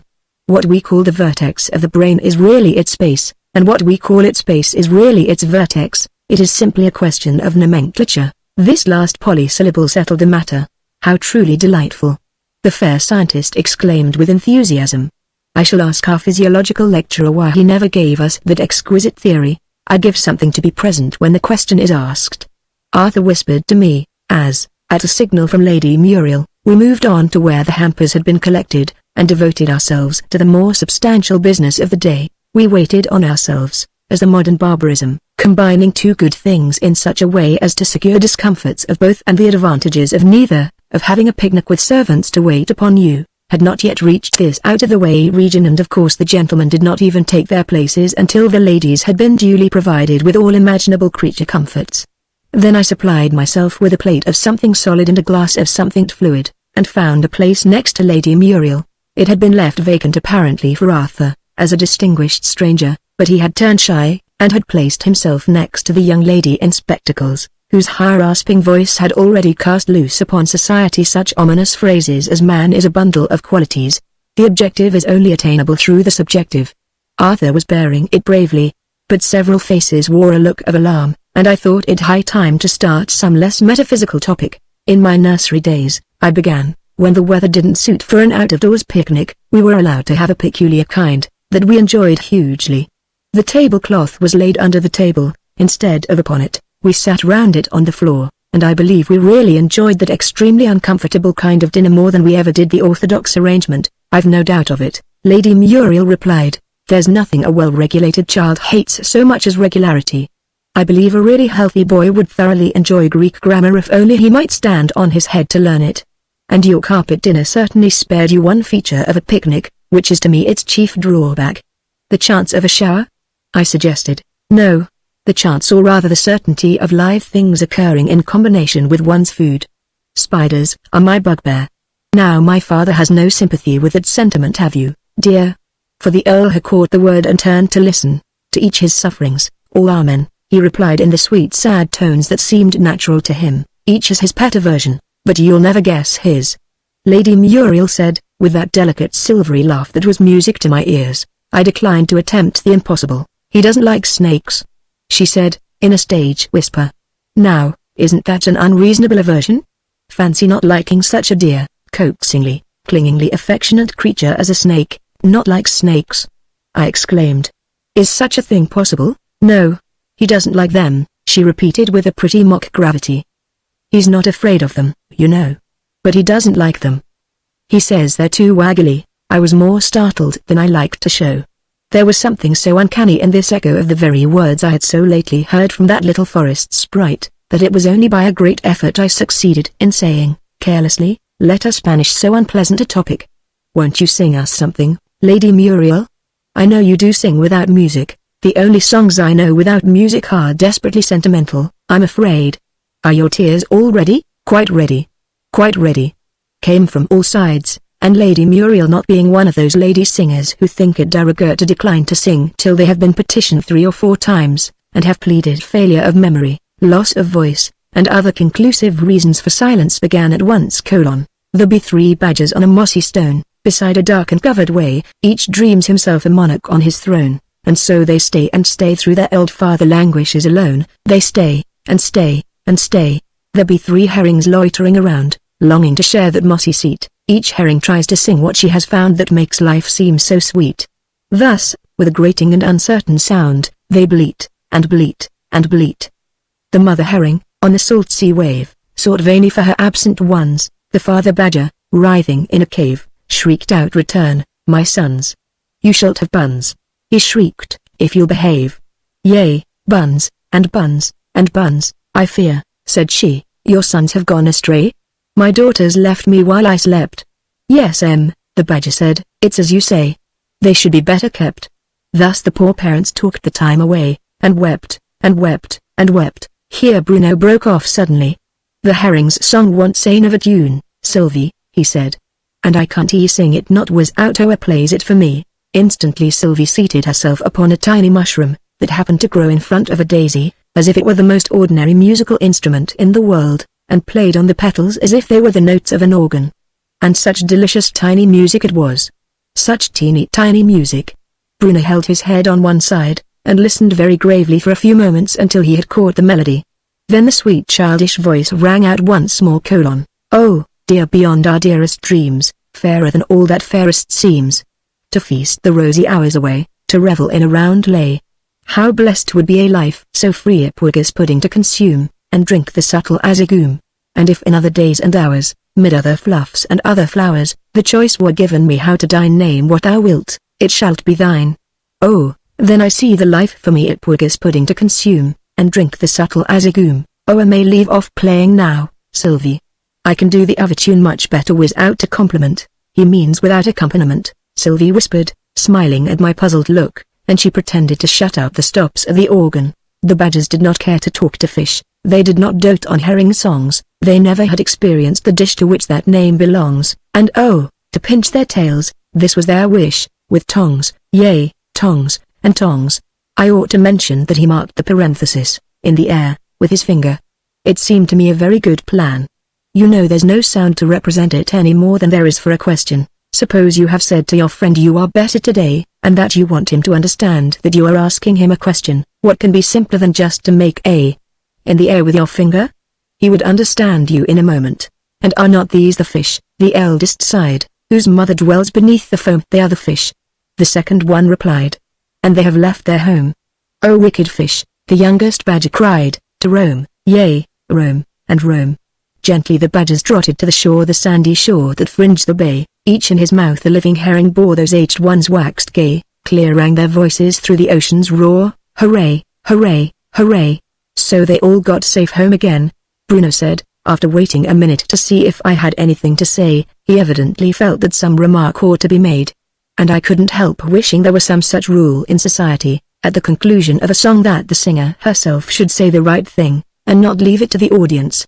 Suppose a young lady has just been warbling, with a grating and uncertain sound, Shelley's exquisite lyric "I rise from dreams of thee." How much nicer it would be, instead of your having to say, "Oh, thank you," for the young lady herself to remark, as she draws on her gloves, while the impassioned words "Oh, press it to thine own, or it will break at last," are still ringing in your ears. But she wouldn't do it, you know. So it did break at last, and I knew it would. She added quietly, as I started at the sudden crash of broken glass. "You've been holding it sideways for the last minute, and letting all the champagne run out. Were you asleep, I wonder? I'm so sorry my singing has such a narcotic effect." Chapter 18 Queer Street, Number 40. Lady Muriel was the speaker. And, for the moment, that was the only fact I could clearly realize. But how she came to be there, and how I came to be there, and how the glass of champagne came to be there, all these were questions which I felt it better to think out in silence, and not commit myself to any statement till I understood things a little more clearly. First accumulate a mass of facts, and then construct a theory. That, I believe, is the true scientific method. I sat up, rubbed my eaves, and began to accumulate facts. A smooth grassy slope, bounded, at the upper end, by venerable ruins half buried in ivy, at the lower, by a stream seen through arching trees. A dozen gaily dressed people, seated in little groups here and there, some open hampers, the debris of a picnic. Such were the facts accumulated by the scientific researcher. And now, what deep, far-reaching theory was he to construct from them? The researcher found himself at fault. Yet stay. One fact had escaped his notice. While all the rest were grouped in twos and in threes, Arthur was alone, while all tongues were talking. His was silent, While all faces were gay, his was gloomy and despondent. Here was a fact indeed. The researcher felt that a theory must be constructed without delay. Lady Muriel had just risen and left the party. Could that be the cause of his despondency? The theory hardly rose to the dignity of a working hypothesis. Clearly more facts were needed. The researcher looked round him once more, and now the facts accumulated in such bewildering profusion, that the theory was lost among them. For Lady Muriel had gone to meet a strange gentleman, just visible in the distance, and now she was returning with him, both of them talking eagerly and joyfully, like old friends who have been long parted, and now she was moving from group to group, introducing the new hero of the hour, and he, young, tall, and handsome, moved gracefully at her side, with the erect bearing and firm tread of a soldier. Verily, the theory looked gloomy for Arthur. His eye caught mine, and he crossed to me. "He is very handsome," I said. "Abominably handsome," muttered Arthur, then smiled at his own bitter words. "Lucky no one heard me but you." "Dr. Forrester," said Lady Muriel, who had just joined us, "let me introduce to you my cousin Eric Linden, Captain Linden, I should say." Arthur shook off his ill temper instantly and completely, as he rose and gave the young soldier his hand. "I have heard of you," he said. "I'm very glad to make the acquaintance of Lady Muriel's cousin." "Yes, that's all I'm distinguished for, as yet," said Eric, so we soon got to call him, with a winning smile. "And I doubt," glancing at Lady Muriel, "if it even amounts to a good conduct badge. But it's something to begin with. You must come to my father, Eric," said Lady Muriel. "I think he's wandering among the ruins." And the pair moved on. The gloomy look returned to Arthur's face, and I could see it was only to distract his thoughts that he took his place at the side of the metaphysical young lady, and resumed their interrupted discussion. "Talking of Herbert Spencer," he began, "do you really find no logical difficulty in regarding nature as a process of involution, passing from definite coherent homogeneity to indefinite incoherent heterogeneity?" Amused as I was at the ingenious jumble he had made of Spencer's words, I kept as grave a face as I could. "No physical difficulty," she confidently replied, "but I haven't studied logic much." "Would you state the difficulty?" "Well," said Arthur, "do you accept it as self-evident? Is it as obvious, for instance, as that things that are greater than the same are greater than one another?" "To my mind," she modestly replied, "it seems quite as obvious. I grasp both truths by intuition. But other minds may need some logical, I forget the technical terms, for a complete logical argument." Arthur began with admirable solemnity. "We need two premises, of course," she interrupted. "I remember that word now." "And they produce a delusion," said Arthur. "Yes," she said dubiously. "I don't seem to remember that so well. But what is the whole argument called? A syllogism." Yes. I remember now. But I don't need a syllogism, you know, to prove that mathematical axiom you mentioned, nor to prove that all angles are equal, I suppose." "Why, of course not. One takes such a simple truth as that for granted." Here I ventured to interpose, and to offer her a plate of strawberries and cream. I felt really uneasy at the thought that she might detect the trick, and I contrived, unperceived by her, to shake my head reprovingly at the pseudo-philosopher. Equally unperceived by her, Arthur slightly raised his shoulders, and spread his hands abroad, as who should say, "What else can I say to her?" and moved away, leaving her to discuss her strawberries by involution, or any other way she preferred. By this time the carriages, that were to convey the revellers to their respective homes, had begun to assemble outside the castle grounds, and it became evident now that Lady Muriel's cousin had joined our party that the problem, how to convey 5 people to Elveston, with a carriage that would only hold 4, must somehow be solved. The Honourable Eric Linden, who was at this moment walking up and down with Lady Muriel, might have solved it at once, no doubt, by announcing his intention of returning on foot. Of this solution there did not seem to be the very smallest probability. The next best solution, it seemed to me, was that I should walk home, and this I at once proposed. "You're sure you don't mind?" said the Earl. "I'm afraid the carriage won't take us all, and I don't like to suggest to Eric to desert his cousin so soon." "So far from minding it," I said, "I should prefer it. It will give me time to sketch this beautiful old ruin." "I'll keep you company," Arthur suddenly said. And, in answer to what I suppose was a look of surprise on my face, he said in a low voice, "I really would rather. I shall be quite de trop in the carriage." "I think I'll walk too," said the Earl. "You'll have to be content with Eric as your escort," he added, to Lady Muriel, who had joined us while he was speaking. "You must be as entertaining as Cerberus." 3 gentlemen rolled into one, Lady Muriel said to her companion. It will be a grand military exploit, a sort of forlorn hope? The captain modestly suggested. You do pay pretty compliments.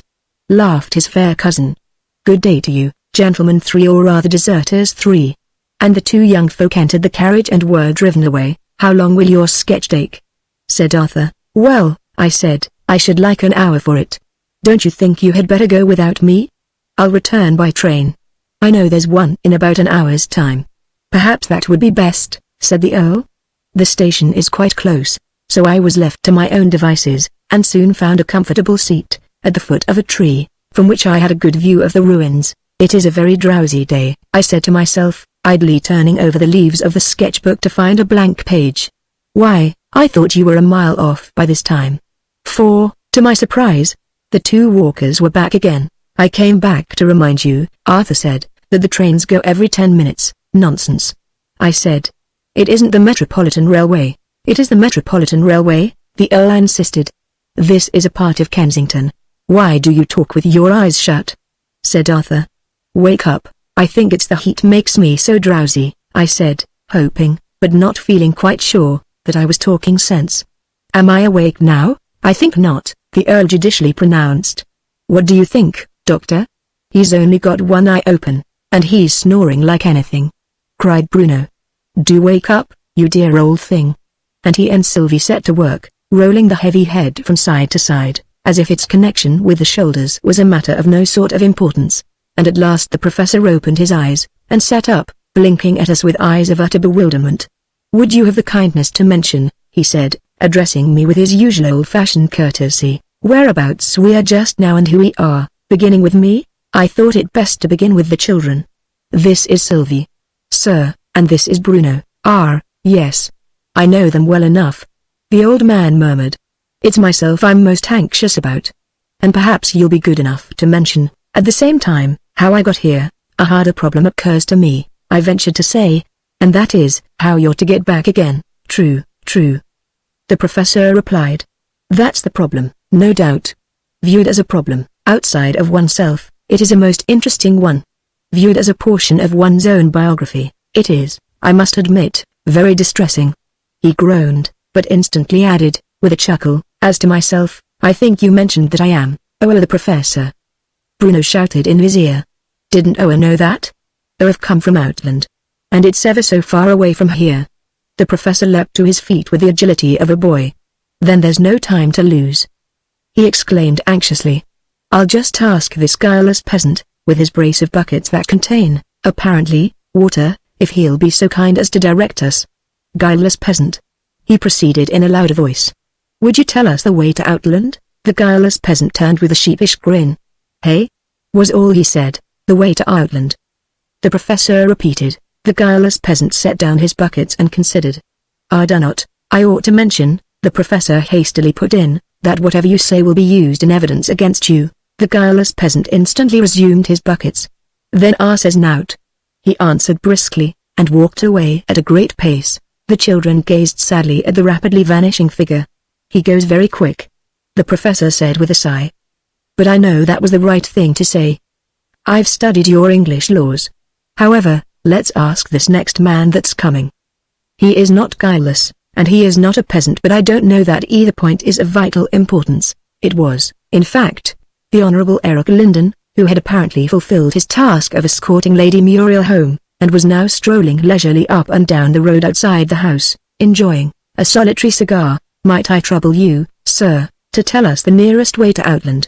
Oddity as he was, in outward appearance, the professor was, in that essential nature which no outward disguise could conceal, a thorough gentleman, and, as such, Eric Linden accepted him instantly. He took the cigar from his mouth, and delicately shook off the ash, while he considered. The name sounds strange to me, he said. I doubt if I can help you. It is not very far from Fairyland, the professor suggested. Eric Linden's eyebrows were slightly raised at these words, and an amused smile, which he courteously tried to repress, flitted across his handsome face, a trifle cracked. He muttered to himself. But what a jolly old patriarch it is. Then he turned to the children. And can't you help him, little folk? He said, with a gentleness of tone that seemed to win their hearts at once. Surely you know all about it. How many miles to Babylon? 70 miles and 10. Can I get there by candlelight? Yes, and back again. To my surprise, Bruno ran forwards to him, as if he were some old friend of theirs, seized the disengaged hand and hung onto it with both of his own, and there stood this tall dignified officer in the middle of the road, gravely swinging a little boy to and fro, while Sylvie stood ready to push him, exactly as if a real swing had suddenly been provided for their pastime. We don't want to get to Babylon, oh no. Bruno explained as he swung. And it isn't candlelight, it's daylight. Sylvie added, giving the swing a push of extra vigor, which nearly took the whole machine off its balance. By this time it was clear to me that Eric Linden was quite unconscious of my presence. Even the professor and the children seemed to have lost sight of me, and I stood in the midst of the group, as unconcernedly as a ghost, seeing but unseen. How perfectly isochronous! The professor exclaimed with enthusiasm. He had his watch in his hand, and was carefully counting Bruno's oscillations. He measures time quite as accurately as a pendulum, yet even pendulums, the good-natured young soldier observed, as he carefully released his hand from Bruno's grasp, and not a joy forever. Come, that's enough for one bout, little man. Next time we meet, you shall have another. Meanwhile you'd better take this old gentleman to Queer Street, number. We'll find it, cried Bruno eagerly, as they dragged the professor away. We are much indebted to you. The professor said, looking over his shoulder. Don't mention it, replied the officer, raising his hat as a parting salute. What number did you say? The professor called from the distance. The officer made a trumpet of his two hands. 40. He shouted in stentorian tones. And not piano, by any means. He added to himself. It's a mad world, my masters, a mad world. He lit another cigar, and strolled on towards his hotel. What a lovely evening, I said, joining him as he passed me. Lovely indeed, he said. Where did you come from? Dropped from the clouds? I'm strolling your way, I said, and no further explanation seemed necessary. Have a cigar? Thanks, I'm not a smoker. Is there a lunatic asylum near here? Not that I know of, thought there might be. Met a lunatic just now. Queer old fish as ever I saw, and so, in friendly chat, we took our homeward ways, and wished each other good night at the door of his hotel. Left to myself, I felt the eerie feeling rush over me again, and saw, standing at the door of number 40, the three figures I knew so well. Then it's the wrong house? Bruno was saying. No, no. It's the right house, the professor cheerfully replied, but it's the wrong street. That's where we've made our mistake. Our best plan, now, will be to. It was over. The street was empty, commonplace life was around me, and the eerie feeling had fled. Chapter 19 How to Make a Fliz.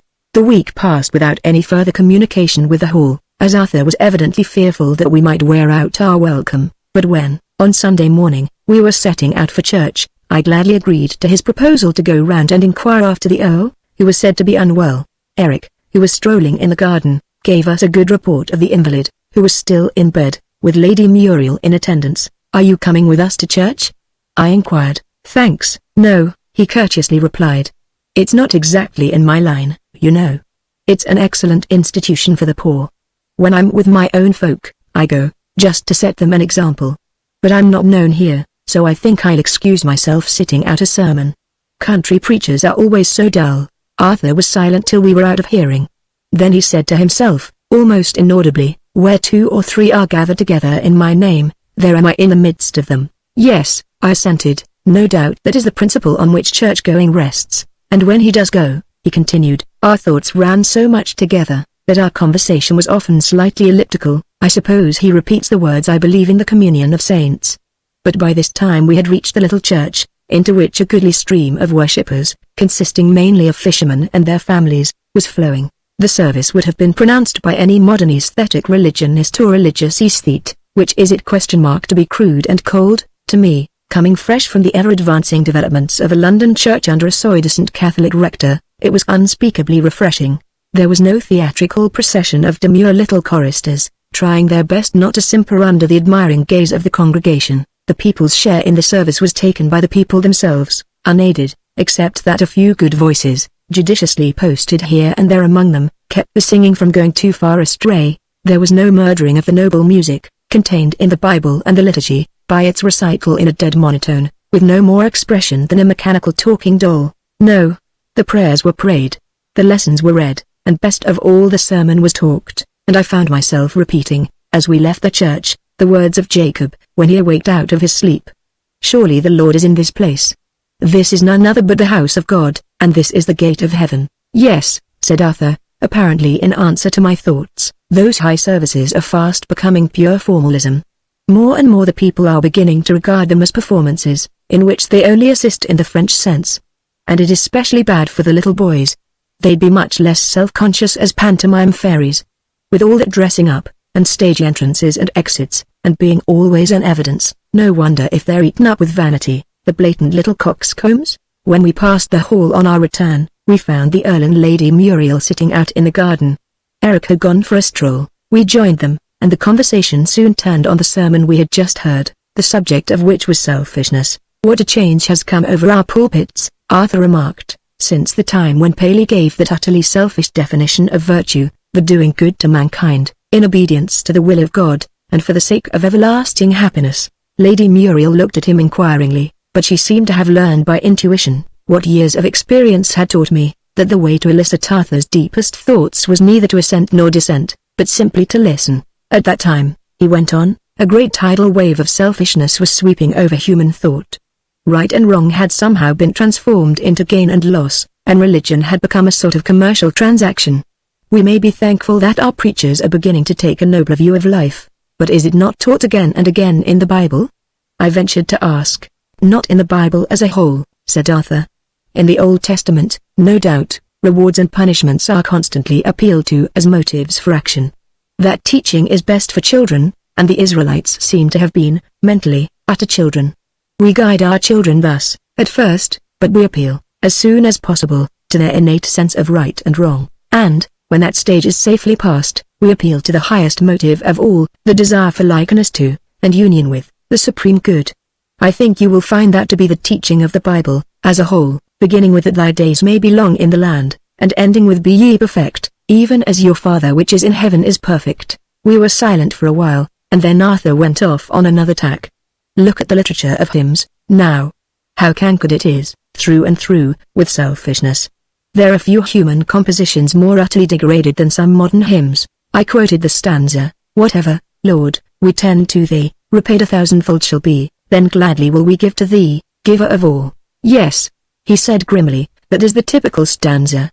And the very last charity sermon I heard was infected with it. After giving many good reasons for charity, the preacher wound up with and, for all you give, you will be repaid 1,000-fold. Oh, the utter meanness of such a motive, to be put before men who do know what self-sacrifice is, who can appreciate generosity and heroism. Talk of original sin. He went on with increasing bitterness.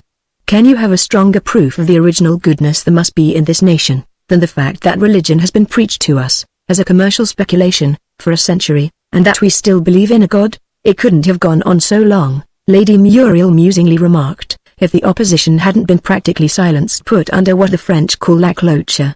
Surely in any lecture hall, or in private society, such teaching would soon have been hooted down? I trust so, said Arthur, and, though I don't want to see brawling in church legalized, I must say that our preachers enjoy an enormous privilege which they ill deserve, and which they misuse terribly.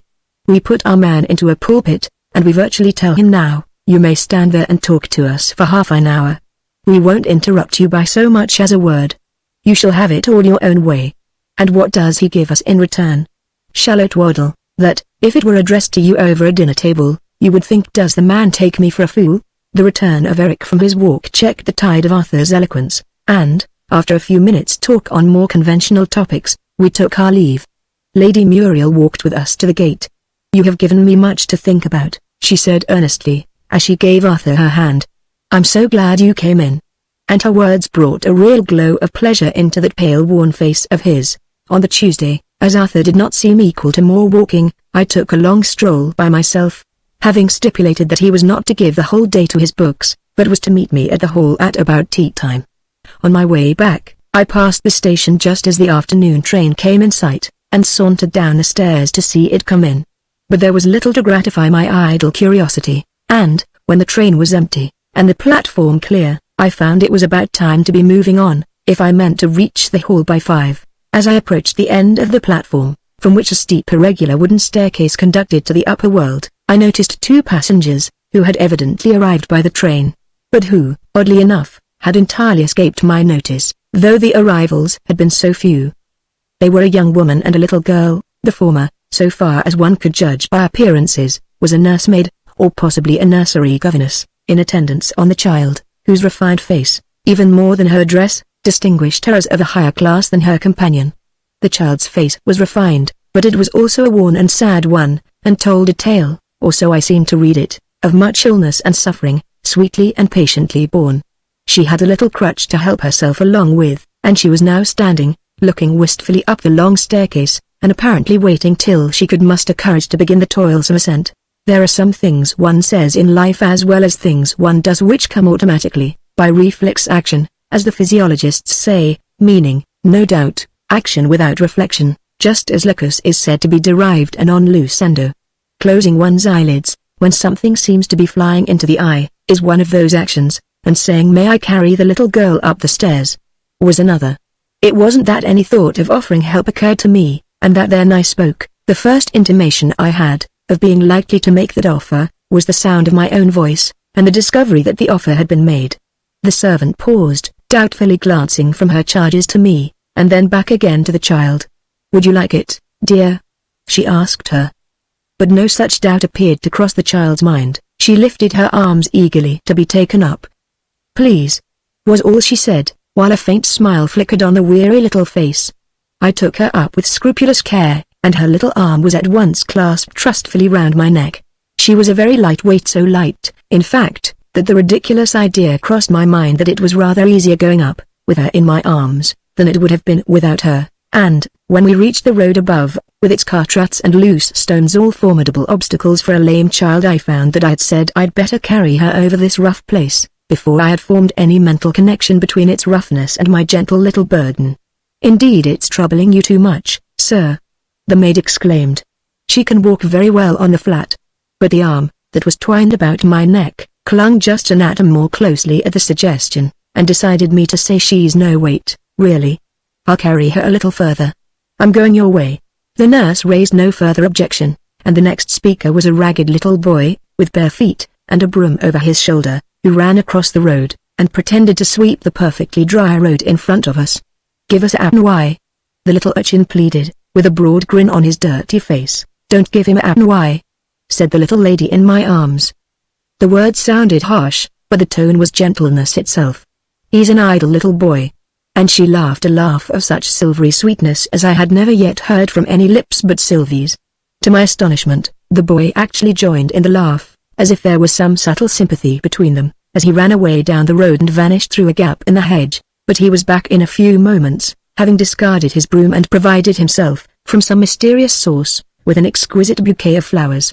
Buy a posy, only a apple," he chanted, with the melancholy drawl of a professional beggar. "Don't buy it," was Her Majesty's edict as she looked down, with a lofty scorn that seemed curiously mixed with tender interest, on the ragged creature at her feet. But this time I turned rebel, and ignored the royal commands. Such lovely flowers, and a form so entirely new to me, were not to be abandoned at the bidding of any little maid, however imperious. I bought the bouquet, and the little boy, after popping the halfpenny into his mouth, turned head over heels, as if to ascertain whether the human mouth is really adapted to serve as a money box. With wonder, that increased every moment, I turned over the flowers, and examined them one by one. There was not a single one among them that I could remember having ever seen before. At last I turned to the nursemaid. "Do these flowers grow wild about here?" I never saw, but the speech died away on my lips. The nursemaid had vanished. "You can put me down now, if you like," Sylvie quietly remarked. I obeyed in silence, and could only ask myself, is this a dream? On finding Sylvie and Bruno walking one on either side of me, and clinging to my hands with the ready confidence of childhood, "You're larger than when I saw you last," I began. "Really, I think we ought to be introduced again. There's so much of you that I never met before, you know." "Very well," Sylvie merrily replied. "This is Bruno. It doesn't take long. He's only got one name. There's another name to me." Bruno protested, with a reproachful look at the mistress of the ceremonies. "And it's Esquire." "Oh, of course. I forgot," said Sylvie. "Bruno Esquire, and did you come here to meet me, my children?" I inquired. "You know I said we'd come on Tuesday," Sylvie explained. "Are we the proper size for common children?" "Quite the right size for children," I replied, adding mentally, "though not common children, by any means." But what became of the nursemaid? It are gone. Bruno solemnly replied. Then it wasn't solid, like Sylvie and you? No. Oh, I couldn't touch it. Oh no. If I walked at it, I would go right through. I quite expected you'd find it out, once, said Sylvie. Bruno ran it against a telegraph post, by accident. And it went in two halves. But you were looking the other way. I felt that I had indeed missed an opportunity. To witness such an event as a nursemaid going in two halves does not occur twice in a lifetime. When did I guess it was Sylvie? Bruno inquired. I didn't guess it, till it was Sylvie, I said. But how did you manage the nursemaid? Bruno managed it, said Sylvie. It's called a fliz, and how do you make a fliz, Bruno? The professor teached me how, said Bruno. First Hoa takes a lot of air. Oh, Bruno. Sylvie interposed. The professor said you weren't to tell. But who did her voice? I asked. Indeed it's troubling you too much, sir. She can walk very well on the flat. Bruno laughed merrily as I turned hastily from side to side, looking in all directions for the speaker. That were me. He gleefully proclaimed, in his own voice. She can indeed walk very well on the flat, I said. And I think I was the flat. By this time we were near the hall. This is where my friends live, I said. Will you come in and have some tea with them? Bruno gave a little jump of joy, and Sylvie said yes, please. You'd like some tea, Bruno, wouldn't you? He hasn't tasted tea, she explained to me, since we left Outland, and that weren't good tea, said Bruno. It was so welly weak. Chapter 20 Light come, light go. Lady Muriel's smile of welcome could not quite conceal the look of surprise with which she regarded my new companions. I presented them in due form. This is Sylvie, Lady Muriel. And this is Bruno. Any surname? She inquired, her eyes twinkling with fun. No, I said gravely. No surname. She laughed, evidently thinking I said it in fun, and stooped to kiss the children, a salute to which Bruno submitted with reluctance. Sylvie returned it with interest, while she and Arthur, who had arrived before me, supplied the children with tea and cake. I tried to engage the Earl in conversation, but he was restless and distrait, and we made little progress. At last, by a sudden question, he betrayed the cause of his disquiet. Would you let me look at those flowers you have in your hand? Willingly, I said, handing him the bouquet. Botany was, I knew, a favorite study of his, and these flowers were to me so entirely new and mysterious, that I was really curious to see what a botanist would say of them. They did not diminish his disquiet. On the contrary, he became every moment more excited as he turned them over. These are all from Central India, he said, laying aside part of the bouquet. They are rare, even there, and I have never seen them in any other part of the world. These two are Mexican. This one, he rose hastily, and carried it to the window, to examine it in a better light, the flush of excitement mounting to his very forehead, is. I'm nearly sure, but I have a book of Indian botany here. He took a volume from the bookshelves, and turned the leaves with trembling fingers. Yes. Compare it with this picture. It is the exact duplicate. This is the flower of the upas tree, which usually grows only in the depths of forests, and the flower fades so quickly after being plucked, that it is scarcely possible to keep its form or color even so far as the outskirts of the forest. Yet this is in full bloom. Where did you get these flowers? He added with breathless eagerness. I glanced at Sylvie, who, gravely and silently, laid her finger on her lips, then beckoned to Bruno to follow her, and ran out into the garden, and I found myself in the position of a defendant whose two most important witnesses have been suddenly taken away. Let me give you the flowers, I stammered out at last, quite at my wit's end as to how to get out of the difficulty. You know much more about them than I do. I accept them most gratefully. But you have not yet told me. The Earl was beginning, when we were interrupted, to my great relief, by the arrival of Eric Linden. To Arthur, however, the newcomer was, I saw clearly, anything but welcome. His face clouded over, he drew a little back from the circle, and took no further part in the conversation, which was wholly maintained, for some minutes, by Lady Muriel and her lively cousin, who were discussing some new music that had just arrived from London. Do just try this one, he pleaded. The music looks easy to sing at sight, and the song's quite appropriate to the occasion. Then I suppose it's 5 o'clock tea. Ever to thee faithful I'll be. 5 o'clock tea, laughed Lady Muriel, as she sat down to the piano, and lightly struck a few random chords. Not quite, and yet it is a kind of ever to thee faithful I'll be. It's a pair of hapless lovers, he crosses the briny deep, and she is left lamenting. That is indeed appropriate, she replied mockingly, as he placed the song before her. "And am I to do the lamenting?"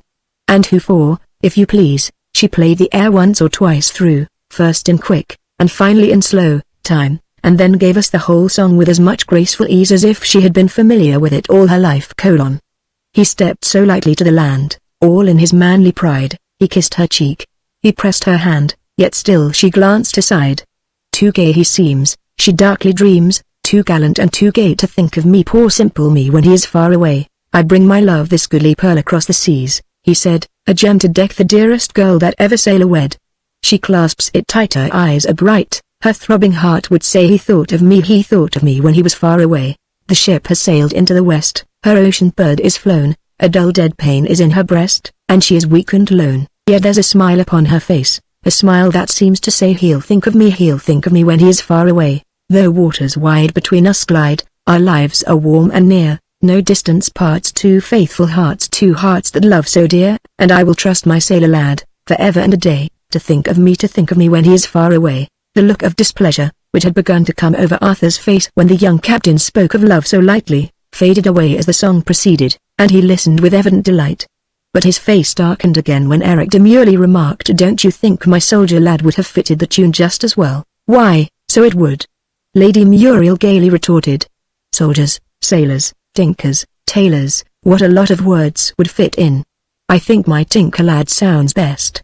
Don't you?" To spare my friend further pain, I rose to go, just as the Earl was beginning to repeat his particularly embarrassing question about the flowers. "You have not yet?" "Yes, I've had some tea, thank you," I hastily interrupted him. "And now we really must be going. Good evening, Lady Muriel." And we made our adducts, and escaped, while the Earl was still absorbed in examining the mysterious bouquet. Lady Muriel accompanied us to the door. "You couldn't have given my father a more acceptable present," she said, warmly. "He is so passionately fond of botany. I'm afraid I know nothing of the theory of it, but I keep his hortus siccus in order. I must get some sheets of blotting paper, and dry these new treasures for him before they fade." "That won't be no good at all," said Bruno, who was waiting for us in the garden. "Why won't it?" said I. "You know I had to give the flowers, to stop questions." "Yes, it can't be helped," said Sylvie, "but they will be sorry when they find them gone." "But how will they go?" "Well, I don't know how, but they will go. The nosegay was only a fliz, you know. Bruno made it up." These last words were in a whisper, as she evidently did not wish Arthur to hear. But of this there seemed to be little risk. He hardly seemed to notice the children, but paced on, silent and abstracted, and when, at the entrance to the wood, they bid us a hasty farewell and ran off, he seemed to wake out of a daydream. The bouquet vanished, as Sylvie had predicted, and when, a day or two afterwards, Arthur and I once more visited the hall, we found the Earl and his daughter, with the old housekeeper, out in the garden, examining the fastenings of the drawing-room window. "We are holding an inquest," Lady Muriel said, advancing to meet us, "and we admit you, as accessories before the fact, to tell us all you know about those flowers." The accessories before the fact declined to answer any questions, I gravely replied. "And they reserve their defense. Well then, turn Queen's evidence, please." "The flowers have disappeared in the night," she went on, turning to Arthur, "and we are quite sure no one in the house has meddled with them. Somebody must have entered by the window." "But the fastenings have not been tampered with," said the Earl. "It must have been while you were dining, my lady," said the housekeeper. "That was it," said the Earl. "The thief must have seen you bring the flowers," turning to me, "and have noticed that you did not take them away. And he must have known their great value. They are simply priceless," he exclaimed, in sudden excitement. "And you never told us how you got them," said Lady Muriel. "Some day," I stammered, "I may be free to tell you. Just now, would you excuse me?" The Earl looked disappointed, but kindly said, "Very well, we will ask no questions. But we consider you a very bad Queen's evidence," Lady Muriel added playfully, as we entered the arbor. "We pronounce you to be an accomplice, and we sentence you to solitary confinement, and to be fed on bread and butter. Do you take sugar? It is disquieting, certainly," she resumed, when all creature comforts had been duly supplied, "to find that the house has been entered by a thief in this out-of-the-way place. If only the flowers had been eatables, one might have suspected a thief of quite another shape." "You mean that universal explanation for all mysterious disappearances, the cat did it?" said Arthur. "Yes," she replied. "What a convenient thing it would be if all thieves had the same shape. It's so confusing to have some of them quadrupeds and others bipeds. It has occurred to me, said Arthur, as a curious problem in teleology, the science of final causes, he added, in answer to an inquiring look from Lady Muriel. And a final causes? Well, suppose we say the last of a series of connected events, each of the series being the cause of the next, for whose sake the first event takes place, but the last event is practically an effect of the first, isn't it? And yet you call it a cause of it. Arthur pondered a moment. The words are rather confusing, I grant you, he said. Will this do? The last event is an effect of the first, but the necessity for that event is a cause of the necessity for the first. That seems clear enough, said Lady Muriel. Now let us have the problem. It's merely this. What object can we imagine in the arrangement by which each different size, roughly speaking, of living creatures has its special shape? For instance, the human race has one kind of shape, bipeds. Another set, ranging from the lion to the mouse, are quadrupeds. Go down a step or two further, and you come to insects with 6 legs, hexapeds. A beautiful name, is it not? But beauty, in our sense of the word, seems to diminish as we go down. The creature becomes more, I won't say ugly, of any of God's creatures more uncouth. And, when we take the microscope, and go a few steps lower still, we come upon animalculæ, terribly uncouth, and with a terrible number of legs. The other alternative, said the Earl, would be a diminuendo series of repetitions of the same type. Never mind the monotony of it, let's see how it would work in other ways. Begin with the race of men, and the creatures they require, let us say horses, cattle, sheep, and dogs. We don't exactly require frogs and spiders, do we, Muriel? Lady Muriel shuddered perceptibly, it was evidently a painful subject. We can dispense with them, she said gravely. Well, then we'll have a second race of men, half a yard high, who would have one source of exquisite enjoyment, not possessed by ordinary men. Arthur interrupted. What source? Said the Earl. Why, the grandeur of scenery. Surely the grandeur of a mountain, to me, depends on its size, relative to me. Double the height of the mountain, and of course it's twice as grand. Halve my height, and you produce the same effect. Happy, happy, happy small. Lady Muriel murmured rapturously. None but the short, none but the short, none but the short enjoy the tall. But let me go on, said the Earl. We'll have a third race of men, 5 inches high, a fourth race, 1 inch high. They couldn't eat common beef and mutton, I'm sure. Lady Muriel interrupted. True, my child, I was forgetting. Each set must have its own cattle and sheep, and its own vegetation, I added. What could a cow, 1 inch high, do with grass that waved far above its head? That is true. We must have a pasture within a pasture, so to speak. The common grass would serve our inch-high cows as a green forest of palms, while round the root of each tall stem would stretch a tiny carpet of microscopic grass. Yes, I think our scheme will work fairly well. And it would be very interesting, coming into contact with the races below us. What sweet little things the inch-high bulldogs would be. I doubt if even Muriel would run away from one of them. Don't you think we ought to have a crescendo series, as well? Said Lady Muriel. Only fancy being 100 yards high. One could use an elephant as a paperweight, and a crocodile as a pair of scissors. And would you have races of different sizes communicate with one another? I inquired. Would they make war on one another, for instance, or enter into treaties? War we must exclude, I think. When you could crush a whole nation with one blow of your fist, you couldn't conduct war on equal terms. But anything, involving a collision of minds only, would be possible in our ideal world, for of course we must allow mental powers to all, irrespective of size. Perhaps the fairest rule would be that, the smaller the race, the greater should be its intellectual development. Do you mean to say, said Lady Muriel, that these mannequins of 1 inch high are to argue with me? Surely, surely, said the Earl. An argument doesn't depend for its logical force on the size of the creature that utters it. She tossed her head indignantly. I would not argue with any man less than 6 inches high, she cried. I'd make him work. What at? Said Arthur, listening to all this nonsense with an amused smile. Embroidery. She readily replied. What lovely embroidery they would do. Yet, if they did it wrong, I said, you couldn't argue the question. I don't know why, but I agree that it couldn't be done. The reason is, said Lady Muriel, one couldn't sacrifice one's dignity so far. Of course one couldn't, echoed Arthur. Any more than one could argue with a potato. It would be altogether excuse the ancient punning for a dig. I doubt it, said I. Even a pun doesn't quite convince me. Well, if that is not the reason, said Lady Muriel, what reason would you give? I tried hard to understand the meaning of this question, but the persistent humming of the bees confused me, and there was a drowsiness in the air that made every thought stop and go to sleep before it had got well thought out, so all I could say was that must depend on the weight of the potato. I felt the remark was not so sensible as I should have liked it to be. But Lady Muriel seemed to take it quite as a matter of course. In that case she began, but suddenly started, and turned away to listen. "Don't you hear him?" she said. "He's crying. We must go to him, somehow," and I said to myself, that's very strange. I quite thought it was Lady Muriel talking to me. Why, it's Sylvie all the while. And I made another great effort to say something that should have some meaning in it. "Is it about the potato?" Chapter 21. Through the ivory door. "I don't know," said Sylvie. "Hush. I must think. I could go to him, by myself, well enough. But I want you to come too. Let me go with you," I pleaded. "I can walk as fast as you can, I'm sure." Sylvie laughed merrily. "What nonsense!" she cried. "Why, you can't walk a bit. You're lying quite flat on your back. You don't understand these things. I can walk as well as you can," I repeated. And I tried my best to walk a few steps, but the ground slipped away backwards, quite as fast as I could walk, so that I made no progress at all. Sylvie laughed again. "There, I told you so.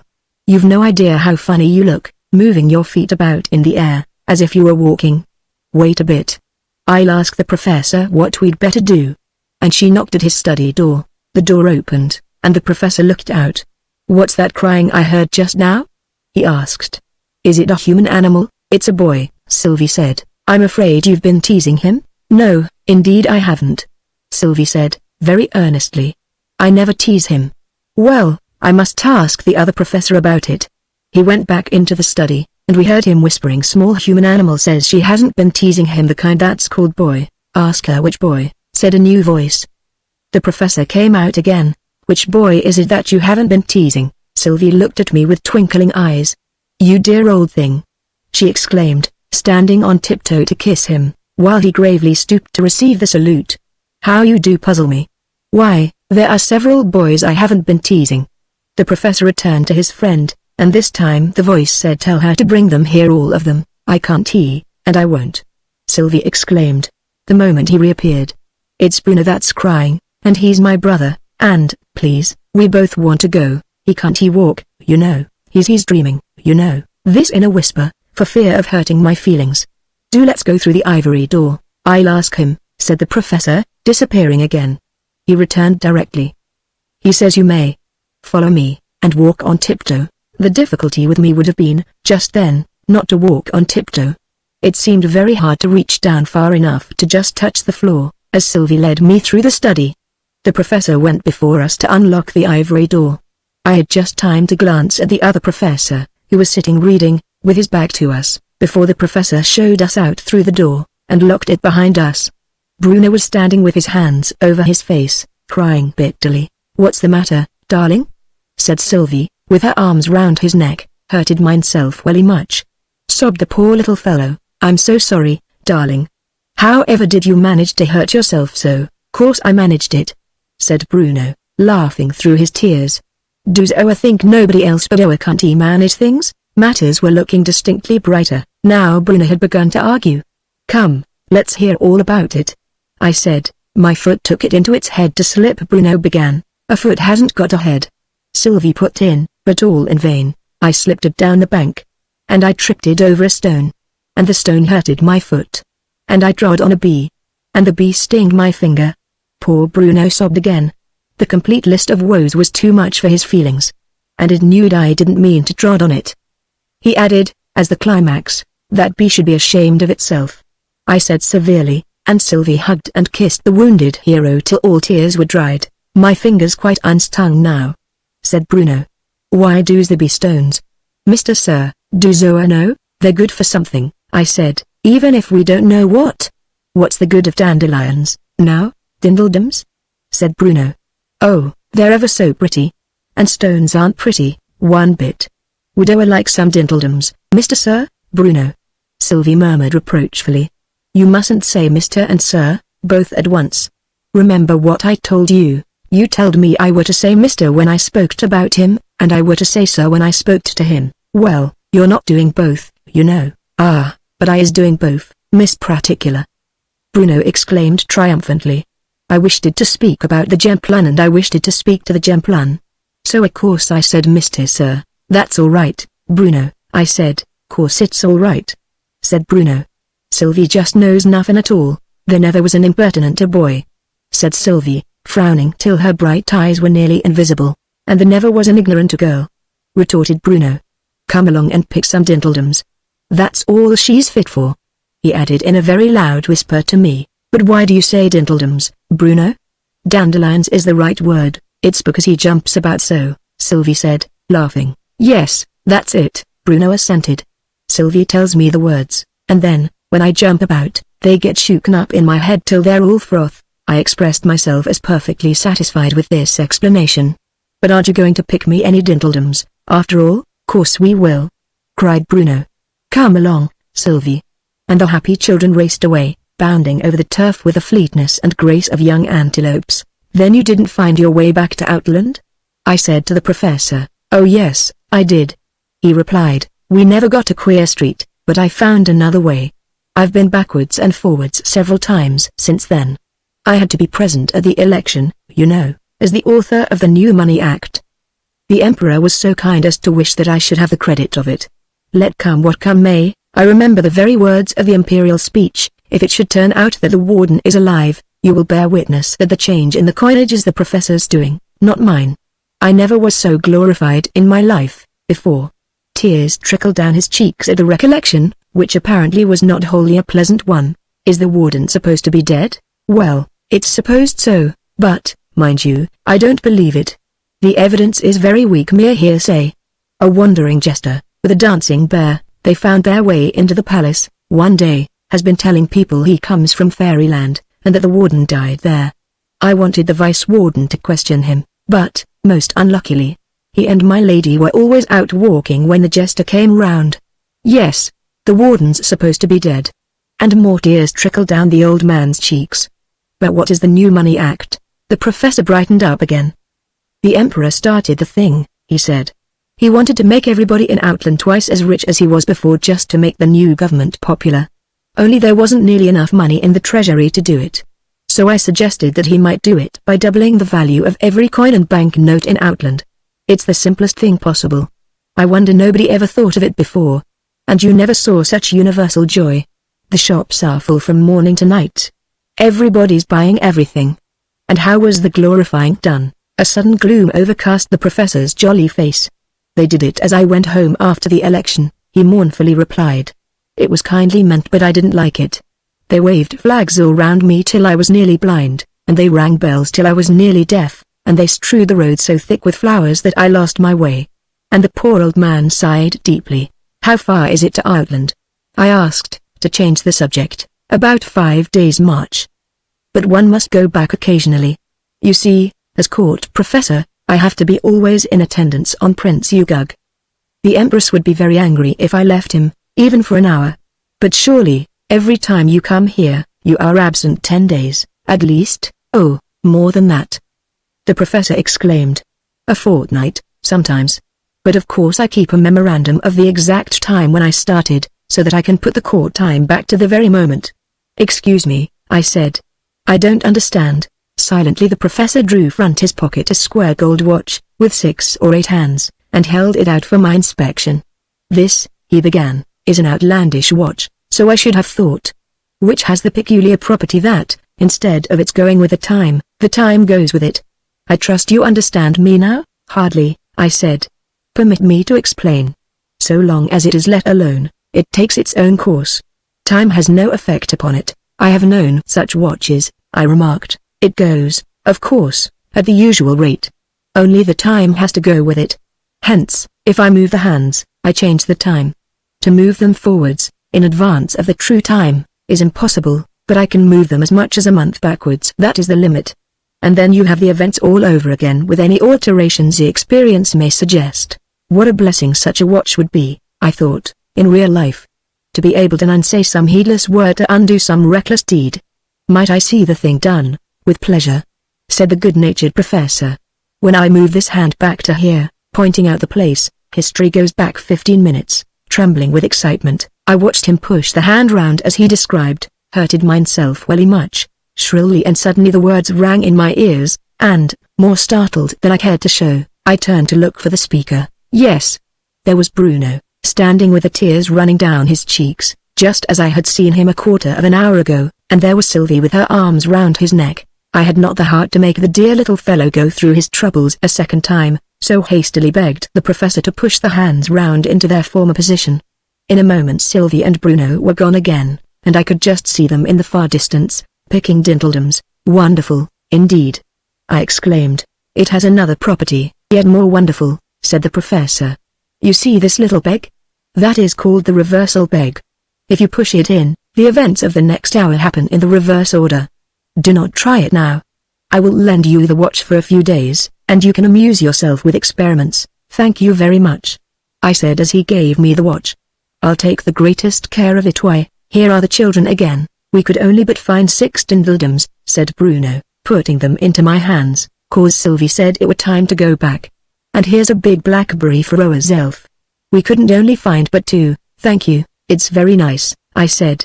And I suppose you ate the other, Bruno? No, I didn't, Bruno said, carelessly. Aren't they pretty dindledums, Mr. Sir? Yes, very, but what makes you limp so, my child? Mine foot's come hurted again, Bruno mournfully replied. And he sat down on the ground, and began nursing it. The professor held his head between his hands, an attitude that I knew indicated distraction of mind. Better rest a minute, he said. It may be better then or it may be worse. If only I had some of my medicines here. I'm court physician, you know, he added, aside to me. Shall I go and get you some blackberries, darling? Sylvie whispered, with her arms round his neck, and she kissed away a tear that was trickling down his cheek.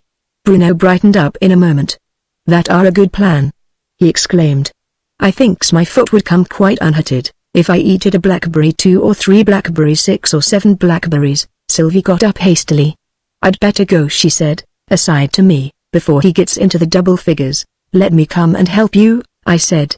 I can reach higher up than you can. Yes, please, said Sylvie, putting her hand into mine, and we walked off together. Bruno loves blackberries, she said, as we paced slowly along by a tall hedge, that looked a promising place for them, and it was so sweet of him to make me eat the only one. Oh, it was you that ate it, then?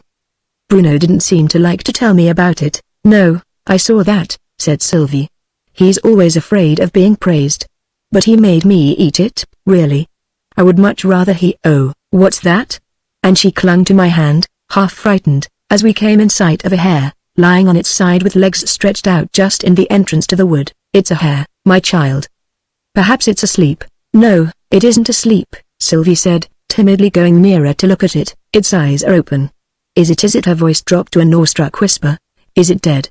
Do you think? Yes, it's quite dead, I said, after stooping to examine it. Poor thing. I think it's been hunted to death. I know the harriers were out yesterday, but they haven't touched it. Perhaps they caught sight of another, and left it to die of fright and exhaustion. Hunted to death? Sylvie repeated to herself, very slowly and sadly.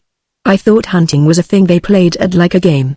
Bruno and I hunt snails, but we never hurt them when he catch them. Sweet angel, I thought. How am I to get the idea of sport into your innocent mind? And as we stood, hand in hand, looking down at the dead hare, I tried to put the thing into such words as she could understand. You know what fierce wild beasts lions and tigers are? Sylvie nodded. Well, in some countries men have to kill them, to save their own lives, you know. Yes, said Sylvie, if one tried to kill me, Bruno would kill it if he could. Well, and so the hunters get to enjoy it, you know, the running, and the fighting, and the shouting, and the danger. Yes, said Sylvie. Bruno likes danger. Well, but, in this country, there aren't any lions and tigers, loose, so they hunt other creatures, you see. I hoped, but in vain, that this would satisfy her, and that she would ask no more questions. They hunt foxes, Sylvie said, thoughtfully. And I think they kill them, too. Foxes are very fierce. I dare say men don't love them. Are hares fierce? No, I said. A hare is a sweet, gentle, timid animal, almost as gentle as a lamb. But, if men love hares, why her voice quivered, and her sweet eyes were brimming over with tears. I'm afraid they don't love them, dear child. All children love them, Sylvie said. All ladies love them. I'm afraid even ladies go to hunt them, sometimes. Sylvie shuddered. Oh, no, not ladies. She earnestly pleaded. Not Lady Muriel, no, she never does. I'm sure, but this is too sad a sight for you, dear. Let's try and find some. But Sylvie was not satisfied yet. In a hushed, solemn tone, with bowed head and clasped hands, she put her final question. Does God love hares? Yes, I said. I'm sure he does. He loves every living thing. Even sinful men. How much more the animals, that cannot sin. I don't know what sin means, said Sylvie. And I didn't try to explain it. Come, my child, I said, trying to lead her away. Wish goodbye to the poor hare, and come and look for blackberries. Goodbye, poor hare. Sylvie obediently repeated, looking over her shoulder at it as we turned away. And then, all in a moment, her self-command gave way. Pulling her hand out of mine, she ran back to where the dead hare was lying, and flung herself down at its side in such an agony of grief as I could hardly have believed possible in so young a child. Oh, my darling, she moaned, over and over again. And God meant your life to be so beautiful. Sometimes, but always keeping her face hidden on the ground, she would reach out one little hand, to stroke the poor dead thing, and then once more bury her face in her hands, and sob as if her heart would break. I was afraid she would really make herself ill. Still I thought it best to let her weep away the first sharp agony of grief, and, after a few minutes, the sobbing gradually ceased, and Sylvie rose to her feet, and looked calmly at me, though tears were still streaming down her cheeks. I did not dare to speak again, just yet, but simply held out my hand to her, that we might quit the melancholy spot. Yes, I'll come now, she said. Very reverently she kneeled down, and kissed the dead hare, then rose and gave me her hand, and we moved on in silence. A child's sorrow is violent but short, and it was almost in her usual voice that she said after a minute, oh stop. Here are some lovely blackberries. We filled our hands with fruit and returned in all haste to where the professor and Bruno were seated on a bank awaiting our return. Just before we came within hearing distance, Sylvie checked me. Please don't tell Bruno about the hare, she said. Very well, my child. But why not? Tears again glittered in those sweet eyes and she turned her head away so that I could scarcely hear her reply. He's very fond of gentle creatures, you know. And he'd be so sorry. I don't want him to be made sorry, and your agony of sorrow is to count for nothing, then, sweet unselfish child. I thought to myself. But no more was said till we had reached our friends, and Bruno was far too much engrossed in the feast we had brought him, to take any notice of Sylvie's unusually grave manner. I'm afraid it's getting rather late, Professor? I said. Yes, indeed, said the professor. I must take you all through the ivory door again. You've stayed your full time, mightn't we stay a little longer? Pleaded Sylvie. Just 1 minute, added Bruno. But the professor was unyielding. It's a great privilege, coming through at all, he said. We must go now. And we followed him obediently to the ivory door, which he threw open, and signed to me to go through first. You're coming too, aren't you? I said to Sylvie. Yes, she said, but you won't see us after you've gone through. But suppose I wait for you outside? I asked, as I stepped through the doorway. In that case, said Sylvie, I think the potato would be quite justified in asking your weight. I can quite imagine a really superior kidney potato declining to argue with anyone under 15 stone. With a great effort I recovered the thread of my thoughts. We lapse very quickly into nonsense. I said. Chapter 22 Crossing the Line. Let us lapse back again, said Lady Muriel. Take another cup of tea? I hope that's sound common sense. And all that strange adventure, I thought, has occupied the space of a single comma in Lady Muriel's speech. A single comma, for which grammarians tell us to count 1. I felt no doubt that the professor had kindly put back the time for me, to the exact point at which I had gone to sleep. When, a few minutes afterwards, we left the house, Arthur's first remark was certainly a strange one. We've been there just 20 minutes, he said, and I've done nothing but listen to you and Lady Muriel talking, and yet, somehow, I feel exactly as if I had been talking with her for an hour at least, and so he had been, I felt no doubt, only, as the time had been put back to the beginning of the tete-a-tete he referred to, the whole of it had passed into oblivion, if not into nothingness. But I valued my own reputation for sanity too highly to venture on explaining to him what had happened. For some cause, which I could not at the moment divine, Arthur was unusually grave and silent during our walk home. It could not be connected with Eric Linden, I thought, as he had for some days been away in London, so that, having Lady Muriel almost all to himself, for I was only too glad to hear those two conversing, to have any wish to intrude any remarks of my own. He ought, theoretically, to have been specially radiant and contented with life. Can he have heard any bad news? I said to myself. And, almost as if he had read my thoughts, he spoke. He will be here by the last train, he said, in the tone of one who is continuing a conversation rather than beginning one. Captain Linden. Do you mean? Yes, Captain Linden, said Arthur. I said he, because I fancied we were talking about him. The Earl told me he comes tonight, though tomorrow is the day when he will know about the commission that he's hoping for. I wonder he doesn't stay another day to hear the result. If he's really so anxious about it as the Earl believes he is, he can have a telegram sent after him, I said, but it's not very soldier-like, running away from possible bad news. He's a very good fellow, said Arthur, but I confess it would be good news for me, if he got his commission, and his marching orders, all at once. I wish him all happiness with one exception. Good night. We had reached home by this time. I'm not good company tonight, better be alone. It was much the same, next day. Arthur declared he wasn't fit for society, and I had to set forth alone for an afternoon stroll. I took the road to the station, and, at the point where the road from the hall joined it, I paused, seeing my friends in the distance, seemingly bound for the same goal. Will you join us? The Earl said, after I had exchanged greetings with him, and Lady Muriel, and Captain Linden. This restless young man is expecting a telegram, and we are going to the station to meet it. There is also a restless young woman in the case, Lady Muriel added. That goes without saying, my child, said her father. Women are always restless. For generous appreciation of all one's best qualities, his daughter impressively remarked. There's nothing to compare with a father, is there, Eric? Cousins are not in it, said Eric, and then somehow the conversation lapsed into two duologues, the younger folk taking the lead, and the two old men following with less eager steps. And when are we to see your little friends again? Said the Earl. They are singularly attractive children. I shall be delighted to bring them, when I can, I said. But I don't know, myself, when I am likely to see them again. I'm not going to question you, said the Earl, but there's no harm in mentioning that Muriel is simply tormented with curiosity. We know most of the people about here, and she has been vainly trying to guess what house they can possibly be staying at. Some day I may be able to enlighten her, but just at present, thanks. She must bear it as best she can. I tell her it's a grand opportunity for practicing patience. But she hardly sees it from that point of view. Why, there are the children, so indeed they were, waiting, for us, apparently, at a stile, which they could not have climbed over more than a few moments, as Lady Muriel and her cousin had passed it without seeing them. On catching sight of us, Bruno ran to meet us, and to exhibit to us, with much pride, the handle of a clasp knife, the blade having been broken off which he had picked up in the road. And what shall you use it for, Bruno? I said. Don't know.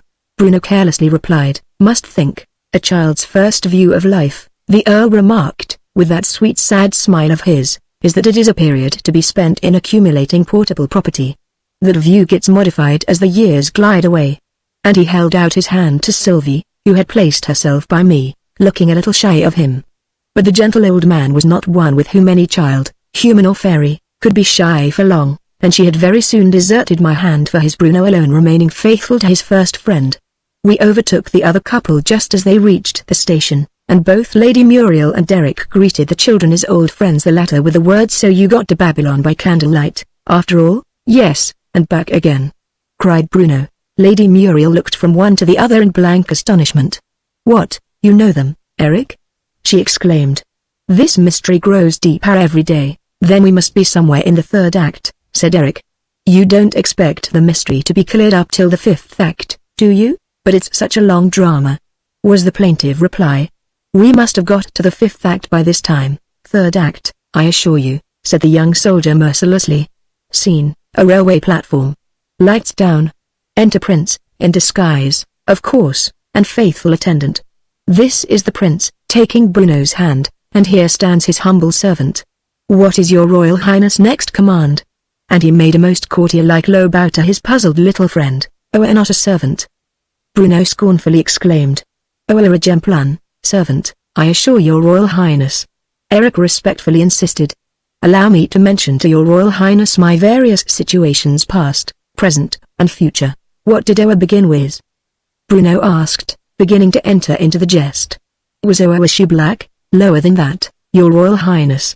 Years ago, I offered myself as a slave, as a confidential slave, I think it's called?"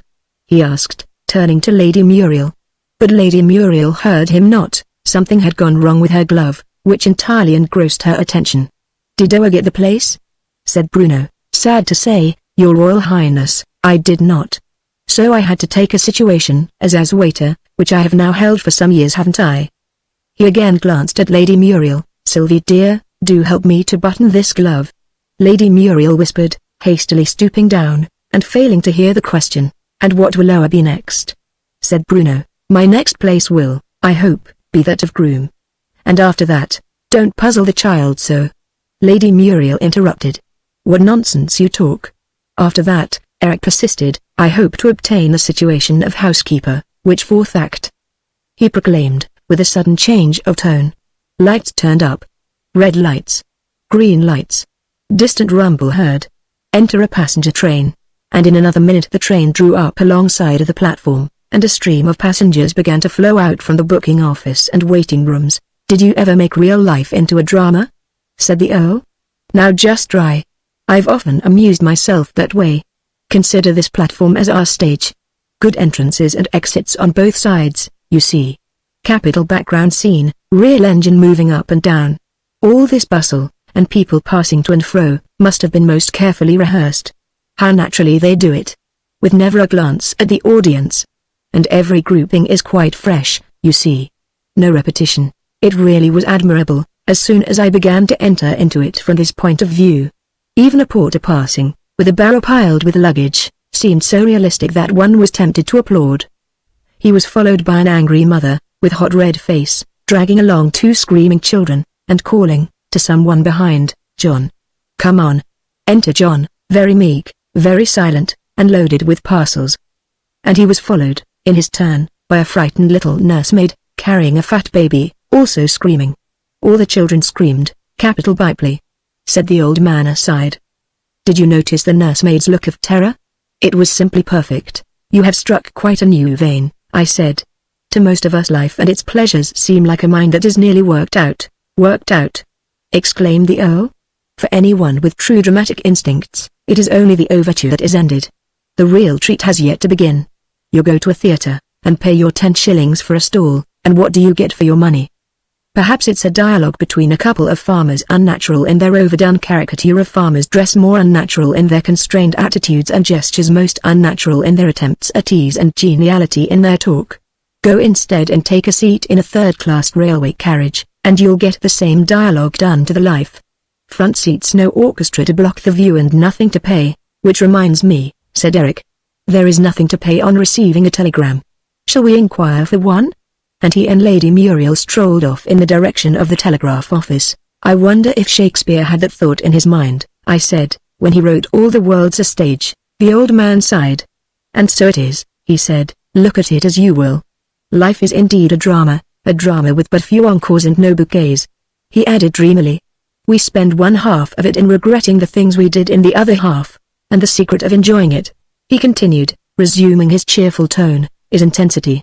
But not in the modern aesthetic sense, I presume?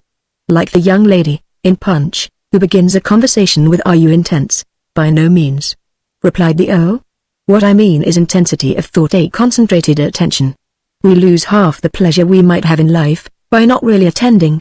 Take any instance you like, it doesn't matter how trivial the pleasure may be, the principle is the same. Suppose one are reading the same second-rate circulating library novel. And never troubles himself to master the relationships of the characters, on which perhaps all the interest of the story depends. He skips over all the descriptions of scenery, and every passage that looks rather dull. He doesn't half attend to the passages he does read. He goes on reading merely from want of resolution to find another occupation for hours after he ought to have put the book aside, and reaches the finish in a state of utter weariness and depression. B puts his whole soul into the thing on the principle that whatever is worth doing well. He masters the genealogies, he calls up pictures before his mind's eye as he reads about the scenery. Best of all, he resolutely shuts the book at the end of some chapter, while his interest is yet at its keenest, and turns to other subjects, so that, when next he allows himself an hour at it, it is like a hungry man sitting down to dinner, and, when the book is finished, he returns to the work of his daily life like a giant refreshed. But suppose the book were really rubbish, nothing to repay attention? Well, suppose it. said the Earl. My theory meets that case, I assure you. A never finds out that it is rubbish, but maunders on to the end, trying to believe he's enjoying himself. B quietly shuts the book, when he's read a dozen pages, walks off to the library, and changes it for a better. I have yet another theory for adding to the enjoyment of life, that is, if I have not exhausted your patience. I'm afraid you find me a very garrulous old man. No indeed, I exclaimed earnestly. And indeed I felt as if one could not easily tire of the sweet sadness of that gentle voice. It is, that we should learn to take our pleasures quickly, and our pains slowly. But why? I should have put it the other way, myself. By taking artificial pain which can be as trivial as you please slowly, the result is that, when real pain comes, however severe, all you need do is to let it go at its ordinary pace, and it's over in a moment. Very true, I said, but how about the pleasure? Why, by taking it quick, you can get so much more into life. It takes you 3 hours and a half to hear and enjoy an opera. Suppose I can take it in, and enjoy it, in half an hour. Why, I can enjoy 7 operas, while you are listening, to one, always supposing you have an orchestra capable of playing them, I said. And that orchestra has yet to be found. The old man smiled. I have heard an air played, he said, and by no means a short one, played right through, variations and all, in 3 seconds. When? And how? I asked eagerly, with a half notion that I was dreaming again. It was done by a little musical box, he quietly replied. After it had been wound up, the regulator, or something, broke, and it ran down, as I said, in about 3 seconds. But it must have played all the notes, you know. Did you enjoy it? I asked, with all the severity of a cross-examining barrister. No, I didn't, he candidly confessed. But then, you know, I hadn't been trained to that kind of music. I should much like to try your plan, I said, and, as Sylvie and Bruno happened to run up to us at the moment, I left them to keep the Earl company, and strolled along the platform, making each person and event play its part in an extempore drama for my especial benefit. What, is the Earl tired of you already? I said, as the children ran past me. No, Sylvie replied with great emphasis. He wants the evening paper. So Bruno's going to be a little newsboy, mind you charge a good price for it. I called after them. Returning up the platform, I came upon Sylvie alone. Well, child, I said, where's your little newsboy? Couldn't he get you an evening paper? He went to get one at the bookstall at the other side, said Sylvie, and he's coming across the line with it. Oh, Bruno, you ought to cross by the bridge. For the distant thud, thud, of the express was already audible. Suddenly a look of horror came over her face. Oh, he's fallen down on the rails, she cried, and darted past me at a speed that quite defied the hasty effort I made to stop her.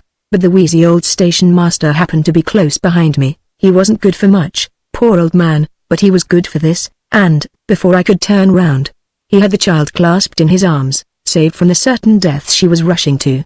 So intent was I in watching this scene, that I hardly saw a flying figure in a light grey suit, who shot across from the back of the platform, and was on the line in another second.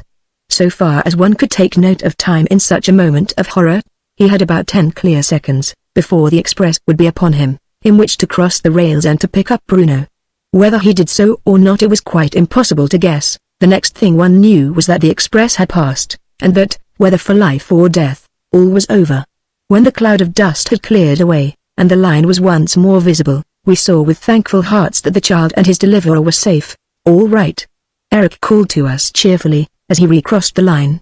He's more frightened than hurt. He lifted the little fellow up into Lady Muriel's arms, and mounted the platform as gaily as if nothing had happened, but he was as pale as death, and leaned heavily on the arm I hastily offered him, fearing he was about to faint.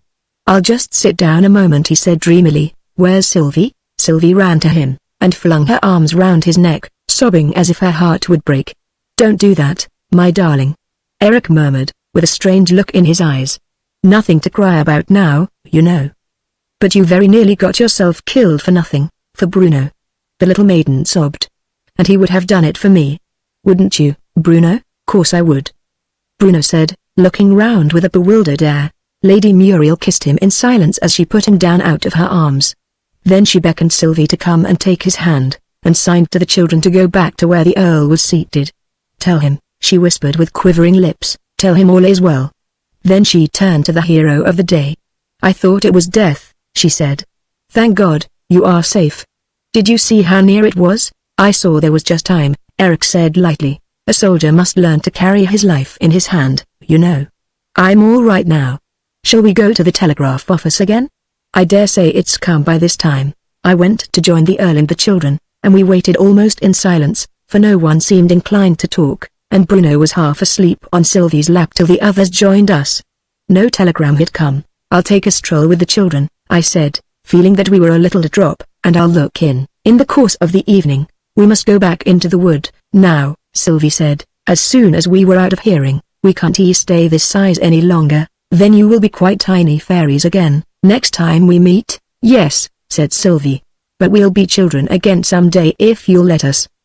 Bruno's very anxious to see Lady Muriel again. She are welly nice, said Bruno. I shall be very glad to take you to see her again, I said. Hadn't I better give you back the professor's watch? It'll be too large for you to carry when you're fairies, you know. Bruno laughed merrily. I was glad to see he had quite recovered from the terrible scene he had gone through. Oh no, it won't, he said. When we go small, it'll go small, and then it'll go straight to the professor, Sylvie added, and you won't be able to use it anymore, so you'd better use it all you can, now. We must go small when the sun sets. Goodbye, cried Bruno. But their voices sounded very far away, and, when I looked round, both children had disappeared, and it wants only 2 hours to sunset. I said as I strolled on. I must make the best of my time. Chapter 23 An Outlandish Watch. As I entered the little town, I came upon 2 of the fishermen's wives interchanging that last word which never was the last, and it occurred to me, as an experiment with a magic watch, to wait till the little scene was over, and then to encore it. Well, good night, Ty. And ye winna forget to send us word when your Martha writes? Nay, winna forget. And if she isn't suited, she can but come back. Good night, Ty. A casual observer might have thought, and there ends the dialogue. That casual observer would have been mistaken. She'll like him, I warn ye. They'll not treat her bad, ye may depend. They're very canny folk. Good night. They are that. Good night. And ye'll send us word if she writes? I will, ye may depend. Good night, Ty. And at last they parted. I waited till they were some 20 yards apart, and then put the watch a minute back. The instantaneous change was startling. The 2 figures seemed to flash back into their former places. Isn't suited, she can but come back. Good night, Ty. One of them was saying, and so the whole dialogue was repeated, and, when they had parted for the second time, I let them go their several ways, and strolled on through the town. But the real usefulness of this magic power, I thought, would be to undo some harm, some painful event, some accident. I had not long to wait for an opportunity of testing this property also of the magic watch, for, even as the thought passed through my mind, the accident I was imagining occurred. A light cart was standing at the door of the great millinery depot of Elveston, laden with cardboard packing cases, which the driver was carrying into the shop, one by one. One of the cases had fallen into the street, but it scarcely seemed worthwhile to step forward and pick it up, as the man would be back again in a moment. Yet, in that moment, a young man riding a bicycle came sharp round the corner of the street and, in trying to avoid running over the box, upset his machine, and was thrown headlong against the wheel of the spring cart. The driver ran out to his assistance, and he and I together raised the unfortunate cyclist and carried him into the shop. His head was cut and bleeding, and one knee seemed to be badly injured, and it was speedily settled that he had better be conveyed at once to the only surgery in the place. I helped them in emptying the cart, and placing in it some pillows for the wounded man to rest on, and it was only when the driver had mounted to his place, and was starting for the surgery, that I bethought me of the strange power I possessed of undoing all this harm. Now is my time, I said to myself, as I moved back the hand of the watch, and saw, almost without surprise this time, all things restored to the places they had occupied at the critical moment when I had first noticed the fallen packing case. Instantly I stepped out into the street, picked up the box, and replaced it in the cart. In the next moment the bicycle had spun round the corner, past the cart without let or hindrance, and soon vanished in the distance, in a cloud of dust. Delightful power of magic, I thought. How much of human suffering I have not only relieved, but actually annihilated. And, in a glow of conscious virtue, I stood watching the unloading of the cart, still holding the magic watch open in my hand, as I was curious to see what would happen when we again reached the exact time at which I had put back the hand. The result was one that, if only I had considered the thing carefully, I might have foreseen. As the hand of the watch touched the mark, The spring cart, which had driven off, and was by this time halfway down the street, was back again at the door, and in the act of starting, while lo for the golden dream of worldwide benevolence that had dazzled my dreaming fancy! The wounded youth was once more reclining on the heap of pillows, his pale face set rigidly in the hard lines that told of pain resolutely endured. "Oh, mocking magic watch," I said to myself, as I passed out of the little town, and took the seaward road that led to my lodgings. "The good I fancied I could do is vanished like a dream. The evil of this troublesome world is the only abiding reality, and now I must record an experience so strange, that I think it only fair, before beginning to relate it, to release my much-enduring reader from any obligation he may feel to believe this part of my story. I would not have believed it, I freely confess, if I had not seen it with my own eyes. Then why should I expect it of my reader, who, quite possibly, has never seen anything of the sort? I was passing a pretty little villa, which stood rather back from the road, in its own grounds, with bright flower beds in front, creepers wandering over the walls and hanging in festoons about the bow windows, an easy chair forgotten on the lawn, with a newspaper lying near it, a small pug dog couchant before it, resolved to guard the treasure even at the sacrifice of life, and a front door standing invitingly half open. Here is my chance, I thought, for testing the reverse action of the magic watch. I pressed the reversal peg and walked in. In another house, the entrance of a stranger might cause surprise, perhaps anger, even going so far as to expel the said stranger with violence, but here, I knew, nothing of the sort could happen. The ordinary course of events first, to think nothing about me, then, hearing my footsteps, to look up and see me, and then to wonder what business I had there, would be reversed by the action of my watch. They would first wonder who I was, then see me, then look down, and think no more about me. And as to being expelled with violence, that event would necessarily come first in this case. So, if I can once get in, I said to myself, all risk of expulsion will be over. The pug dog sat up, as a precautionary measure, as I passed, but, as I took no notice of the treasure he was guarding, he let me go by without even one remonstrant bark. "He that takes my life," he seemed to be saying, wheezily, to himself, "takes trash, but he that takes the Daily Telegraph." But this awful contingency I did not face. The party in the drawing-room I had walked straight in, you understand, without ringing the bell, or giving any notice of my approach, consisted of 4 laughing rosy children, of ages from about 14 down to 10, who were, apparently, all coming towards the door. I found they were really walking backwards, while their mother, seated by the fire with some needlework on her lap, was saying, just as I entered the room, "Now, girls, you may get your things on for a walk." To my utter astonishment, for I was not yet accustomed to the action of the watch, all smiles ceased, as Browning says, on the 4 pretty faces, and they all got out pieces of needlework, and sat down. No one noticed me in the least, as I quietly took a chair and sat down to watch them. When the needlework had been unfolded, and they were all ready to begin, their mother said, "Come, that's done, at last. You may fold up your work, girls."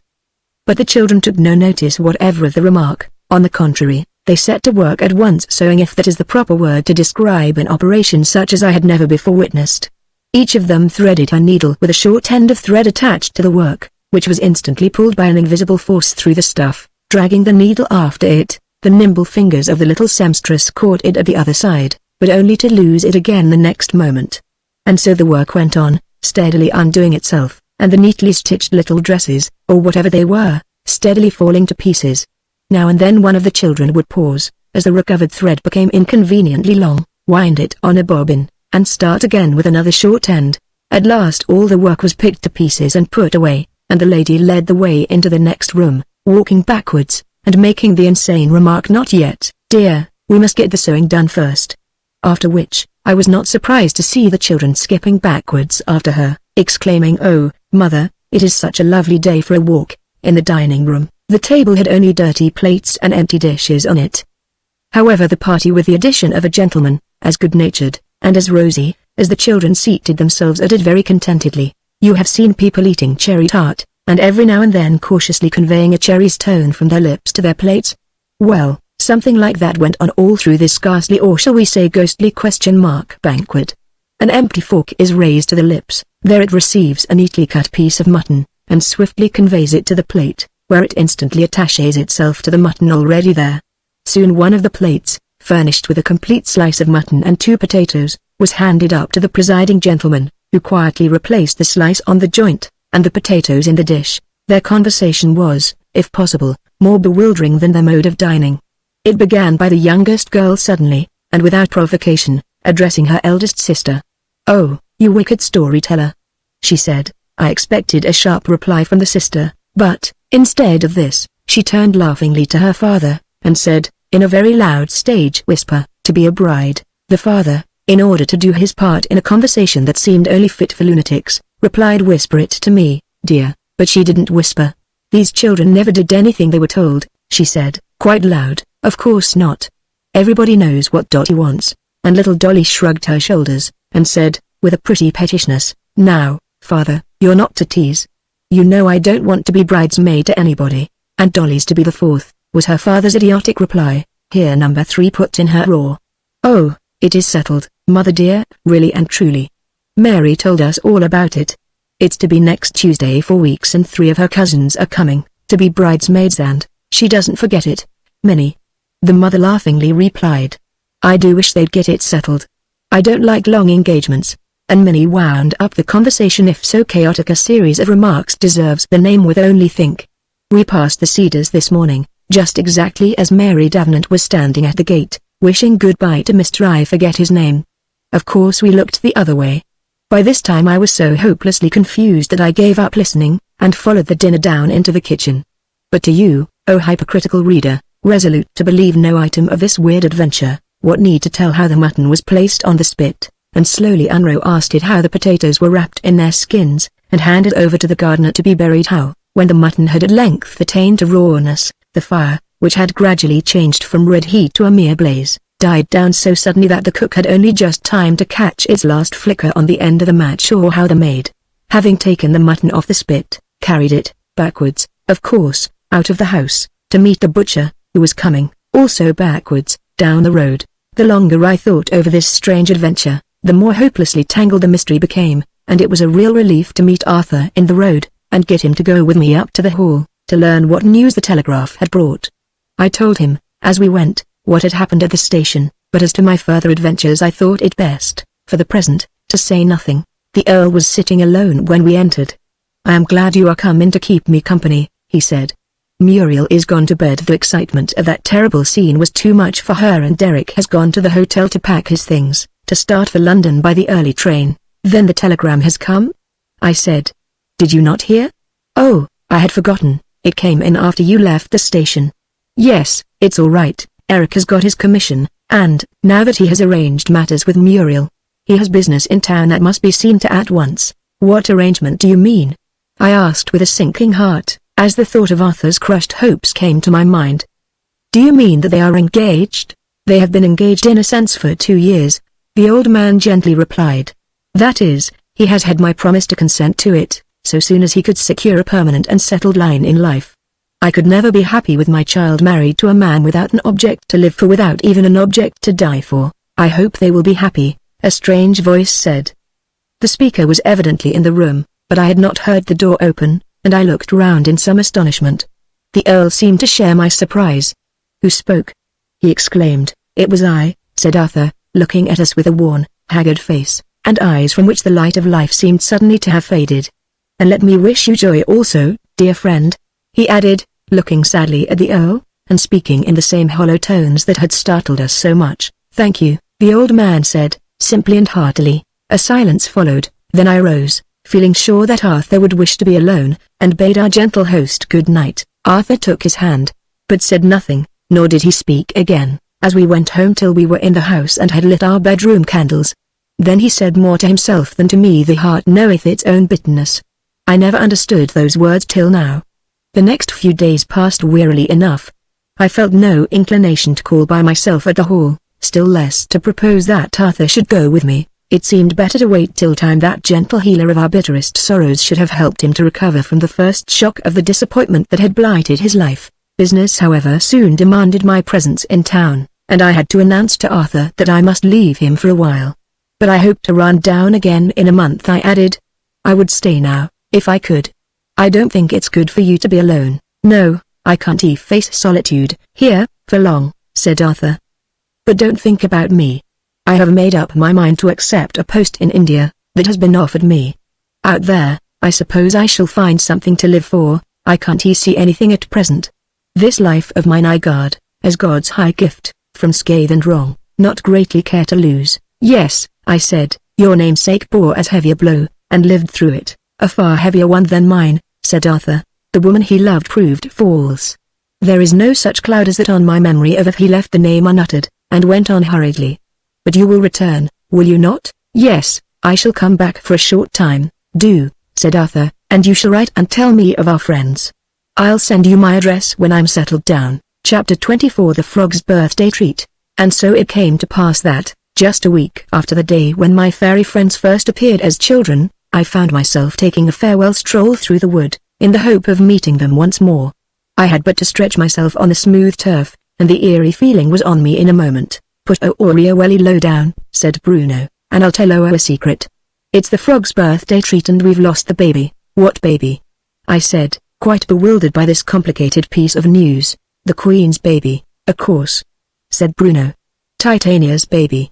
And we's welly sorry. Sylvie, she's oh so sorry. How sorry is she? I asked, mischievously. 3/4 of a yard. Bruno replied with perfect solemnity. And I'm a little sorry too, he added, shutting his eyes so as not to see that he was smiling. And what are you doing about the baby? Well, the soldiers are all looking for it up and down everywhere. The soldiers? I exclaimed. Yes, of course, said Bruno. When there's no fighting to be done, the soldiers do's any little odd jobs. Oh no. I was amused at the idea of its being a little odd job to find the royal baby. But how did you come to lose it? I asked. We put it in a flower, Sylvie, who had just joined us, explained with her eyes full of tears. Only we can't remember which. She says us put it in a flower, Bruno interrupted, cause she doesn't want I to get punished. But it were really me what put it there. Sylvie were picking dindledums. You shouldn't say us put it in a flower, Sylvie very gravely remarked. Well, curse, then, said Bruno. I never can remember those horrid H's. Let me help you to look for it, I said. So Sylvie and I made a voyage of discovery among all the flowers, but there was no baby to be seen. What's become of Bruno? I said, when we had completed our tour. He's down in the ditch there, said Sylvie, amusing a young frog. I went down on my hands and knees to look for him, for I felt very curious to know how young frogs ought to be amused. After a minute's search, I found him sitting at the edge of the ditch, by the side of the little frog, and looking rather disconsolate. How are you getting on, Bruno? I said, nodding to him as he looked up. Can't he amuse it no more? Bruno answered, very dolefully, cause it won't say what it would like to do next. I've showed it all the duckweeds and a live caddis worm, but it won't say nothing. What would O like? He shouted into the ear of the frog, but the little creature sat quite still, and took no notice of him. It's deaf, I think, Bruno said, turning away with a sigh. And it's time to get the theatre ready. Who are the audience to be? Only but frogs, said Bruno. But they haven't come yet. They wants to be drove up, like sheep. Would it save time, I suggested, if I were to walk around with Sylvie, to drive up the frogs, while you get the theatre ready? That are a good plan, cried Bruno. But where are Sylvie? I'm here, said Sylvie, peeping over the edge of the bank. I was just watching two frogs that were having a race. Which won it? Bruno eagerly inquired. Sylvie was puzzled. He does ask such hard questions, she confided to me. And what's to happen in the theatre? I asked. First they have their birthday feast, Sylvie said, then Bruno does some bits of Shakespeare, then he tells them a story. I should think the frogs like the feast best. Don't they? Well, there's generally very few of them that get any. They will keep their mouths shut so tight. And it's just as well they do, she added, because Bruno likes to cook it himself, and he cooks very queerly. Now they're all in. Would you just help me to put them with their heads the right way? We soon managed this part of the business, though the frogs kept up a most discontented croaking all the time. What are they saying? I asked Sylvie. They're saying fork. Fork. It's very silly of them. You're not going to have forks, she announced with some severity. Those that want any feast have just got to open their mouths, and Bruno put some of it in. At this moment Bruno appeared, wearing a little white apron to show that he was a cook, and carrying a tureen full of very queer-looking soup. I watched very carefully as he moved about among the frogs, but I could not see that any of them opened their mouths to be fed except one very young one, and I'm nearly sure it did it accidentally, in yawning. However, Bruno instantly put a large spoonful of soup into its mouth, and the poor little thing coughed violently for some time. So Sylvie and I had to share the soup between us, and to pretend to enjoy it, for it certainly was very queerly cooked. I only ventured to take one spoonful of it, Sylvie's summer soup. Bruno said it was, and must candidly confess that it was not at all nice, and I could not feel surprised that so many of the guests had kept their mouths shut up tight. What's the soup made of, Bruno? Said Sylvie, who had put a spoonful of it to her lips, and was making a wry face over it, and Bruno's answer was anything but encouraging. Bits of things. The entertainment was to conclude with bits of Shakespeare, as Sylvie expressed it, which were all to be done by Bruno, Sylvie being fully engaged in making the frogs keep their heads towards the stage, after which Bruno was to appear in his real character, and tell them a story of his own invention. Will the story have a moral to it? I asked Sylvie, while Bruno was away behind the hedge, dressing for the first bit. I think so, Sylvie replied doubtfully. There generally is a moral, only he puts it in too soon. And will he say all the bits of Shakespeare? No, he'll only act them, said Sylvie. He knows hardly any of the words. When I see what he's dressed like, I've to tell the frogs what character it is. They're always in such a hurry to guess. Don't you hear them all saying what? What? And so indeed they were. It had only sounded like croaking, till Sylvie explained it, but I could now make out the what? What? Quite distinctly, but why do they try to guess it before they see it? I don't know, Sylvie said, but they always do. Sometimes they begin guessing weeks and weeks before the day, so now, when you hear the frogs croaking in a particularly melancholy way, you may be sure they're trying to guess Bruno's next Shakespeare bit.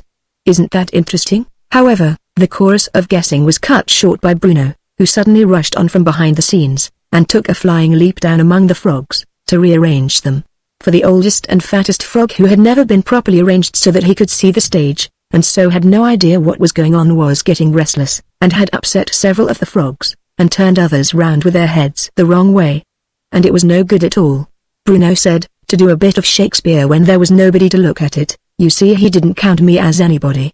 So he set to work with a stick, stirring them up, very much as you would stir up tea in a cup, till most of them had at least one great stupid eye gazing at the stage. Oh, I must come and sit among them, Sylvie, he said in despair. I've put these two side by side, with their noses the same way, ever so many times, but they do squirrel so. So Sylvie took her place as mistress of the ceremonies, and Bruno vanished again behind the scenes, to dress for the first bit. Hamlet was suddenly proclaimed, in the clear sweet tones I knew so well.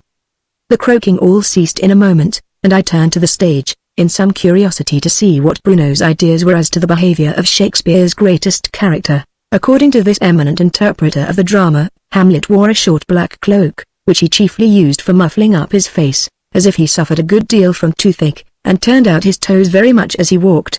To be or not to be?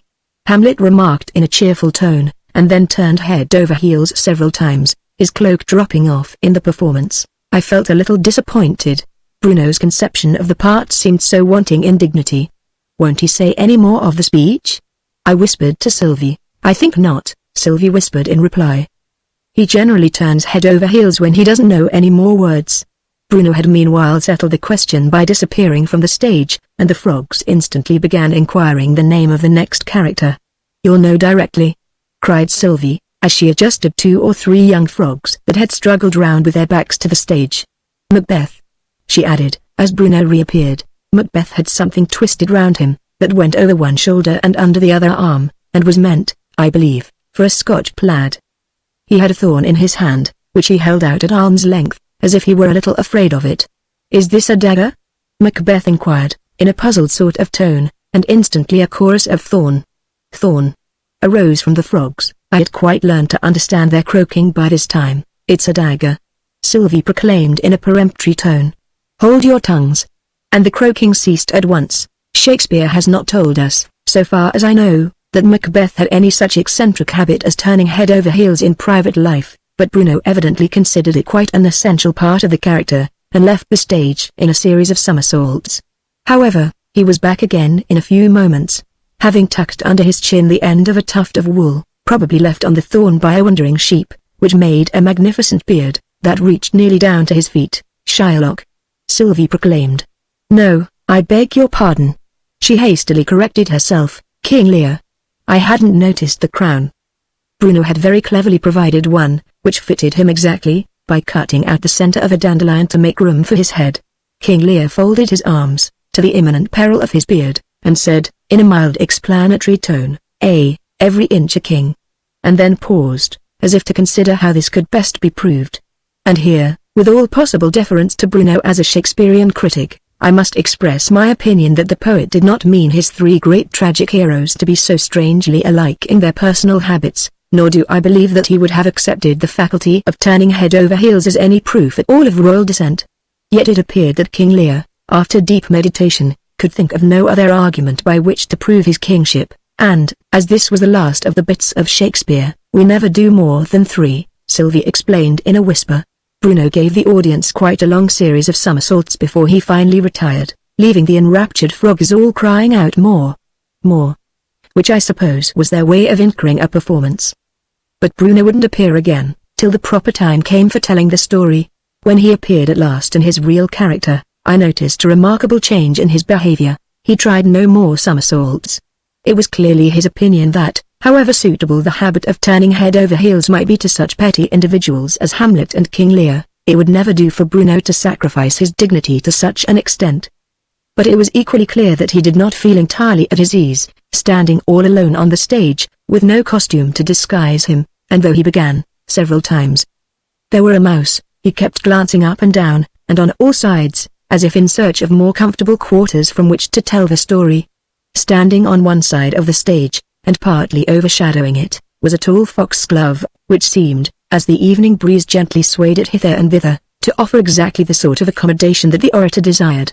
Having once decided on his quarters, it needed only a second or two for him to run up the stem like a tiny squirrel, and to seat himself astride on the topmost bend, where the fairy bells clustered most closely, and from whence he could look down on his audience from such a height that all shyness vanished, and he began his story merrily. Once there were a mouse and a crocodile and a man and a goat and a lion. I had never heard the dramatis personae tumbled into a story with such profusion and in such reckless haste, and it fairly took my breath away. Even Sylvie gave a little gasp, and allowed three of the frogs, who seemed to be getting tired of the entertainment, to hop away into the ditch, without attempting to stop them, and the mouse found the shoe, and it thought it were a mouse trap. So it got right in, and it stayed in ever so long. "Why did it stay in?" said Sylvie. Her function seemed to be much the same as that of the chorus in a Greek play. She had to encourage the orator, and draw him out, by a series of intelligent questions, cause it thought it couldn't get out again. Bruno explained. It were a clever mouse. It knew it couldn't get out of traps, but why did it go in at all? Said Sylvie. And it jamp, Bruno proceeded, ignoring this question, and at last it got right out again. And it looked at the mark in the shoe. And the man's name were in it. So it knew it wasn't its own shoe, had it thought it was? Said Sylvie. Why, didn't I tell it thought it were a mousetrap? The indignant orator replied. Please, Mr. Sir, will make Sylvie attend? Sylvie was silenced, and was all attention. In fact, she and I were most of the audience now, as the frogs kept hopping away, and there were very few of them left. So the mouse gave the man his shoe, and the man were welly glad, cause he hadn't got but one shoe, and he were hopping to get the other. Here I ventured on a question. Do you mean hopping, or hoping? Both, said Bruno. And the man took the goat out of the sack. We haven't heard of the sack before, I said. Nor you won't hear of it again, said Bruno. And he said to the goat, we'll walk about here till I comes back. And he went and he tumbled into a deep hole. And the goat walked round and round. And it walked under the tree. And it wagged its tail. And it looked up in the tree. And it sang a sad little song. I never heard such a sad little song. Can you sing it, Bruno? I asked. Yes, I can. Bruno readily replied. And I sung It would make Sylvie cry, it wouldn't, Sylvie interrupted in great indignation. And I don't believe the goat sang it at all. It did, though, said Bruno. It singed it right through. I saw it singing with its long beard. It couldn't sing with its beard, I said, hoping to puzzle the little fellow. A beard isn't a voice. Well then, I couldn't walk with Sylvie. Bruno cried triumphantly. Sylvie isn't a foot. I thought I had better follow Sylvie's example, and be silent for a while. Bruno was too sharp for us. And when it had cinched all the song, it ran away for to get along to look for the man. No. And the crocodile got along after it for to bite it. No. And the mouse got along after the crocodile. Wasn't the crocodile running? Sylvie inquired. She appealed to me.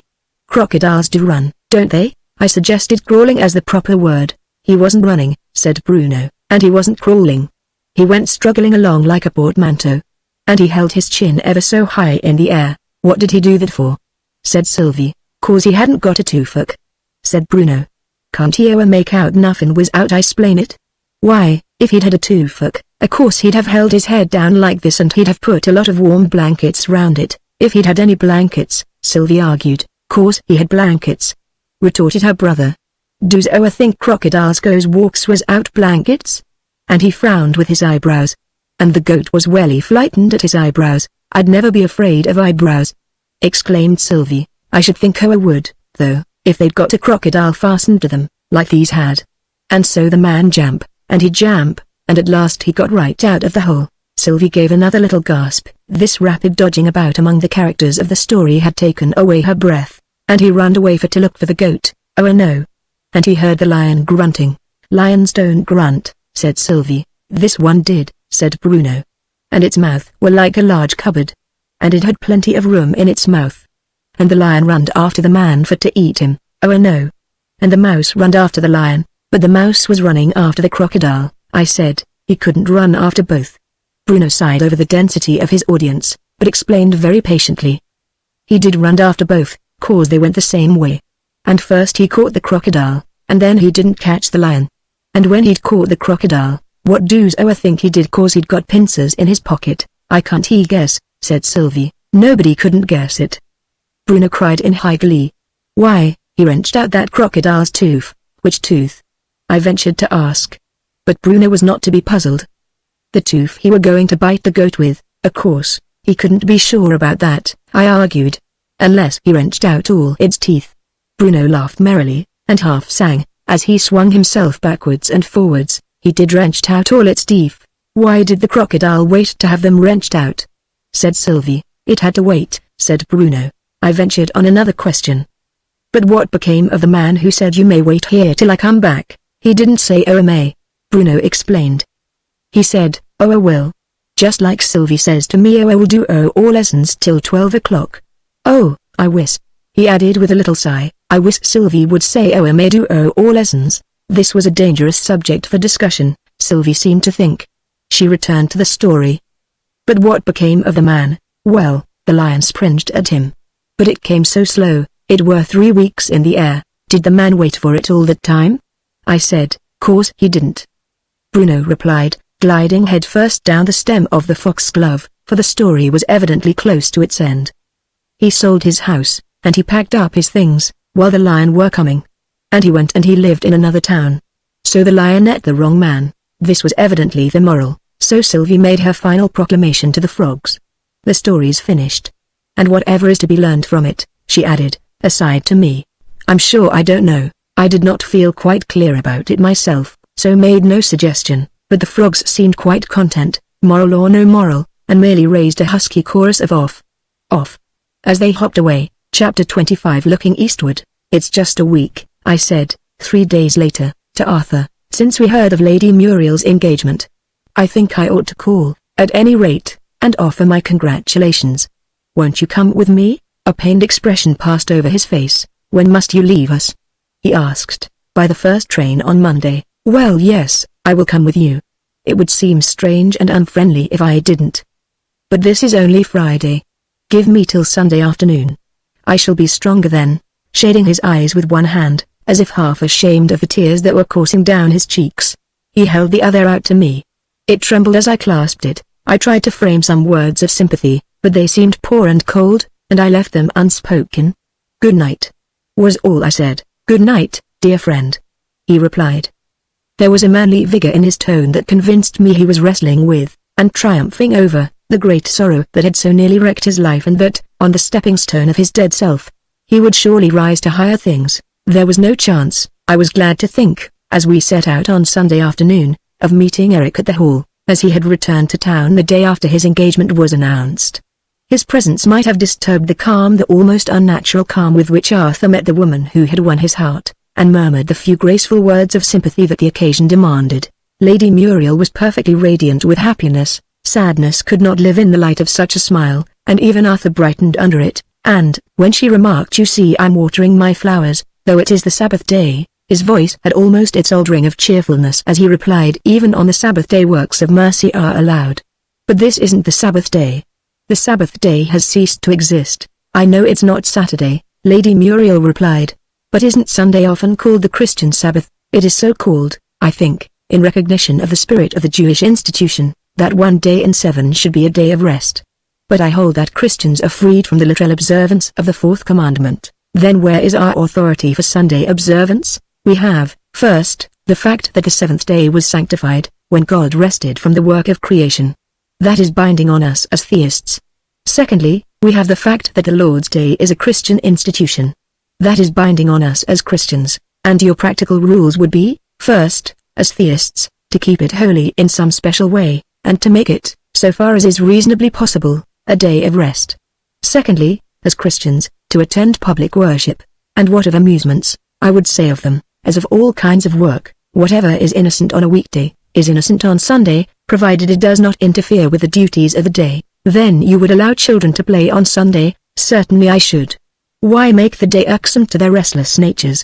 I have a letter somewhere, said Lady Muriel, from an old friend, describing the way in which Sunday was kept in her younger days. I will fetch it for you. I had a similar description, viva voce, years ago, Arthur said when she had left us, from a little girl. It was really touching to hear the melancholy tone in which she said on Sunday I mustn't play with my doll. On Sunday I mustn't run on the sands. On Sunday I mustn't dig in the garden. Poor child. She had indeed abundant cause for hating Sunday. Here is the letter, said Lady Muriel, returning. Let me read you a piece of it. When, as a child, I first opened my eyes on a Sunday morning, a feeling of dismal anticipation, which began at least on the Friday, culminated. I knew what was before me, and my wish, if not my word, was would God it were evening. It was no day of rest, but a day of texts, of catechisms, whats, of tracts about converted swearers, godly charwomen, and edifying deaths of sinners saved. Up with the lark, hymns and portions of scripture had to be learned by heart till 8 o'clock, when there were family prayers, then breakfast, which I was never able to enjoy, partly from the fast already undergone, and partly from the outlook I dreaded. At 9 came Sunday school, and it made me indignant to be put into the class with the village children, as well as alarmed lest, by some mistake of mine, I should be put below them. The church service was a veritable wilderness of sin. I wandered in it, pitching the tabernacle of my thoughts on the lining of the square family pew, the fidgets of my small brothers, and the horror of knowing that, on the Monday, I should have to write out, from memory, jottings of the rambling disconnected extempore sermon, which might have had any text but its own, and to stand or fall by the result. This was followed by a cold dinner at 1, servants to have no work, Sunday school again from 2 to 4, and evening service at 6. The intervals were perhaps the greatest trial of all, from the efforts I had to make, to be less than usually sinful, by reading books and sermons as barren as the Dead Sea. There was but one rosy spot, in the distance, all that day, and that was bedtime, which never could come too early. Such teaching was well meant, no doubt, said Arthur, but it must have driven many of its victims into deserting the church services altogether. I'm afraid I was a deserter this morning, she gravely said. I had to write to Eric. Would you mind my telling you something he said about prayer? It had never struck me in that light before. In what light? Said Arthur. Why, that all that nature goes by fixed, regular law. Science has proved that. So that asking God to do anything, except of course praying for spiritual blessings, is to expect a miracle, and we've no right to do that. I've not put it as well as he did, but that was the outcome of it, and it has confused me. Please tell me what you can say in answer to it. I don't propose to discuss Captain Linton's difficulties, Arthur gravely replied, especially as he is not present. But, if it is your difficulty, his voice unconsciously took a tenderer tone, then I will speak. It is my difficulty, she said anxiously. Then I will begin by asking, why did you accept spiritual blessings? Is not your mind a part of nature? Yes, but free will comes in there. I can choose this or that, and God can influence my choice. Then you are not a fatalist. Oh, no, she earnestly exclaimed. Thank God. Arthur said to himself, but in so low a whisper that only I heard it. You grant then that I can, by an act of free choice, move this cup, suiting the action to the word, this way or that way? Yes, I grant it. Well, let us see how far the result is produced by fixed laws. The cup moves because certain mechanical forces are impressed on it by my hand. My hand moves because certain forces, electric, magnetic, or whatever nerve force may prove to be, are impressed on it by my brain. This nerve force, stored in the brain, would probably be traceable, if science were complete, to chemical forces supplied to the brain by the blood, and ultimately derived from the food I eat and the air I breathe. But would not that be fatalism? Where would free will come in choice of nerves, replied Arthur. The nerve force in the brain may flow just as naturally down one nerve as down another. We need something more than a fixed law of nature to settle which nerve shall carry it.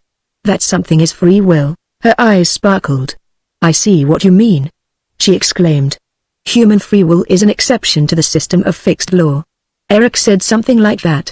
And then I think he pointed out that God can only influence nature by influencing human wills. So that we might reasonably pray, give us this day our daily bread, because many of the causes that produce bread are under man's control. But to pray for rain, or fine weather, would be as unreasonable as she checked herself, as if fearful of saying something irreverent, in a hushed, low tone, that trembled with emotion, and with the solemnity of one in the presence of death. Arthur slowly replied, Shall he that contendeth with the Almighty instruct him? Shall we the swarm that in the noontide beam were born, feeling in ourselves the power to direct, this way or that, the forces of nature, of which we form so trivial a part, shall we, in our boundless arrogance, in our pitiful conceit, deny that power to the Ancient of Days? Saying, to our Creator, thus far and no further. Thou madest, but thou canst not rule. Lady Muriel had covered her face in her hands, and did not look up. She only murmured thanks, thanks. Again and again, we rose to go. Arthur said, with evident effort, one word more. If you would know the power of prayer in anything and everything that man can need, try it. Ask, and it shall be given you. I have tried it. I know that God answers prayer. Our walk home was a silent one, till we had nearly reached the lodgings. Then Arthur murmured, and it was almost an echo of my own thoughts, What knowest thou, O wife, whether thou shalt save thy husband? The subject was not touched on again. We sat on, talking, while hour after hour, of this our last night together, glided away unnoticed. He had much to tell me about India, and the new life he was going to, and the work he hoped to do. And his great generous soul seemed so filled with noble ambition as to have no space left for any vain regret or selfish repining. Come, it is nearly morning, Arthur said at last, rising and leading the way upstairs. The sun will be rising in a few minutes, and, though I have basely defrauded you of your last chance of a night's rest here, I'm sure you'll forgive me, for I really couldn't bring myself to say good night sooner. And God knows whether you'll ever see me again, or hear of me. Hear of you I am certain I shall. I warmly responded, and quoted the concluding lines of that strange poem wearing, Oh, never star was lost here, but it rose afar, look east, where whole new thousands are. In Vishnuland what avatar? I, look eastward. Arthur eagerly replied, pausing at the staircase window, which commanded a fine view of the sea and the eastward horizon. The west is the fitting tomb for all the sorrow and the sighing, all the errors and the follies of the past, for all its withered hopes and all its buried loves. From the east comes new strength, new ambition, new hope, new life, new love. Look eastward. I, look eastward. His last words were still ringing in my ears as I entered my room, and under the window curtains, just in time to see the sun burst in glory from his ocean prison, and clothe the world in the light of a new day. So may it be for him, and me, and all of us. I mused. All that is evil, and dead, and hopeless, fading with the night that is past. All that is good, and living, and hopeful, rising with the dawn of day, fading, with the night, the chilly mists, and the noxious vapors, and the heavy shadows, and the wailing gusts, and the owl's melancholy hootings, rising, with the day, the darting shafts of light, and the wholesome morning breeze, and the warmth of a dawning life, and the mad music of the lark. Look eastward, fading, with the night, the clouds of ignorance, and the deadly blight of sin, and the silent tears of sorrow, and ever rising, higher, higher, with the day, the radiant dawn of knowledge, and the sweet breath of purity, and the throb of a world's ecstasy. Look eastward, fading, with the night, the memory of a dead love, and the withered leaves of a blighted hope, and the sickly repinings and moody regrets that numb the best energies of the soul, and rising, broadening, rolling upward like a living flood, the manly resolve, and the dauntless will, and the heavenward gaze of faith, the substance of things hoped for, the evidence of things not seen. Look eastward. I, look eastward.